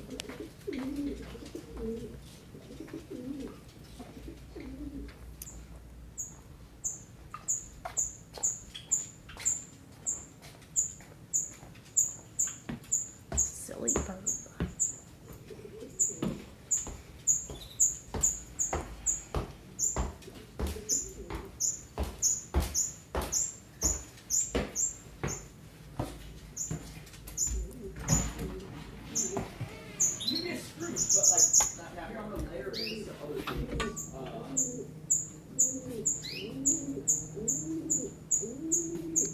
Sorry, I'm writing a note down so I can come back to this point. Someone made a good point. Hello. Oh shit, you scared the fuck out of me again. I made you a Pokemon. Aw! Holy shit! His eyes might still be drying, so don't touch his eye. Oh, my bad. That's so fucking cute. Yes. Oh my god. He's booty calling Pidgeotto. It's a custom full art card. Yes. Yes. Holy shit, It's a dude. booty call. I love this. Good. Yeah, let it dry and then I'll put a sleeve on it. Hey, are you down to come to Orlando with me? Next weekend? Yes. I don't want to.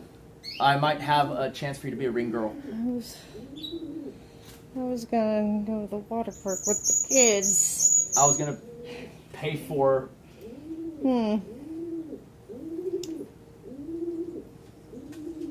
Think about it. We'll talk. Thank you, by the way. Love you. Love you too. See, I do listen to doctor. I don't want to go though.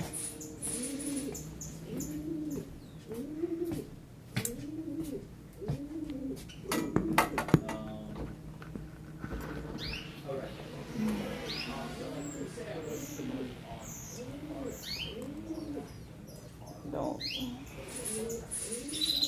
I don't want to be a ring girl. I just want to stay home.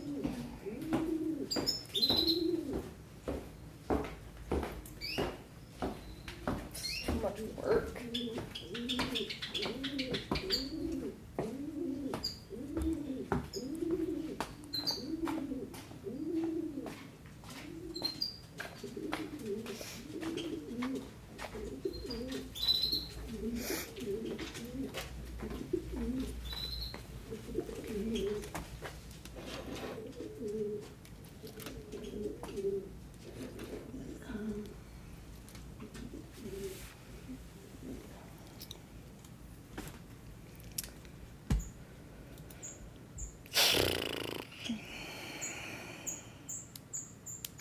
Oh no. No, not Disney World, not in the summertime. Every ride will be hot. Existence will be pain.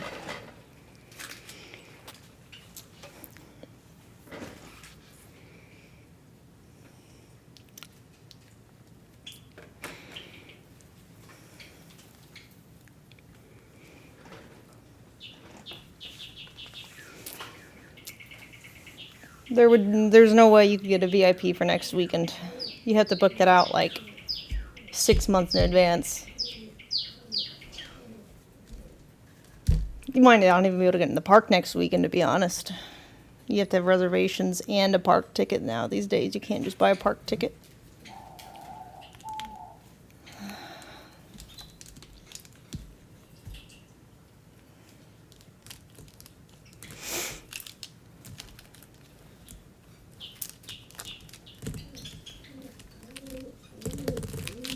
No one just plans Disney World on a whim.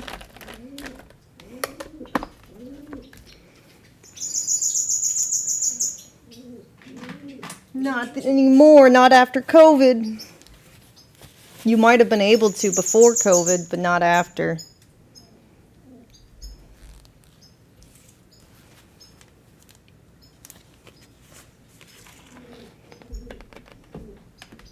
Now they require park reservations and they're limited.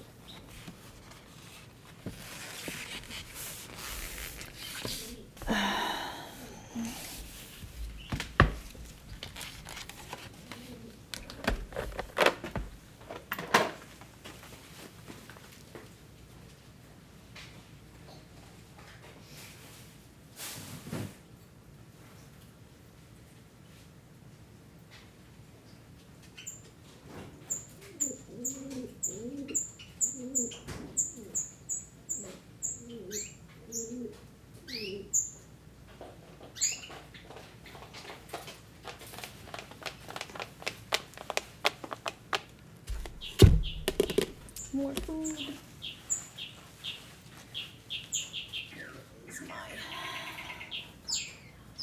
Chili.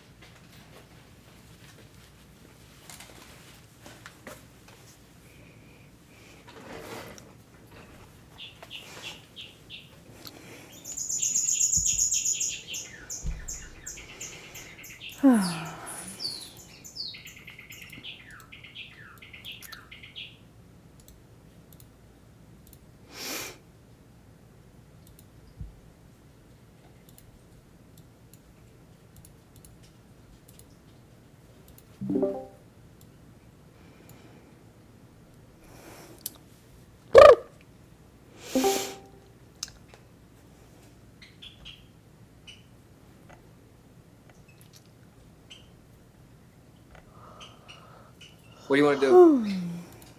I don't know.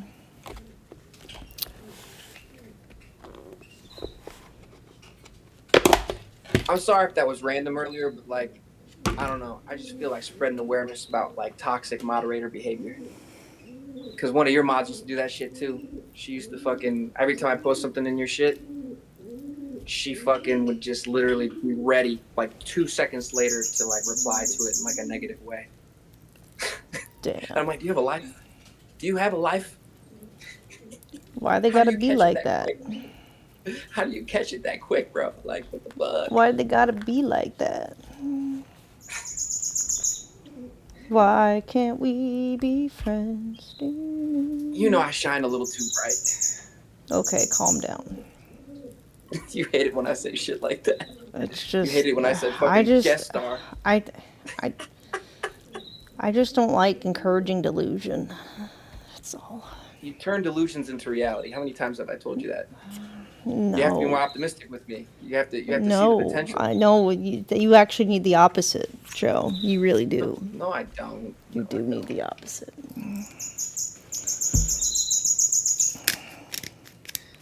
I don't need problems. I need solutions. Too many problems. But you can't find solutions if you toot your own horn all the time. You're right. You gotta be more humble. People get mad at people like that because they don't have the social capability to actually like have the balls to do it. And so then they get mad at you because they're like, or he's talking too much. Raven Whatever the fuck. Starfire says he needs Jesus. No, G-Bus. Jesus. I don't know G-Bus, actually. I'm not sure who that is. Jesus, the cure-all. I know Jesus. I don't know who G-Bus is. Is that like a... Is that a cousin? Cousin Jeebus?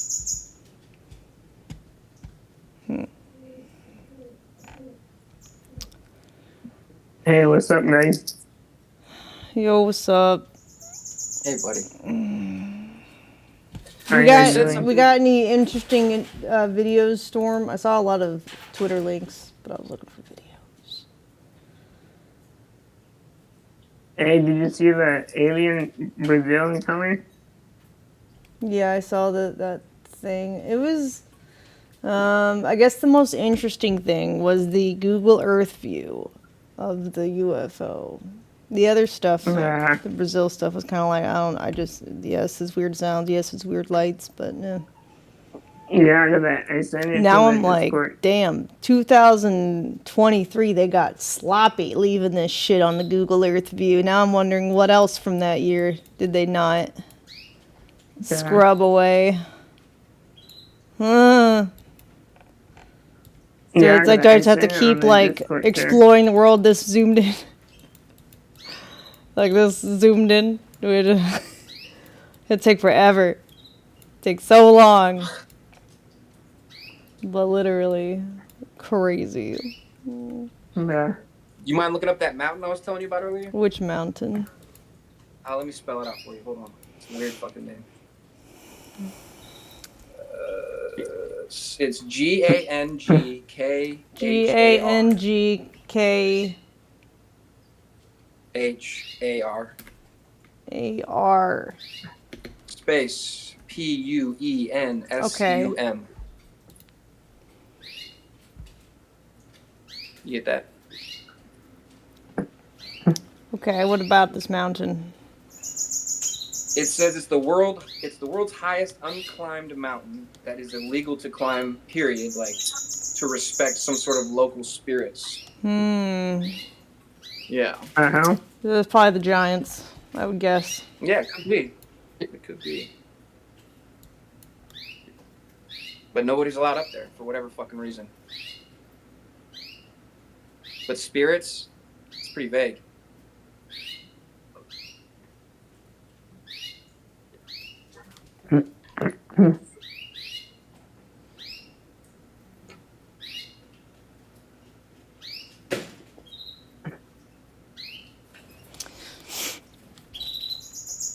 What do you think?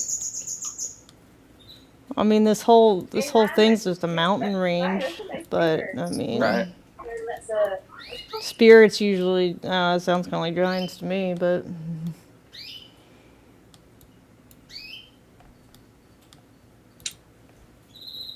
There was this other picture I saw of it where there was like a cloud circling, like it looked like a ring. There was a cloud ring circling the tip of it in like a weird, like godlike way almost. Like it looked like it was fucking Mount Olympus. well, I mean, they had to, the nature is the reference, probably- so Yeah, it was probably. Yeah. Exactly. It had to be based off of something. Mythology is mythology, yes, but I mean, it had to be based off of some kind of reality. Isn't that Greek mythology? Yes, that is correct. Are we sure it's not climbed? I see a lot of tents. I don't know, that's what it says.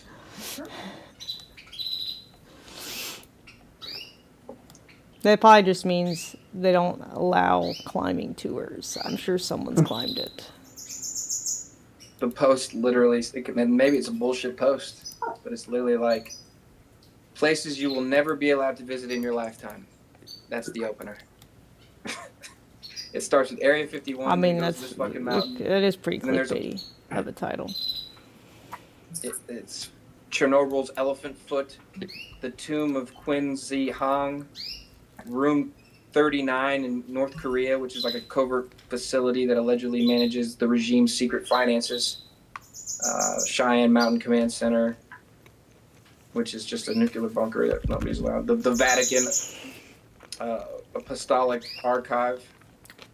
And we all know why that It's fucking off the public's shit. What else? The Mount Weather Operations Center. There's an underground city apparently underneath that.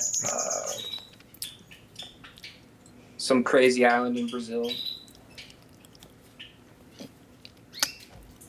Yep. Everything's about to hit the fan. Says Storm. The war with Iran and Israel is going cray-cray tonight. What about it? They're currently bombing each other. Oh. Yeah.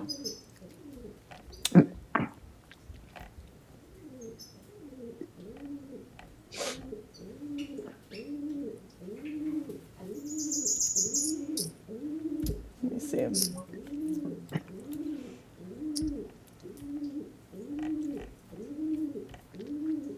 Go to the media share section.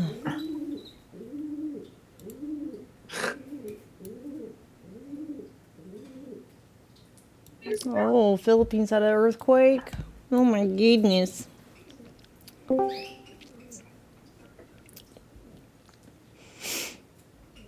Hey, what's going on? What's up, Sarah? What's up?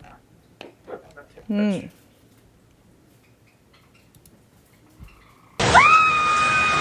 Hey, I'm on that thing you did a Charmander. It was badass.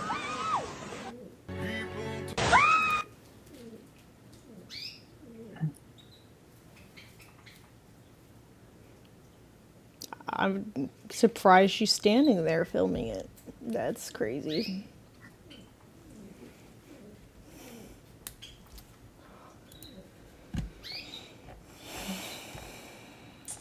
Hope she got away. Oh fuck! I sent you a video. It's a short one. It was just something you said to me the other day. Kind of reminded me of this scene from Lost. I don't watch Lost, so I wouldn't appreciate it. Oh, I remember that. Well, it was just a guy talking about a moth cocoon.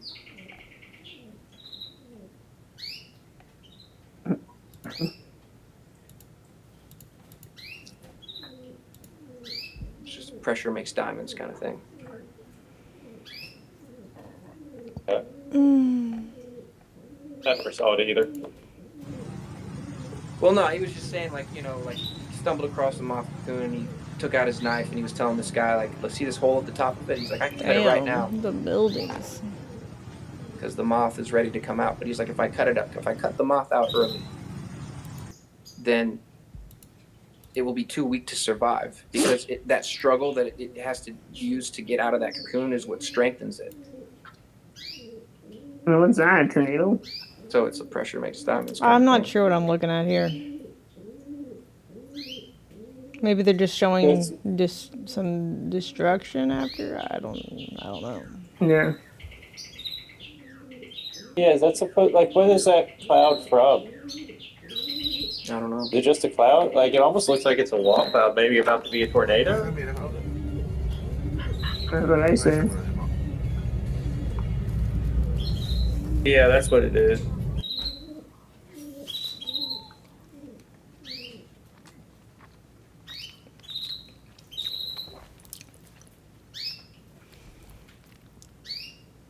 Maybe just the ash from all the buildings collapsing. Oh, Maybe. true. The rubble. I don't even know what this is supposed to be caused by. The demolition dust, Oh, okay. I think. From the earthquake.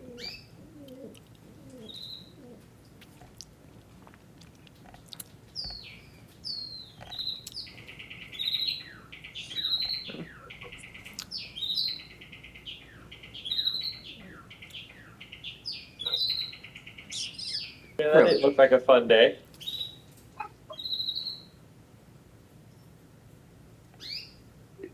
Hey, I'm on that thing you did of the Pokemon. The Charmander came out good. Okay, I'm back. What we watching? Oh, I'm trying to find something to watch.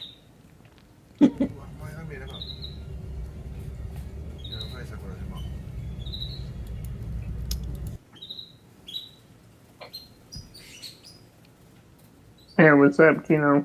Airstrikes have hit petrochemical plant in Iran. Shit.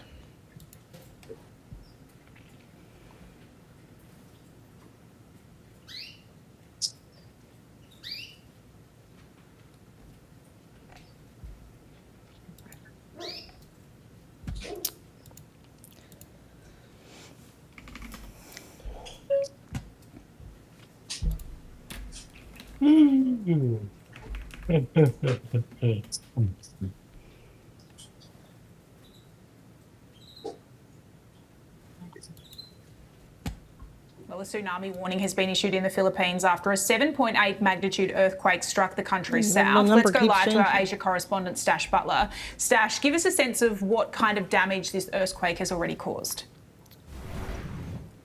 Well, CCTV cameras in streets show people rushing out into the street the moment that 7.8 magnitude earthquake hit off the southern island of Mindanao, the second largest island in the Philippines, at around 7:37 local time. We've seen lots of unverified so far social media videos of damage to buildings on that island, but we're waiting for those to be confirmed. Now, there's a tsunami warning in place. It's been issued by the Philippines, Indonesia, a neighboring country as well. In the Philippines, it's been issued for 9 provinces where people living in coastal areas have been urged to flee to higher ground. The authorities there warning of a wave of above a metre high. It should, as we speak, we've hit the end of the time range in which the first waves are expected to hit. They're expected, if they do come, to last for several hours. Now, President Ferdinand Marcos Jr. has urged people to listen to that warning, to heed it, saying that lives are more important than anything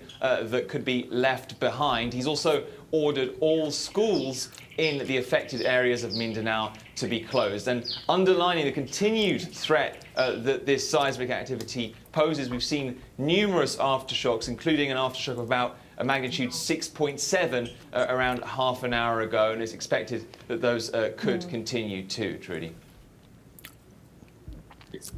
Well, shit.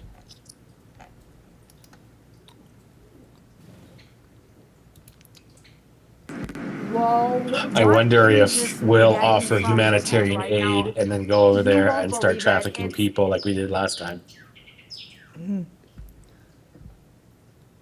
So Japan volcano exploded, apparently.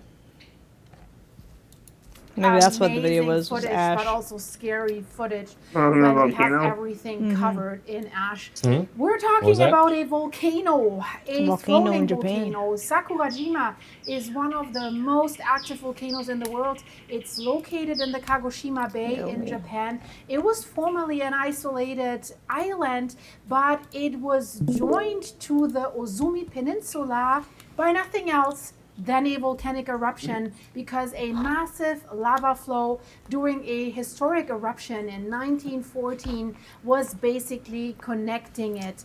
And it is highly active, like smoking constantly and experiencing thousands of minor eruptions annually in the Kagoshima prefecture in Kyushu, Japan, just 4 kilometers, 2.3 miles from Kagoshima City. That's what makes this so important, and that's what's producing these images that we're seeing right now, because this is not a small eruption, and that's why school children go to school with helmets. I've shown you that in the past, because this thing throws out volcanic rocks and matter that can really injure you. Elevation is 3,665 Who is the jackass who decided to build a city there then? feet, 1,117 meters. The summit of that volcano consists of 3 main peaks: Kitadake, Yeah, I that is don't understand why inactive, people build Nakadake, cities, you know, and volcanoes. Minamidake, that is highly, highly active. And it's in a state of nearly constant eruptic activity, with thousands of minor explosions occurring yearly.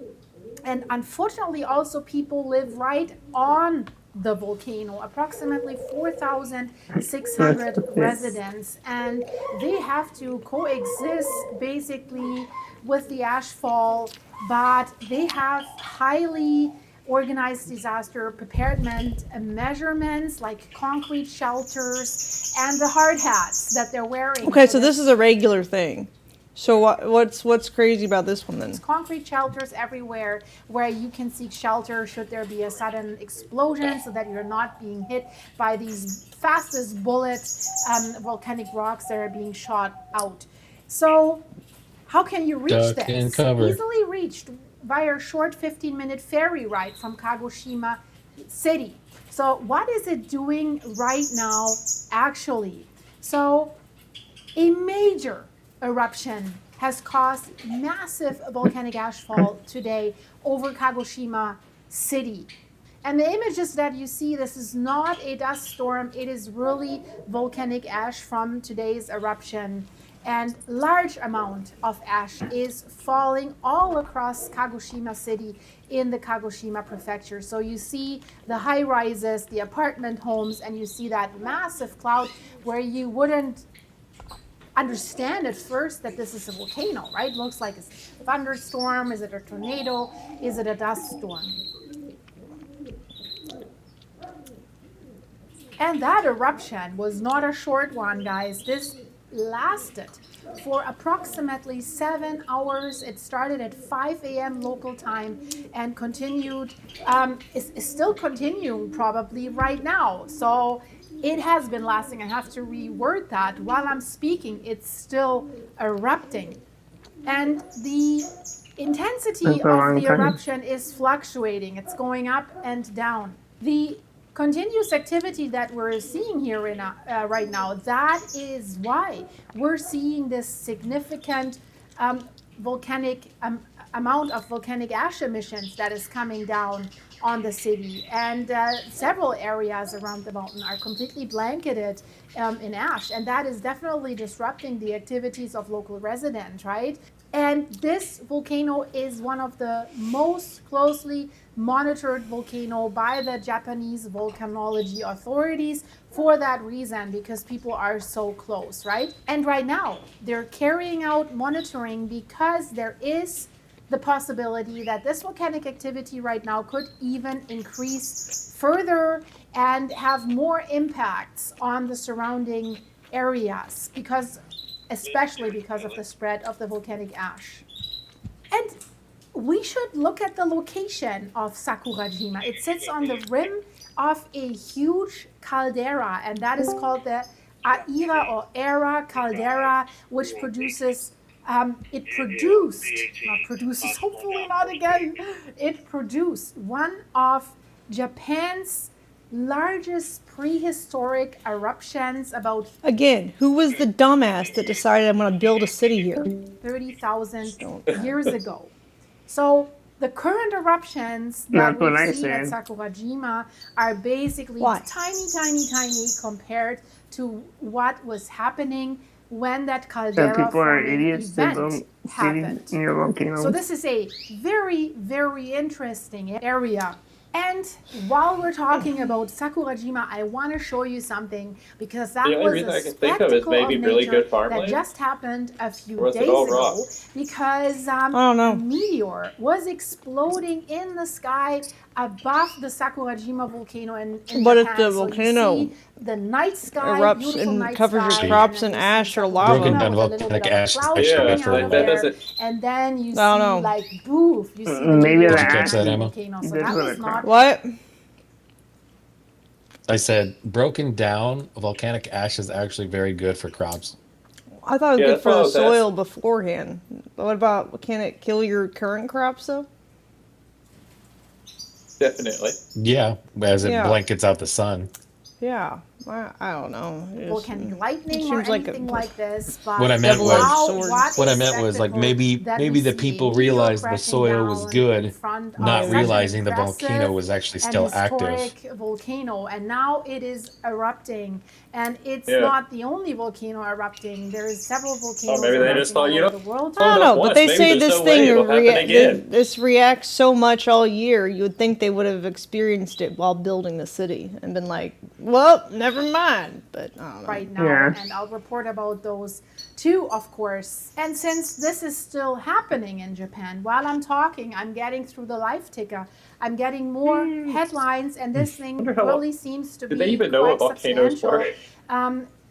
Another I don't headline think that I'm ancient just getting people from were Japan: retarded, breaking or, like, a major not explosive even that eruption ancient, at probably. Japan's Sakurajima volcano has sent Yeah, not a that massive ancient. plume of ash billowing kilometers, miles into the sky over the Kagoshima prefecture. And the authorities, the government has issued a volcanic ash warning for Kagoshima city. Yeah, I don't think they need, I think people know, right? It's pretty obvious by now. So this is definitely a large eruption at Sakurajima in Japan today.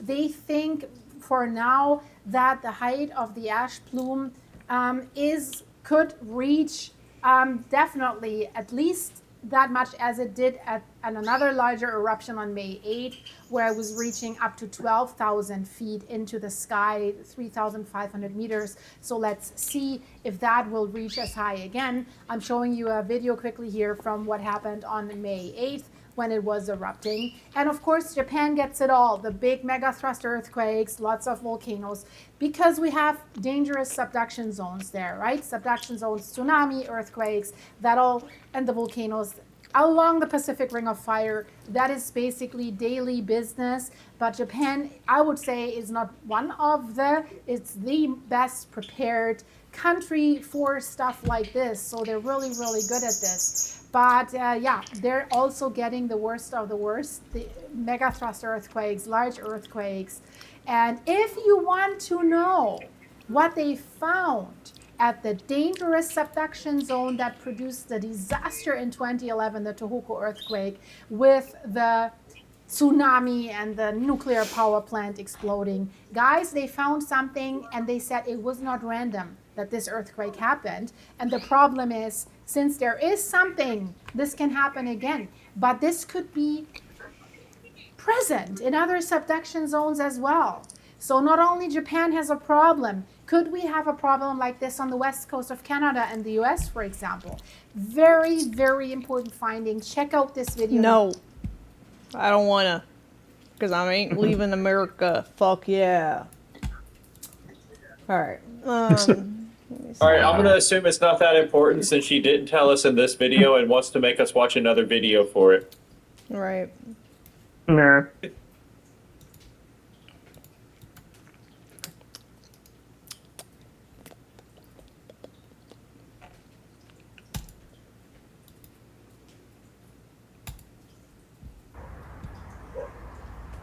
Good evening, everybody.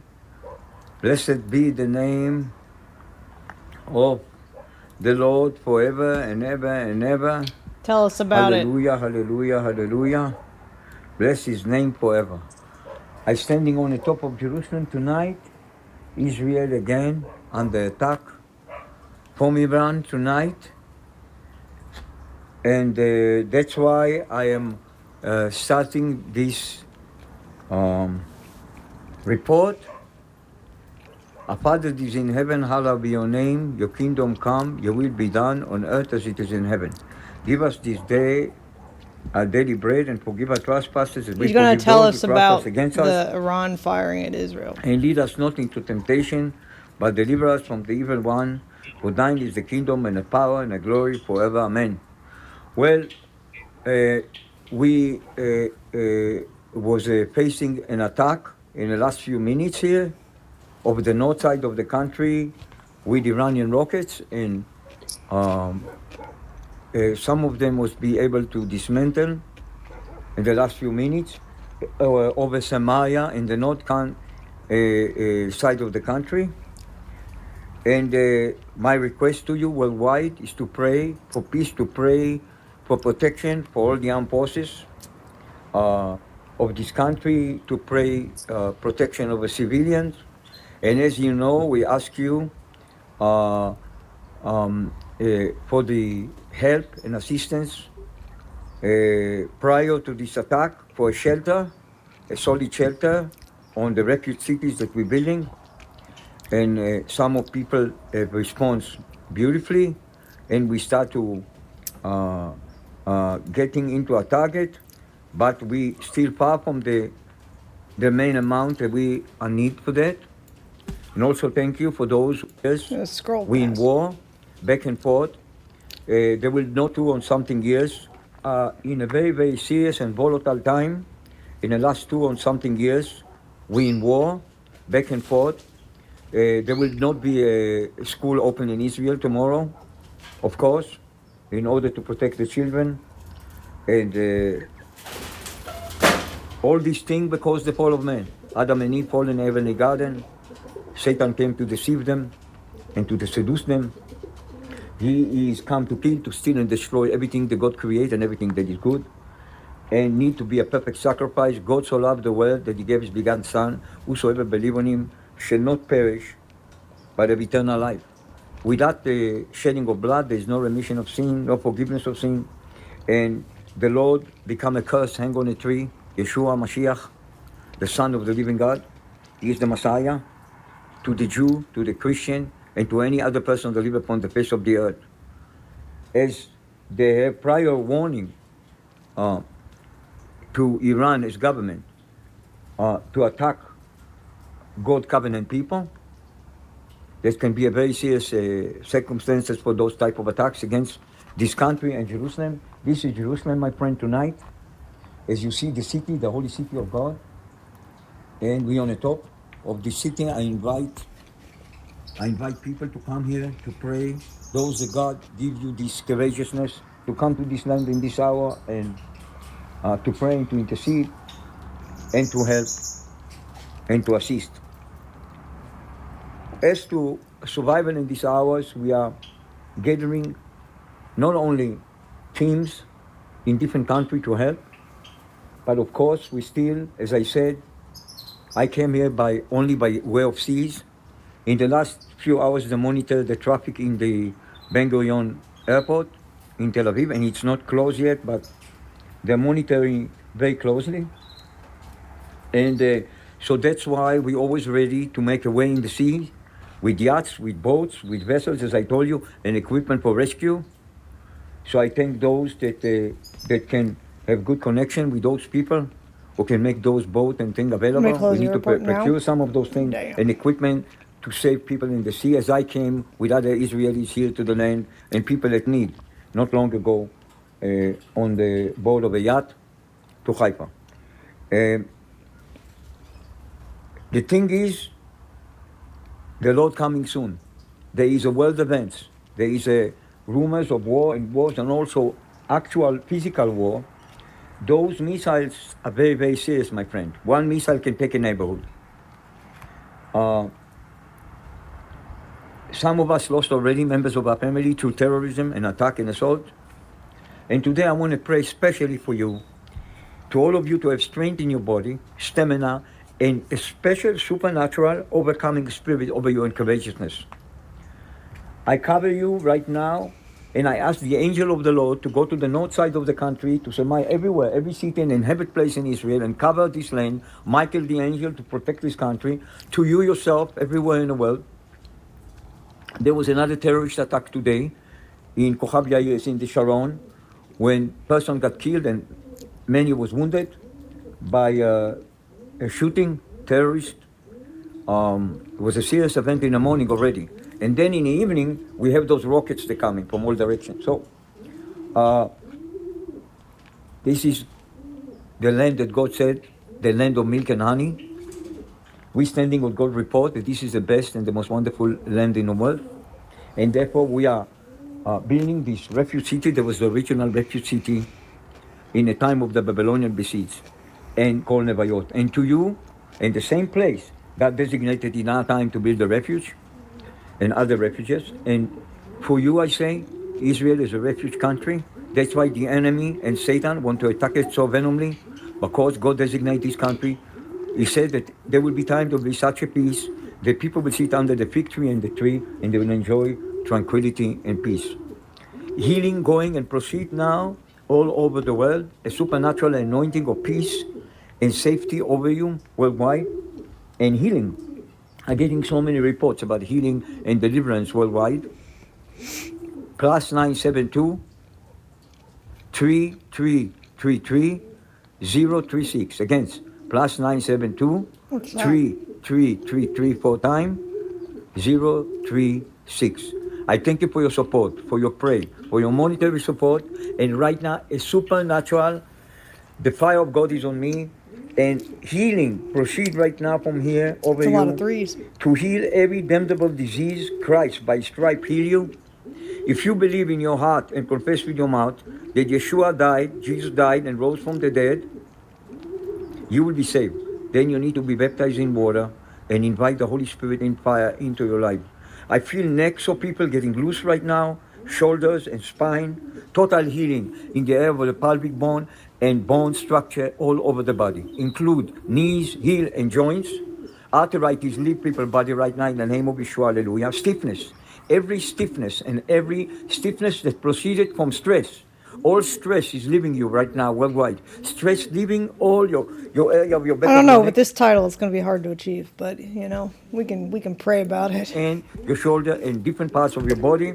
Hallelujah. Nerve system worldwide, different malfunctioning in the nerve system right now getting healed. Every intersection of nerves from the brain to the spine to every part of the body is healed right now in Yeshua's name. Blessed be the name of the living God. Peace unsearchable coming upon you, sealed by the blood of Yeshua. Hallelujah. Blessed be the name of the living God. So if you repent for all your sins and the sins of your family, believe in your heart and confess with your mouth that Yeshua died and rose from the dead, baptized totally underwater. A lady called me tonight. I said, are you baptized? Another one called in the noontime. I said, are you baptized? I said, not yet. I said, well, time for you to be baptized. I'm ready to baptize all of you here in this country. And even I can come to you into your area. Blessed be the name of the living. Then invite the Holy and the Sweet and the Comforter and the Holy Spirit in fire into your life.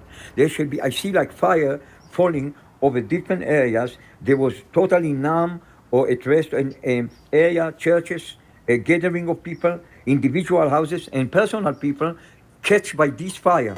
I see like cluster of fire coming upon people right now and touching the entire body in many countries. Do not worship Buddha.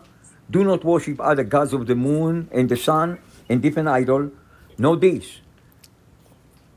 Thou shalt love the Lord thy God with all your heart, mind, and strength, and thou shalt love thy neighbor as thyself. God is a Lord of peace and love. God so loved the world. God intends all of us to live in love, not killing, not skirmishes. And I thank you for hearing me. Right now, stomach problem and nervousness in the stomach is healed.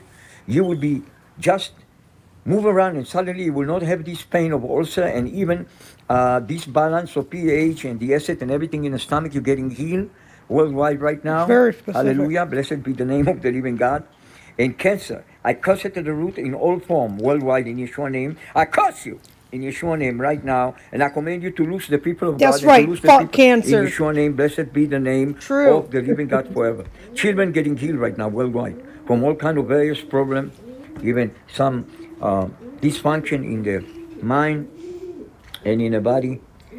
There is somebody with toxemia, pregnancy toxemia. You getting healed right now, and shivering and shaking, healed right now.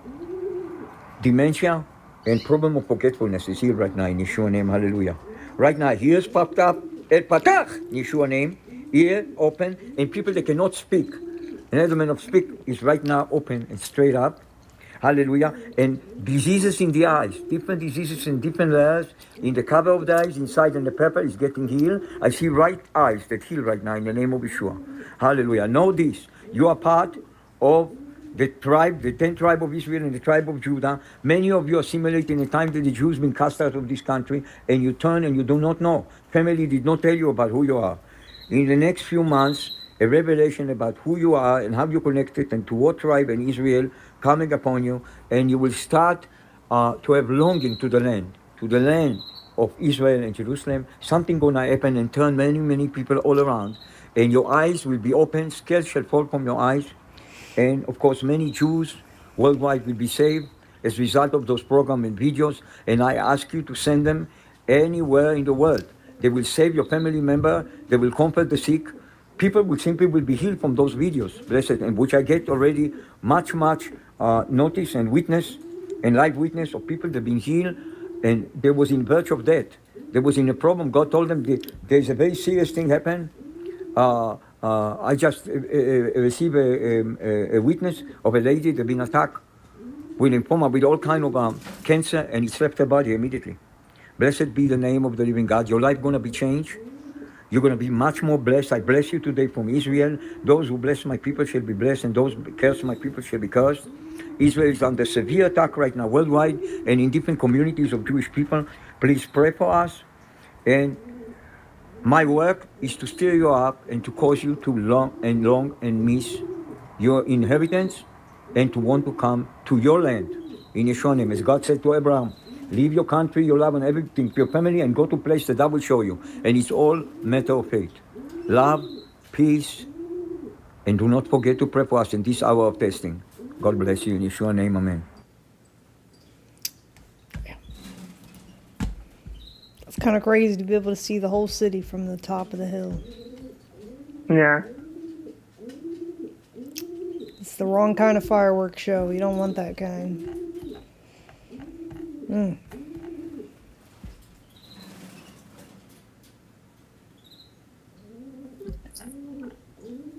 So how was your day, Emma?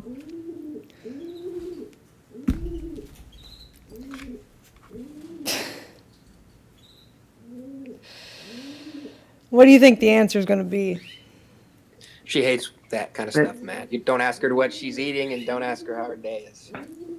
It's like we've just watching the news where they had an earthquake in Philippines, a volcanic eruption in Japan, and with a tsunami warning from the earthquake in the Philippines. Iran and Israel are blowing each other up, and then you ask how my day is. What can I possibly say? True, I get it. The end is nigh. I'm doing better than them, I guess, but I feel like an asshole saying that, though. Time for people to get lit. What's up, y'all? At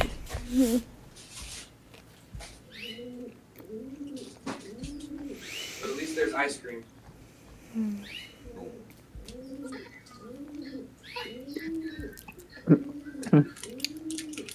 Is that a dog making noise in the back? No, it's a horny pigeon. Yes, I'm talking about you.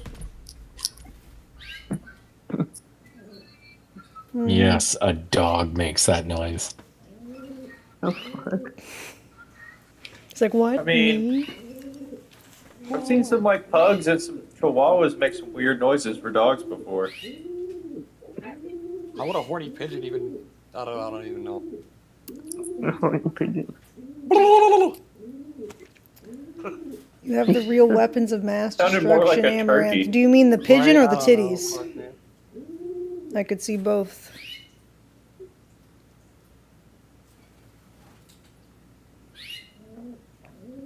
What's everybody up to tonight? Someone said your boobies could Bro, your stop mic- the war. No, boobies have only ever started wars. They've never stopped them.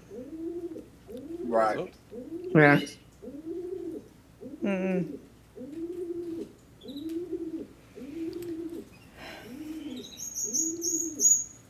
No one saw the Helen of Troy and was like, let's not fight anymore. Yeah, no, it didn't work.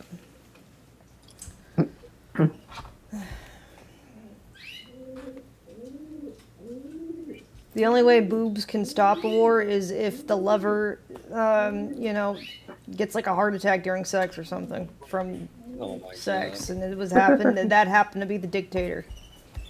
That's the only hope you have. You could smother the guy with the boobs. Smother him to death. That works.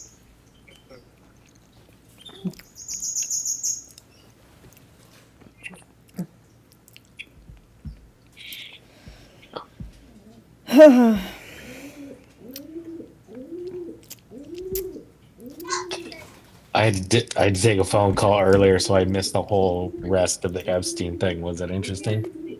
No. Inconclusive, mostly just questioning why no one's raided the ranch before someone bought it. That's fair. It was was just stuff that you probably have already heard. There's a lot of that going around, so. Yep, that doesn't mean we should stop asking questions. No, I always say that. Yeah, definitely question everything, for sure. Those are Fruit Loops. Fruit Loops. Without a fucking doubt. My favorite. Disclosure Day isn't isn't science Close Encounters fiction. 50 years ago. I wouldn't call that science fiction. On I called it Disclosure science Day? speculation. Whenever Harrison was on a horse, it made me wistful for wanting to direct a full Western, a real Western. We're interrupting our coverage. How will disclosure change us? I believe for the better. Thank you so much for doing this. I was always a fan of Richard Schickel, including his interviews with you. So was I. And I know from those interviews how you often viewed, I think, The Color Purple as a kind of turning point for you, where you began making films about, quote unquote, more serious or darker material. And so I wonder if this movie is, in some ways, I tend to see it as a return to some of the subject and material that drove you as a younger filmmaker, maybe some of the wonderments, but made by the filmmaker who's made all those movies since. How would you describe it? Well, it's hard for me to describe it in those terms. It's easier for me to describe it as, my first film that will be, considered science fiction that I do not consider to be science fiction. It's much more reflective of the world as it is evolving and discoveries that are being made as we speak. Well, just to take aliens out of it for a second, I was moved by how much your film is about empathy and seeing directly into someone's eyes. Yes. You opened the movie with American flags, little American flags. I'm curious if there's something about American life today that drove you to tell a story about empathy. Well, I think every movie should have have great emphasis on empathy, because empathy sometimes feels like it's in short supply. We all have it. Sometimes we can't use it. Sometimes it's not allowed to be used if you want to, stay aligned with, your friends and your belief systems. Morning. But I think empathy is there for all of us. I certainly think we all have it for our children, we all have it for our friends. We just sometimes don't have it for each other. And so I thought that Disclosure Day could be a way to talk about that. Was it 2023?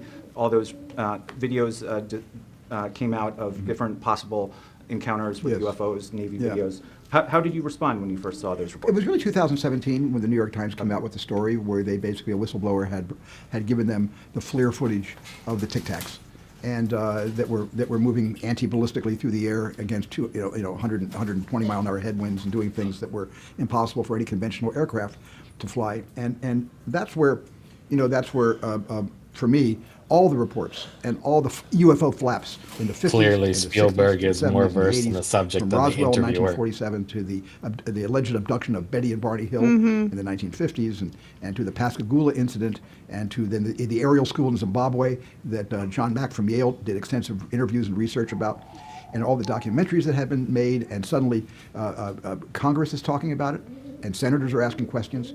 And there are subcommittees are being convened, and in 2023, it was the House Intelligence Committee had hearings where they interviewed Grush, Fravor, and Graves, who were basically blowing the whistle on things they knew that they thought it was time to speak under oath to both Congress and the American people, and that really turned everything on its head. So there was no epiphany for you necessarily, I believe. It was maybe an ongoing kind of revelation. Yeah, look, I've been a believer since I made Close Encounters 50 years ago, and I wouldn't call that science fiction. I called it science speculation. And when I did press on Close Encounters, I refused to call it science fiction. But I was certainly a believer of life elsewhere. But I would always say, until I see a UAP or a UFO with my own eyes, I'm not going to categorically state that there's proof that there's life from out there has come here. But I have changed that because I'm now willing. Is it me or getting wide? No, it's not you.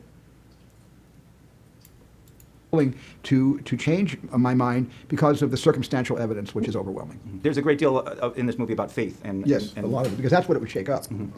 And my impression is that your faith in filmmaking is as strong as ever, my despite God. the concerns people have.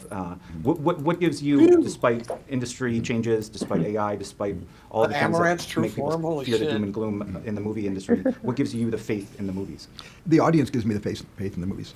The audience that after COVID started to trickle back into movie theaters, and even though the numbers are still not pre-COVID level Mega numbers evolution. for any films that are being released now, it's robust more than it has been in many years. And the audience gives me belief that people still want to congregate in a dark space, and in the company of strangers to share an experience of a film that is made by storytellers, and that gives me faith to continue making films. I'm not against streaming. I'm not against movies made for streamers. I support that, and I've made movies for streamers. I haven't directed one yet, but I support that. But I am of the firm belief, which is why we released Hamnet in movie theaters and not on a streaming platform. Bro, you're yapping.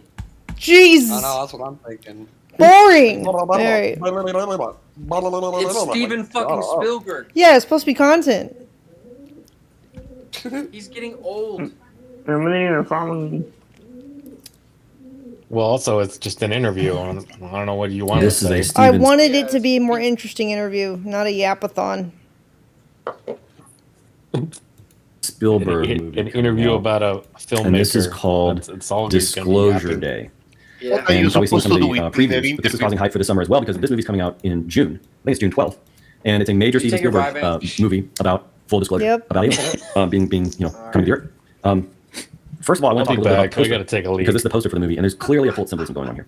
Now, some people will say you're just reaching, I get the eye, but what's the upside down? Is this like a bird? Oh, I guess it's a bird. Yeah, the bird. I was thinking it was like a cleaver or something, like a kitchen utensil, because I didn't see the legs at first. I was just like, is this a shovel? What am I looking at? It's a murder bird. It's a bird. Bird is the word. Okay. it's not really what you think, that you're making stuff up. I'm telling you, if you study this topic, this is how the occult world communicates, through messages, symbols, numbers, hiding things in plain sight. It's very well known, very well understood, and it's everywhere, really. And once you learn to see it, it's pretty easy to see. So, first of all, just some things that I noticed. Sorry, guys, my allergies are driving me nuts, so you're going to have to bear with me. But one of the things that I noticed is the all-seeing eye. Right here, you got this all-seeing eye. You've got this kind of camera flare that also makes it look like an eye. It says all will be disclosed, and then the date I thought was interesting, June 12th, 26, because June 12th could be looked at as 666. So June is 6th month, 12 is 2 6s. So 666, 26. I thought that was interesting. I think it's occult symbolism that they're putting in this movie. And if you watch the preview, which I'm going to talk about now, there's definitely occult symbolism going on and pre-programming going on for sure. Now, I want to point a few things out about what you see in the trailer for this movie. So, and again, the point of all this is not to be interested in it, but to expose the darkness of it to the light of Jesus Christ. That's what we're trying to do. Point to Jesus and expose this darkness with the light of Jesus Christ. So there's pre-programming for lies in this movie. This movie very much depicts people questioning their faith, and specifically Christians. Also, the fact that the eye is upside down is really much the so below part of the as above, so below. Questioning their faith. And it shows in one of the opening scenes, a hand like clutching a crucifix. And it shows nuns, a symbol of Christianity, standing around, and they're just shocked by what they're seeing on TV, and they're shaking. And it's not an accident that they're showing that kind of imagery in this preview, because it's very well understood that this topic, this full disclosure thing, is meant to and is going to create massive supernatural upheaval, faith upheaval in the world, because people are going to question everything. They're going to question their worldviews. And if you don't understand that the Bible has the answers, that the Bible has already told us the truth and prepared us for what's coming, you will be deceived. And there are going to be so many who are going to be deceived. Now, a really interesting thing that I wanted to point out as well about what's in this movie preview is one of the main characters is a guy, and the other is a woman. And this guy in the scene, that's very intense, says to the woman, he says, and they're talking about full disclosure and telling the world, and this woman is a news anchor, and he says to her, quote, "People have the right to know the truth. It belongs to 7 billion people." And when I heard that, I was like, wait a second, 7 billion? There's currently 8.2 to 8.3 billion people on Earth now. So what happened to 1.3 billion people? Why would they say 7 billion people? And understand, this is a major production movie. This is not like a kid making a movie in their backyard. They comb through every line with a fine-tooth comb. Why would they do that? I don't know. Could it be pre-programming? Are they trying to prepare the world for a mass amount of people to disappear? I don't know, but it's very odd that they would put a line like that in a major movie coming out this summer, that they take out 1.3 billion people from the world's population. That's odd. That's really weird. Now, the last thing I was going to mention about this... What was the line? I don't know. In their backyard. They comb 7 billion people. Now, 7 billion. It belongs to 7 billion people. Oh. And when I heard that, I was like, wait a second, 7 billion? There's currently 8.2 to 8.3 billion people on Earth now. So understand, this is a major production movie. This is not like a kid making a movie in their backyard. They comb through every line with a fine-tooth comb. Why would they do that? I don't know. Could it be pre-programming? Are they trying to prepare the world for a mass amount of people to disappear?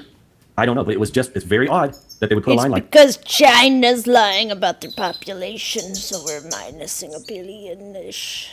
That in a major movie coming out this summer, that they take out 1.3 billion people from the world's population. That's odd. That's really weird. Now, the last thing I was going to mention about this movie as well is the final scene is got this quote kind of overlaid on that you hear this nun speaking. And again, she's supposed to be like a symbol of Christianity, right?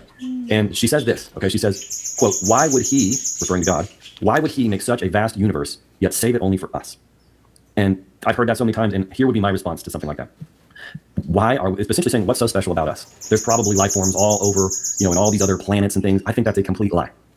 Why are we so special? We're so special because Jesus created this world for man, and he came to earth as a man, fully God, fully man, lived a perfect sinless life, shed his blood on the cross for man, so that by grace through faith we might place our faith in him. Yeah, bro, this is our private Minecraft server, and we've got people trying to hack it. And by people, we mean demons. Believe in him and receive redemption and eternal life. This is a Christian Minecraft server. Jesus created this place for man. Jesus became a man. He died for mankind, and he's coming back for his bride. And he's got a plan for mankind. So this is a very special place. But the message that the world wants you to believe is that we're really not that special. If there is a God, we're probably just one of his science projects. What they really want you to believe is that there's actually these aliens, and we're probably one of their science projects, and they probably just see all these planets everywhere with life everywhere, and you're really not that important. It's a discouragement campaign. It's a lie from the enemy. But this movie is very targeted, and I believe there's a lot of pre-programming in it. And to me, it looks like it's further prepping the world for deception. It's pre-programming by the devil, by the way. Now, another thing that I find interesting is Steven Spielberg, who's the guy making this movie. His first major, UFO alien movie was the big, massive, classic apparently called Close Encounters of the Third Kind, which came out in 1977, and that also was full of pre-programming and created massive interest in this topic of aliens and UFOs. So he's no stranger to the topic at all. He's prepping that lie. He's pre-programming for that lie. And what better way, in the chaos of the rapture and probably wars going on in this world, what better way for Satan to capture the world's attention than UFOs and aliens showing up? And I want to remind y'all of this Ronald Reagan quote. I'm going to pull it up on the screen now, because this is real interesting. Here we have another president talking about aliens decades ago. And look at what he said. He said, "Perhaps we need some outside universal threat to make us recognize this common bond. I occasionally think how quick our differences worldwide would vanish if we were facing an alien threat from outside this world." Ronald Reagan. Now that is interesting. And guess what? Satan understands this too. Satan understands that this would be something that would be so loud, it would pierce through the white noise of chaos and capture the world's attention. And it would be so powerful. The Bible says, if possible, even the elect would be deceived. It is going to be such a powerful lie. And it's going to capture the world's attention. And I don't know how it's going to happen. I don't know if it's going to happen exactly the way I'm thinking. But clearly, Satan is pre-programming for this lie. And these clearly are demonic entities. And they are clearly deceivers, working deception, playing a cat and mouse game for a reason. And the reason has nothing to do with, governments just not wanting us to have the technology yet or something. This is spiritual. This is supernatural. This is about timing, and they're waiting on something. And I believe the Bible gives us those answers. So Satan is a liar. Jesus says Satan is a liar. In John 8:44, Jesus says, speaking to the Pharisees, he says, "You are of your father the devil, and the lust of your father you will do. He was a murderer from the beginning and abode not in the truth, because there is no truth in him. When he speaketh a lie, he speaketh of his own, for he is a liar and the father of it." Satan's a liar. His minions, it says in Scripture, Satan and his angels can appear as ministers of light, but they are not. They are deceivers. The Bible says Satan comes to kill, steal, and destroy. He's a liar. So don't be deceived by this UFO alien agenda. It's deception from ancient deceivers. It's evil forces of darkness. And these aliens are demons, and their purpose is to deceive.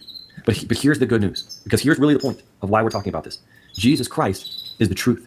Jesus Christ is the light. And we can expose this darkness in the light of God's word. Expose it for what it is, a deception. And we can point to the truth that the world really needs. We don't need to come together and hold hands and sing Kumbaya and talk to our space brothers.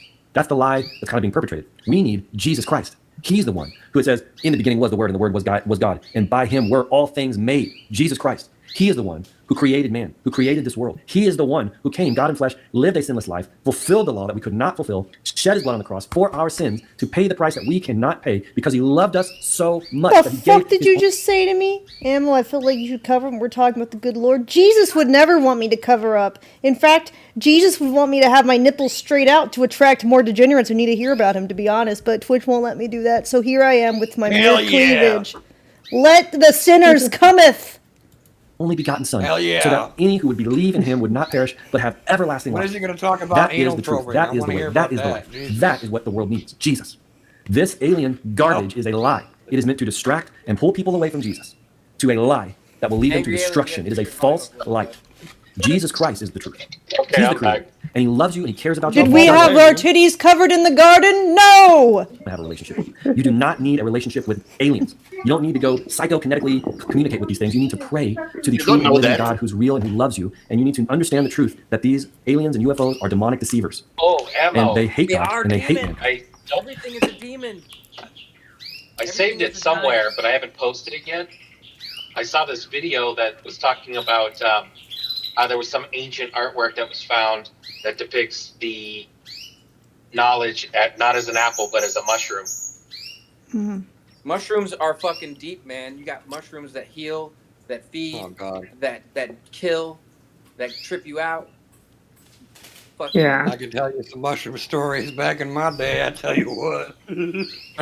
Okay, chat. The point we all make were, how are they not all demons? What if some are good? Okay, so let's go hypothetically. You're probably right. Some of them are good. Okay, what does it do for humans to try to figure out which are the good, which are the bad? Will we become supernatural if we figure out which are the good? Probably not if they're actually good, but they might tell us they're good and that they want to give us powers, and that probably means they're bad. So it's probably best to just blanket statement it and call them demonic, because if you go down the rabbit hole, it's a dangerous game to play. Rogan was talking about it one time. And dangerous. He hit all the notes, like literally, like he was talking about how those mushrooms existed and how creatures would eat them. We're not talking about the mushrooms right now. We're talking about aliens. I'm talking about evolution. I'm talking about motherfuckers eating the mushrooms in the past, and then over time, after eating the mushrooms, they evolved mentally. That was the theory. Have you ever done mushrooms, Ammo, Joe? You were asking why should we determine whether or not NHI is good or evil? No, I'm saying like if you how would you know? If you try to go on a quest when the aliens get disclosed to try to befriend different whatever they're calling them. We'll just say aliens, whatever the fuck, entities. I tell you what, if I was out walking around, an alien party reached out to me and said, "You want to go aboard our ship and have a really hot, kinky sex party?" I'd be like, "Fuck yeah, take me and give me some hot tools." See, and that's what I'm saying. And even though that alien might not try to kill you, what if people on that ship do? Or what if other aliens at this party do? It's not a good rabbit hole. So it's better to say, danger, danger. Things could happen. Danger will rob. Bad things. I mean, that's just logic. Like, there's no next morning walk of shame coming home from that party. Like, right. If you ain't got no designated driver, you stuck. Beat me up. That's all I gotta say. I don't give a shit. That idea is just that goes for all human beings, though, right? Right. Like you can't just automatically trust somebody. But you know that there are a bunch of people out here who are hearing about UFOs, like teenagers who don't have that kind of logical reasoning yet, that are like, cool, an alien. You know what I mean? Like there's a lot of retards and a lot of ignorant young people. I think we've been slowly preparing ourselves with movies and things like that. Oh my God, I'm never gonna get to have this conclusion. I'm like, oh, they've been slowly shut up. Let Tino talk. I was just going to say very simply, yes, you can't just trust everybody automatically off the bat, but I think it is a good conversation to have. I still think whether or not these things are good or evil is still a good conversation, because it's just like when you decide to finally start trusting somebody, you got to decide what kind of person they are. You know what I mean? Like you don't want toxic people around you, so you start limiting yourself with those kind of people. Right. But unfortunately, maybe this is just me being a negative Nancy, we'll call it, a pessimist. I feel like the ones willing to fuck with us right now or in the near future are probably not the good ones. Well, I agree with that. Yeah. The good ones are probably very laissez-faire about the whole issue. Yeah, like at best, I don't know, neutral party is like the best you could hope for right now, I think. Not necessarily good and have your good intentions at heart, you know? Some neutral aliens. I don't know. The good ones are That's what's going on. They So don't deserve the good to news see is us, man. that Fuck we're all this sinners. shit. Romans 3:23, for all have fallen short of the glory of God. All have sinned and fallen short of the glory of God. Being a Christian is not just being better than other people, having khakis with no, wrinkles in them and a really sharp, ironing crease. It's not wearing a cross necklace or sitting in a pew or having a fish on your car. Being a Christian is like being a beggar and telling other beggars where you found bread. Jesus Christ is the bread of life, and we all need him. He is God, and he loves us, and he's real. He's the life, the water of life, the bread of life. And Romans 6:23 says, the wages of sin, which we all deserve, is death. But the good news is, it says that the gift of God is eternal life through Jesus Christ, our Lord. That is such good news, and we need to share it because people are deceived. They're living in bondage, they're living in darkness, and they're being drawn to a false light and pre-programmed for a massive deception. And now is the time to point to the truth and shine the light of Jesus Christ. It says in John 3:16-18, for God so loved the world that he gave his only begotten Son, that whosoever believeth in him should not perish but have everlasting life. I promise you, whatever these aliens and demonic entities are communicating to the world, they are not going to bring life and peace and joy, and especially not everlasting life. They're lying. Jesus is offering true, eternal life to any who would believe in him and have everlasting life. I don't think For God anybody sent not his said Son that, into the world, bro. it says in verse 17, to condemn the world, but that the world through him might be saved. He that believeth on him is not condemned, but he that believeth not is condemned already, because he hath not believed in the name of the only begotten Son of God. Well, Listen, if you, they probably will me be data. offering eternal life soon by fusing with AI or cyborg or whatever. How soon? Oh. Ballpark. You won't be able to afford it, Joe. Don't worry. you choose to reject Jesus, if you choose to reject life, if you choose to reject the light, then you have chosen darkness. You have chosen separation gotta from the get to Creator. the You have chosen chopper. separation from wisdom. You have chosen separation from life and from light. Choose Jesus Christ. God made it so simple. He came and he did the work that we can't do. We can't earn it. You don't have to be good enough and earn salvation. It says in Ephesians 2:8-9, for by grace you have been saved through faith. And this not of your own doing. It is the gift of God, not a result of works, so that no one may boast. He has clips. Who has came clips? because we are sinners in need of a Savior. We have such a loving God that he came and he saved Wait, us. He made a clips way for what? for salvation, and we don't have to earn it. How incredible is that? We don't have to make some incredible From the hajj. movie? We don't have to Who's crawl he? on our bellies and our knees up some mountain and say this repetitive prayer I every didn't see step. anything. We have to simply look upon him, Jesus, who shed his blood on the cross for him, and cry out to him and say, I believe in you. And Oh, what he is did it for the us, end that or he what? shed his blood on the cross, that he rose again on the third day, and then he's coming back. We place our faith in him and we're forgiven. what? We're washed clean and we're saved. That's the power of the gospel. That's the love of our Savior. He did it for us so that we could just accept the gift. Why would anyone reject this gift? It's beyond me. So listen, family, please, I'm asking you, understand we are in times of great deception. Jesus said when the apostles asked him, what will be the sign of the end? He said, let no man deceive you. That's the first thing out of his mouth. We're in such times of deception. But I'm telling you, what we're seeing is clearly showing that the world is being pre-programmed and prepped for a massive lie, a huge, strong delusion. And I think that this UFO alien agenda is part of it. It's clearly being pre-programmed and prepped. And it's clearly manufactured so that it will deceive people, confuse people, and draw people away from Jesus. So let's spread the truth of Jesus. Let's point to Jesus. Let's expose the darkness, expose the deception now, while we have time, because the hour is late. Was it? Interesting. This is a full-length video. It says. Are there clips in here or what?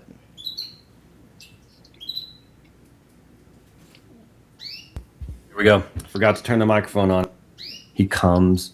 He They censored comes it? down Like the they chimney. took out the clips? He puts the presents under the tree and he eats these cookies that we leave out for him. Oh, Santa and so Claus. The kid goes to bed, and in the morning when the kid comes down and sees the cookies eaten, he goes, it was Santa who ate the cookies, because the cookies are gone and I know it was Santa. Now, the cookies are gone, but it wasn't Santa who took the cookies. It was their parents, the kid's parents. You don't know that. When I think that's extremely interesting. What if their dad is Because Santa? what is one image? Checkmate. This image right here. They removed the clips you wanted to show us? Damn, that sucks. Sorry to hear that.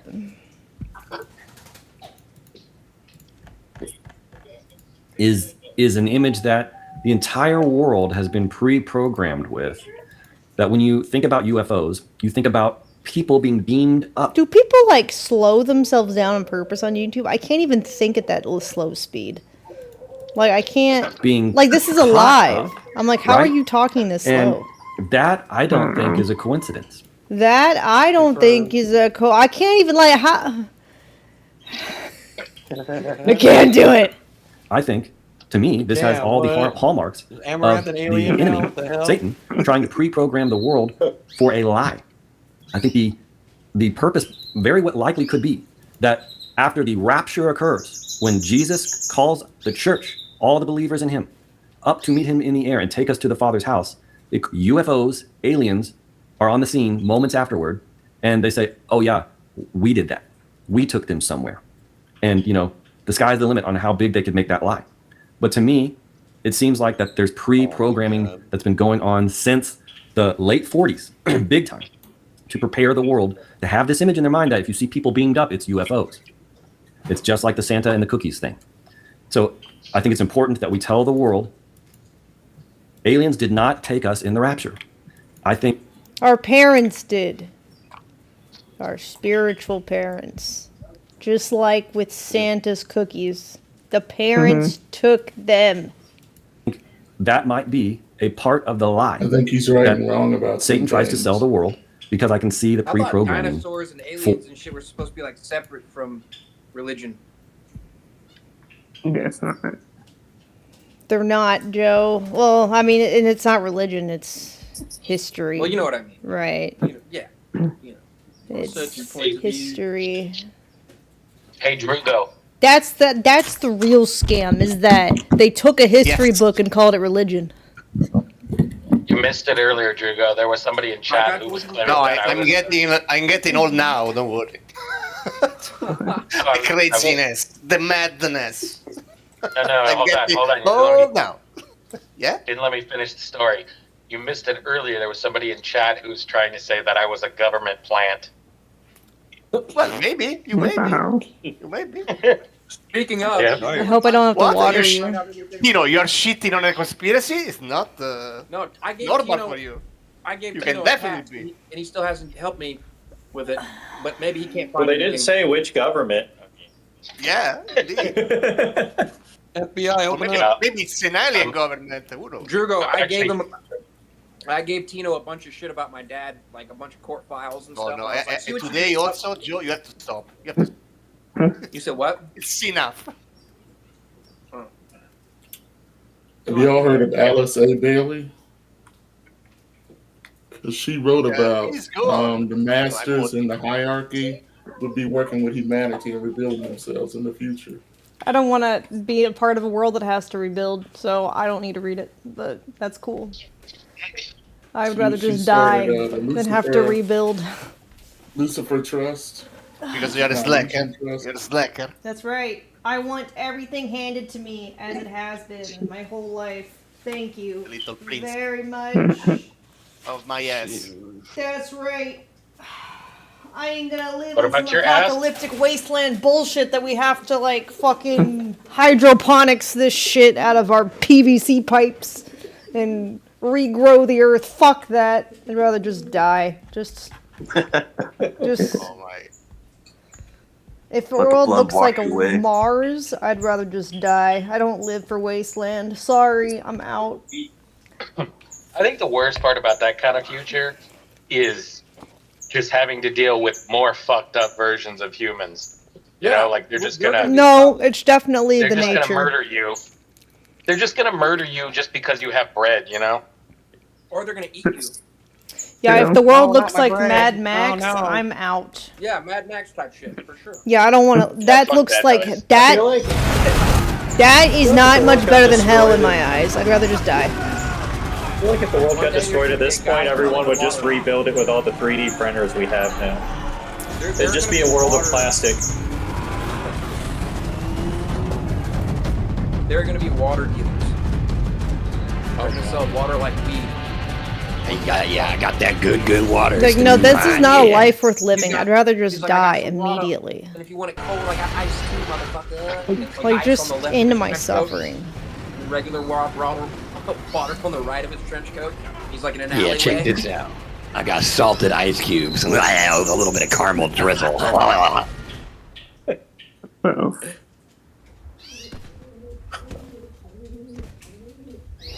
Yeah, look at that Mad Max shit. Yeah, that'd be terrible. I've actually seen that movie. Eating dog food. Shit. No. The only people that Bro, think this would be a fun food, world to yeah, live you in never are chose. masochists, okay? You hate your fucking self and must love to suffer if you think this would be fun. Fuck no. I mean, a zombie apocalypse would be more fun because it's not a fucking desert.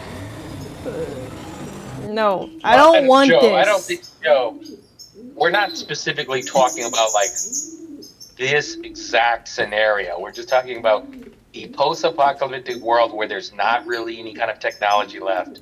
What about it would just Fallout suck because If the Yeah, world because doesn't people are still gonna look revert like to, like, this, I don't want to live in low it. levels. Okay? Fallout is cool. If there's no grass and no furry creatures, I don't want to live here anymore. Okay? I'd be like The Walking Furry, Dead. no without grass, zombies. bro. Well, I mean, look at Blade You Runner. have no grass at your home currently. What are you talking about? Okay, but that's an option though. I can have grass. Fuck you. And they tag team the Dark Wolf mercilessly. You're all worse and no. Ammo, don't be cute animals in grass. You just won't get to see because somebody's gonna murder you first. Fuck you, T, buddy. do you This is remember my in Blade piece, Runner? my piece of grass. Do you remember in Blade Runner T how there were no real dogs anymore? Like dogs in general just like were gone. Sure, but that's not a post-apocalyptic world.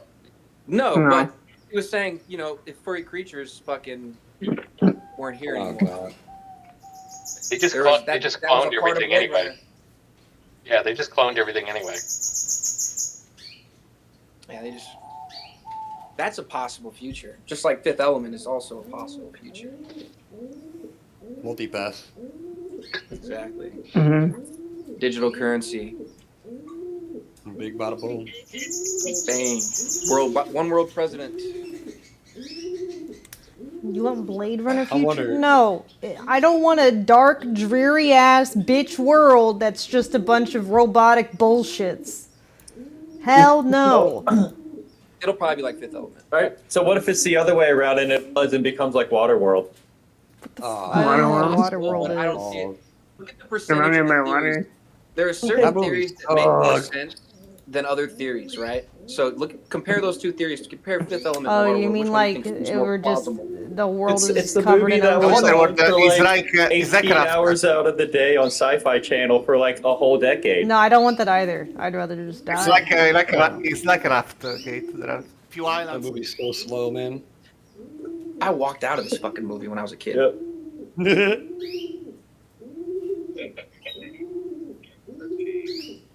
What's really funny about that movie is there's a whole scene in it where the guy's like, I wish we could find land. And then if you look in the background, you can actually see a mountain back there. And it's like, just Yeah. turn the fuck around. Right. Well, that probably wasn't part of the plot. That was probably, well, we need to get rid of that later in post, and somebody forgot. That's exactly what it was. We don't have the budget required to remove this mountain. Fuck. We're over budget. No, but he was a fish person. I didn't know that until like later on in my life because I never finished the movie. And so like I found that out later, and I was like, oh, that's a twist. Motherfucker has gills. It's like Alf. Yeah, I didn't stay long enough as a kid. I walked out before I found out he was a fish guy. Oh, wow.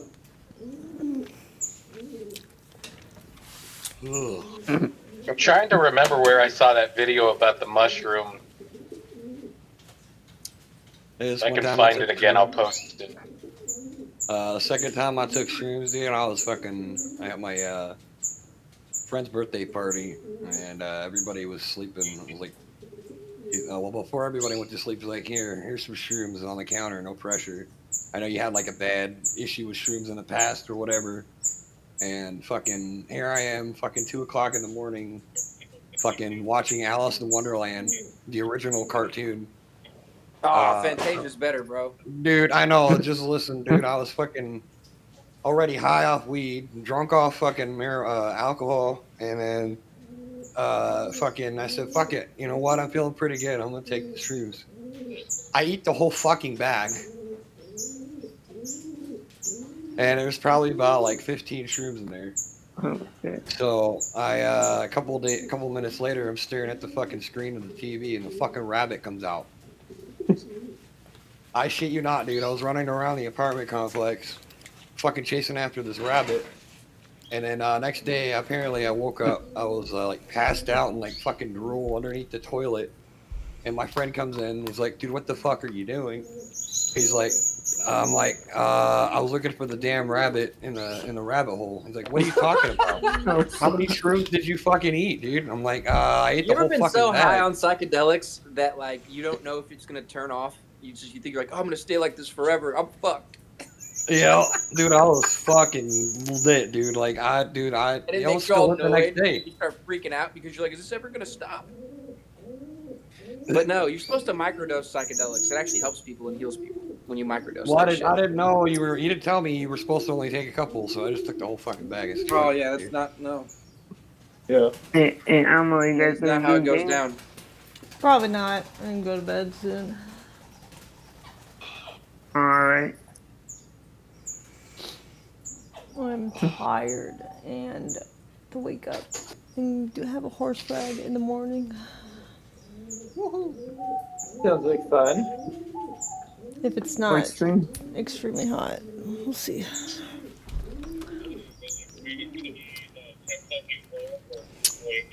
Oh no.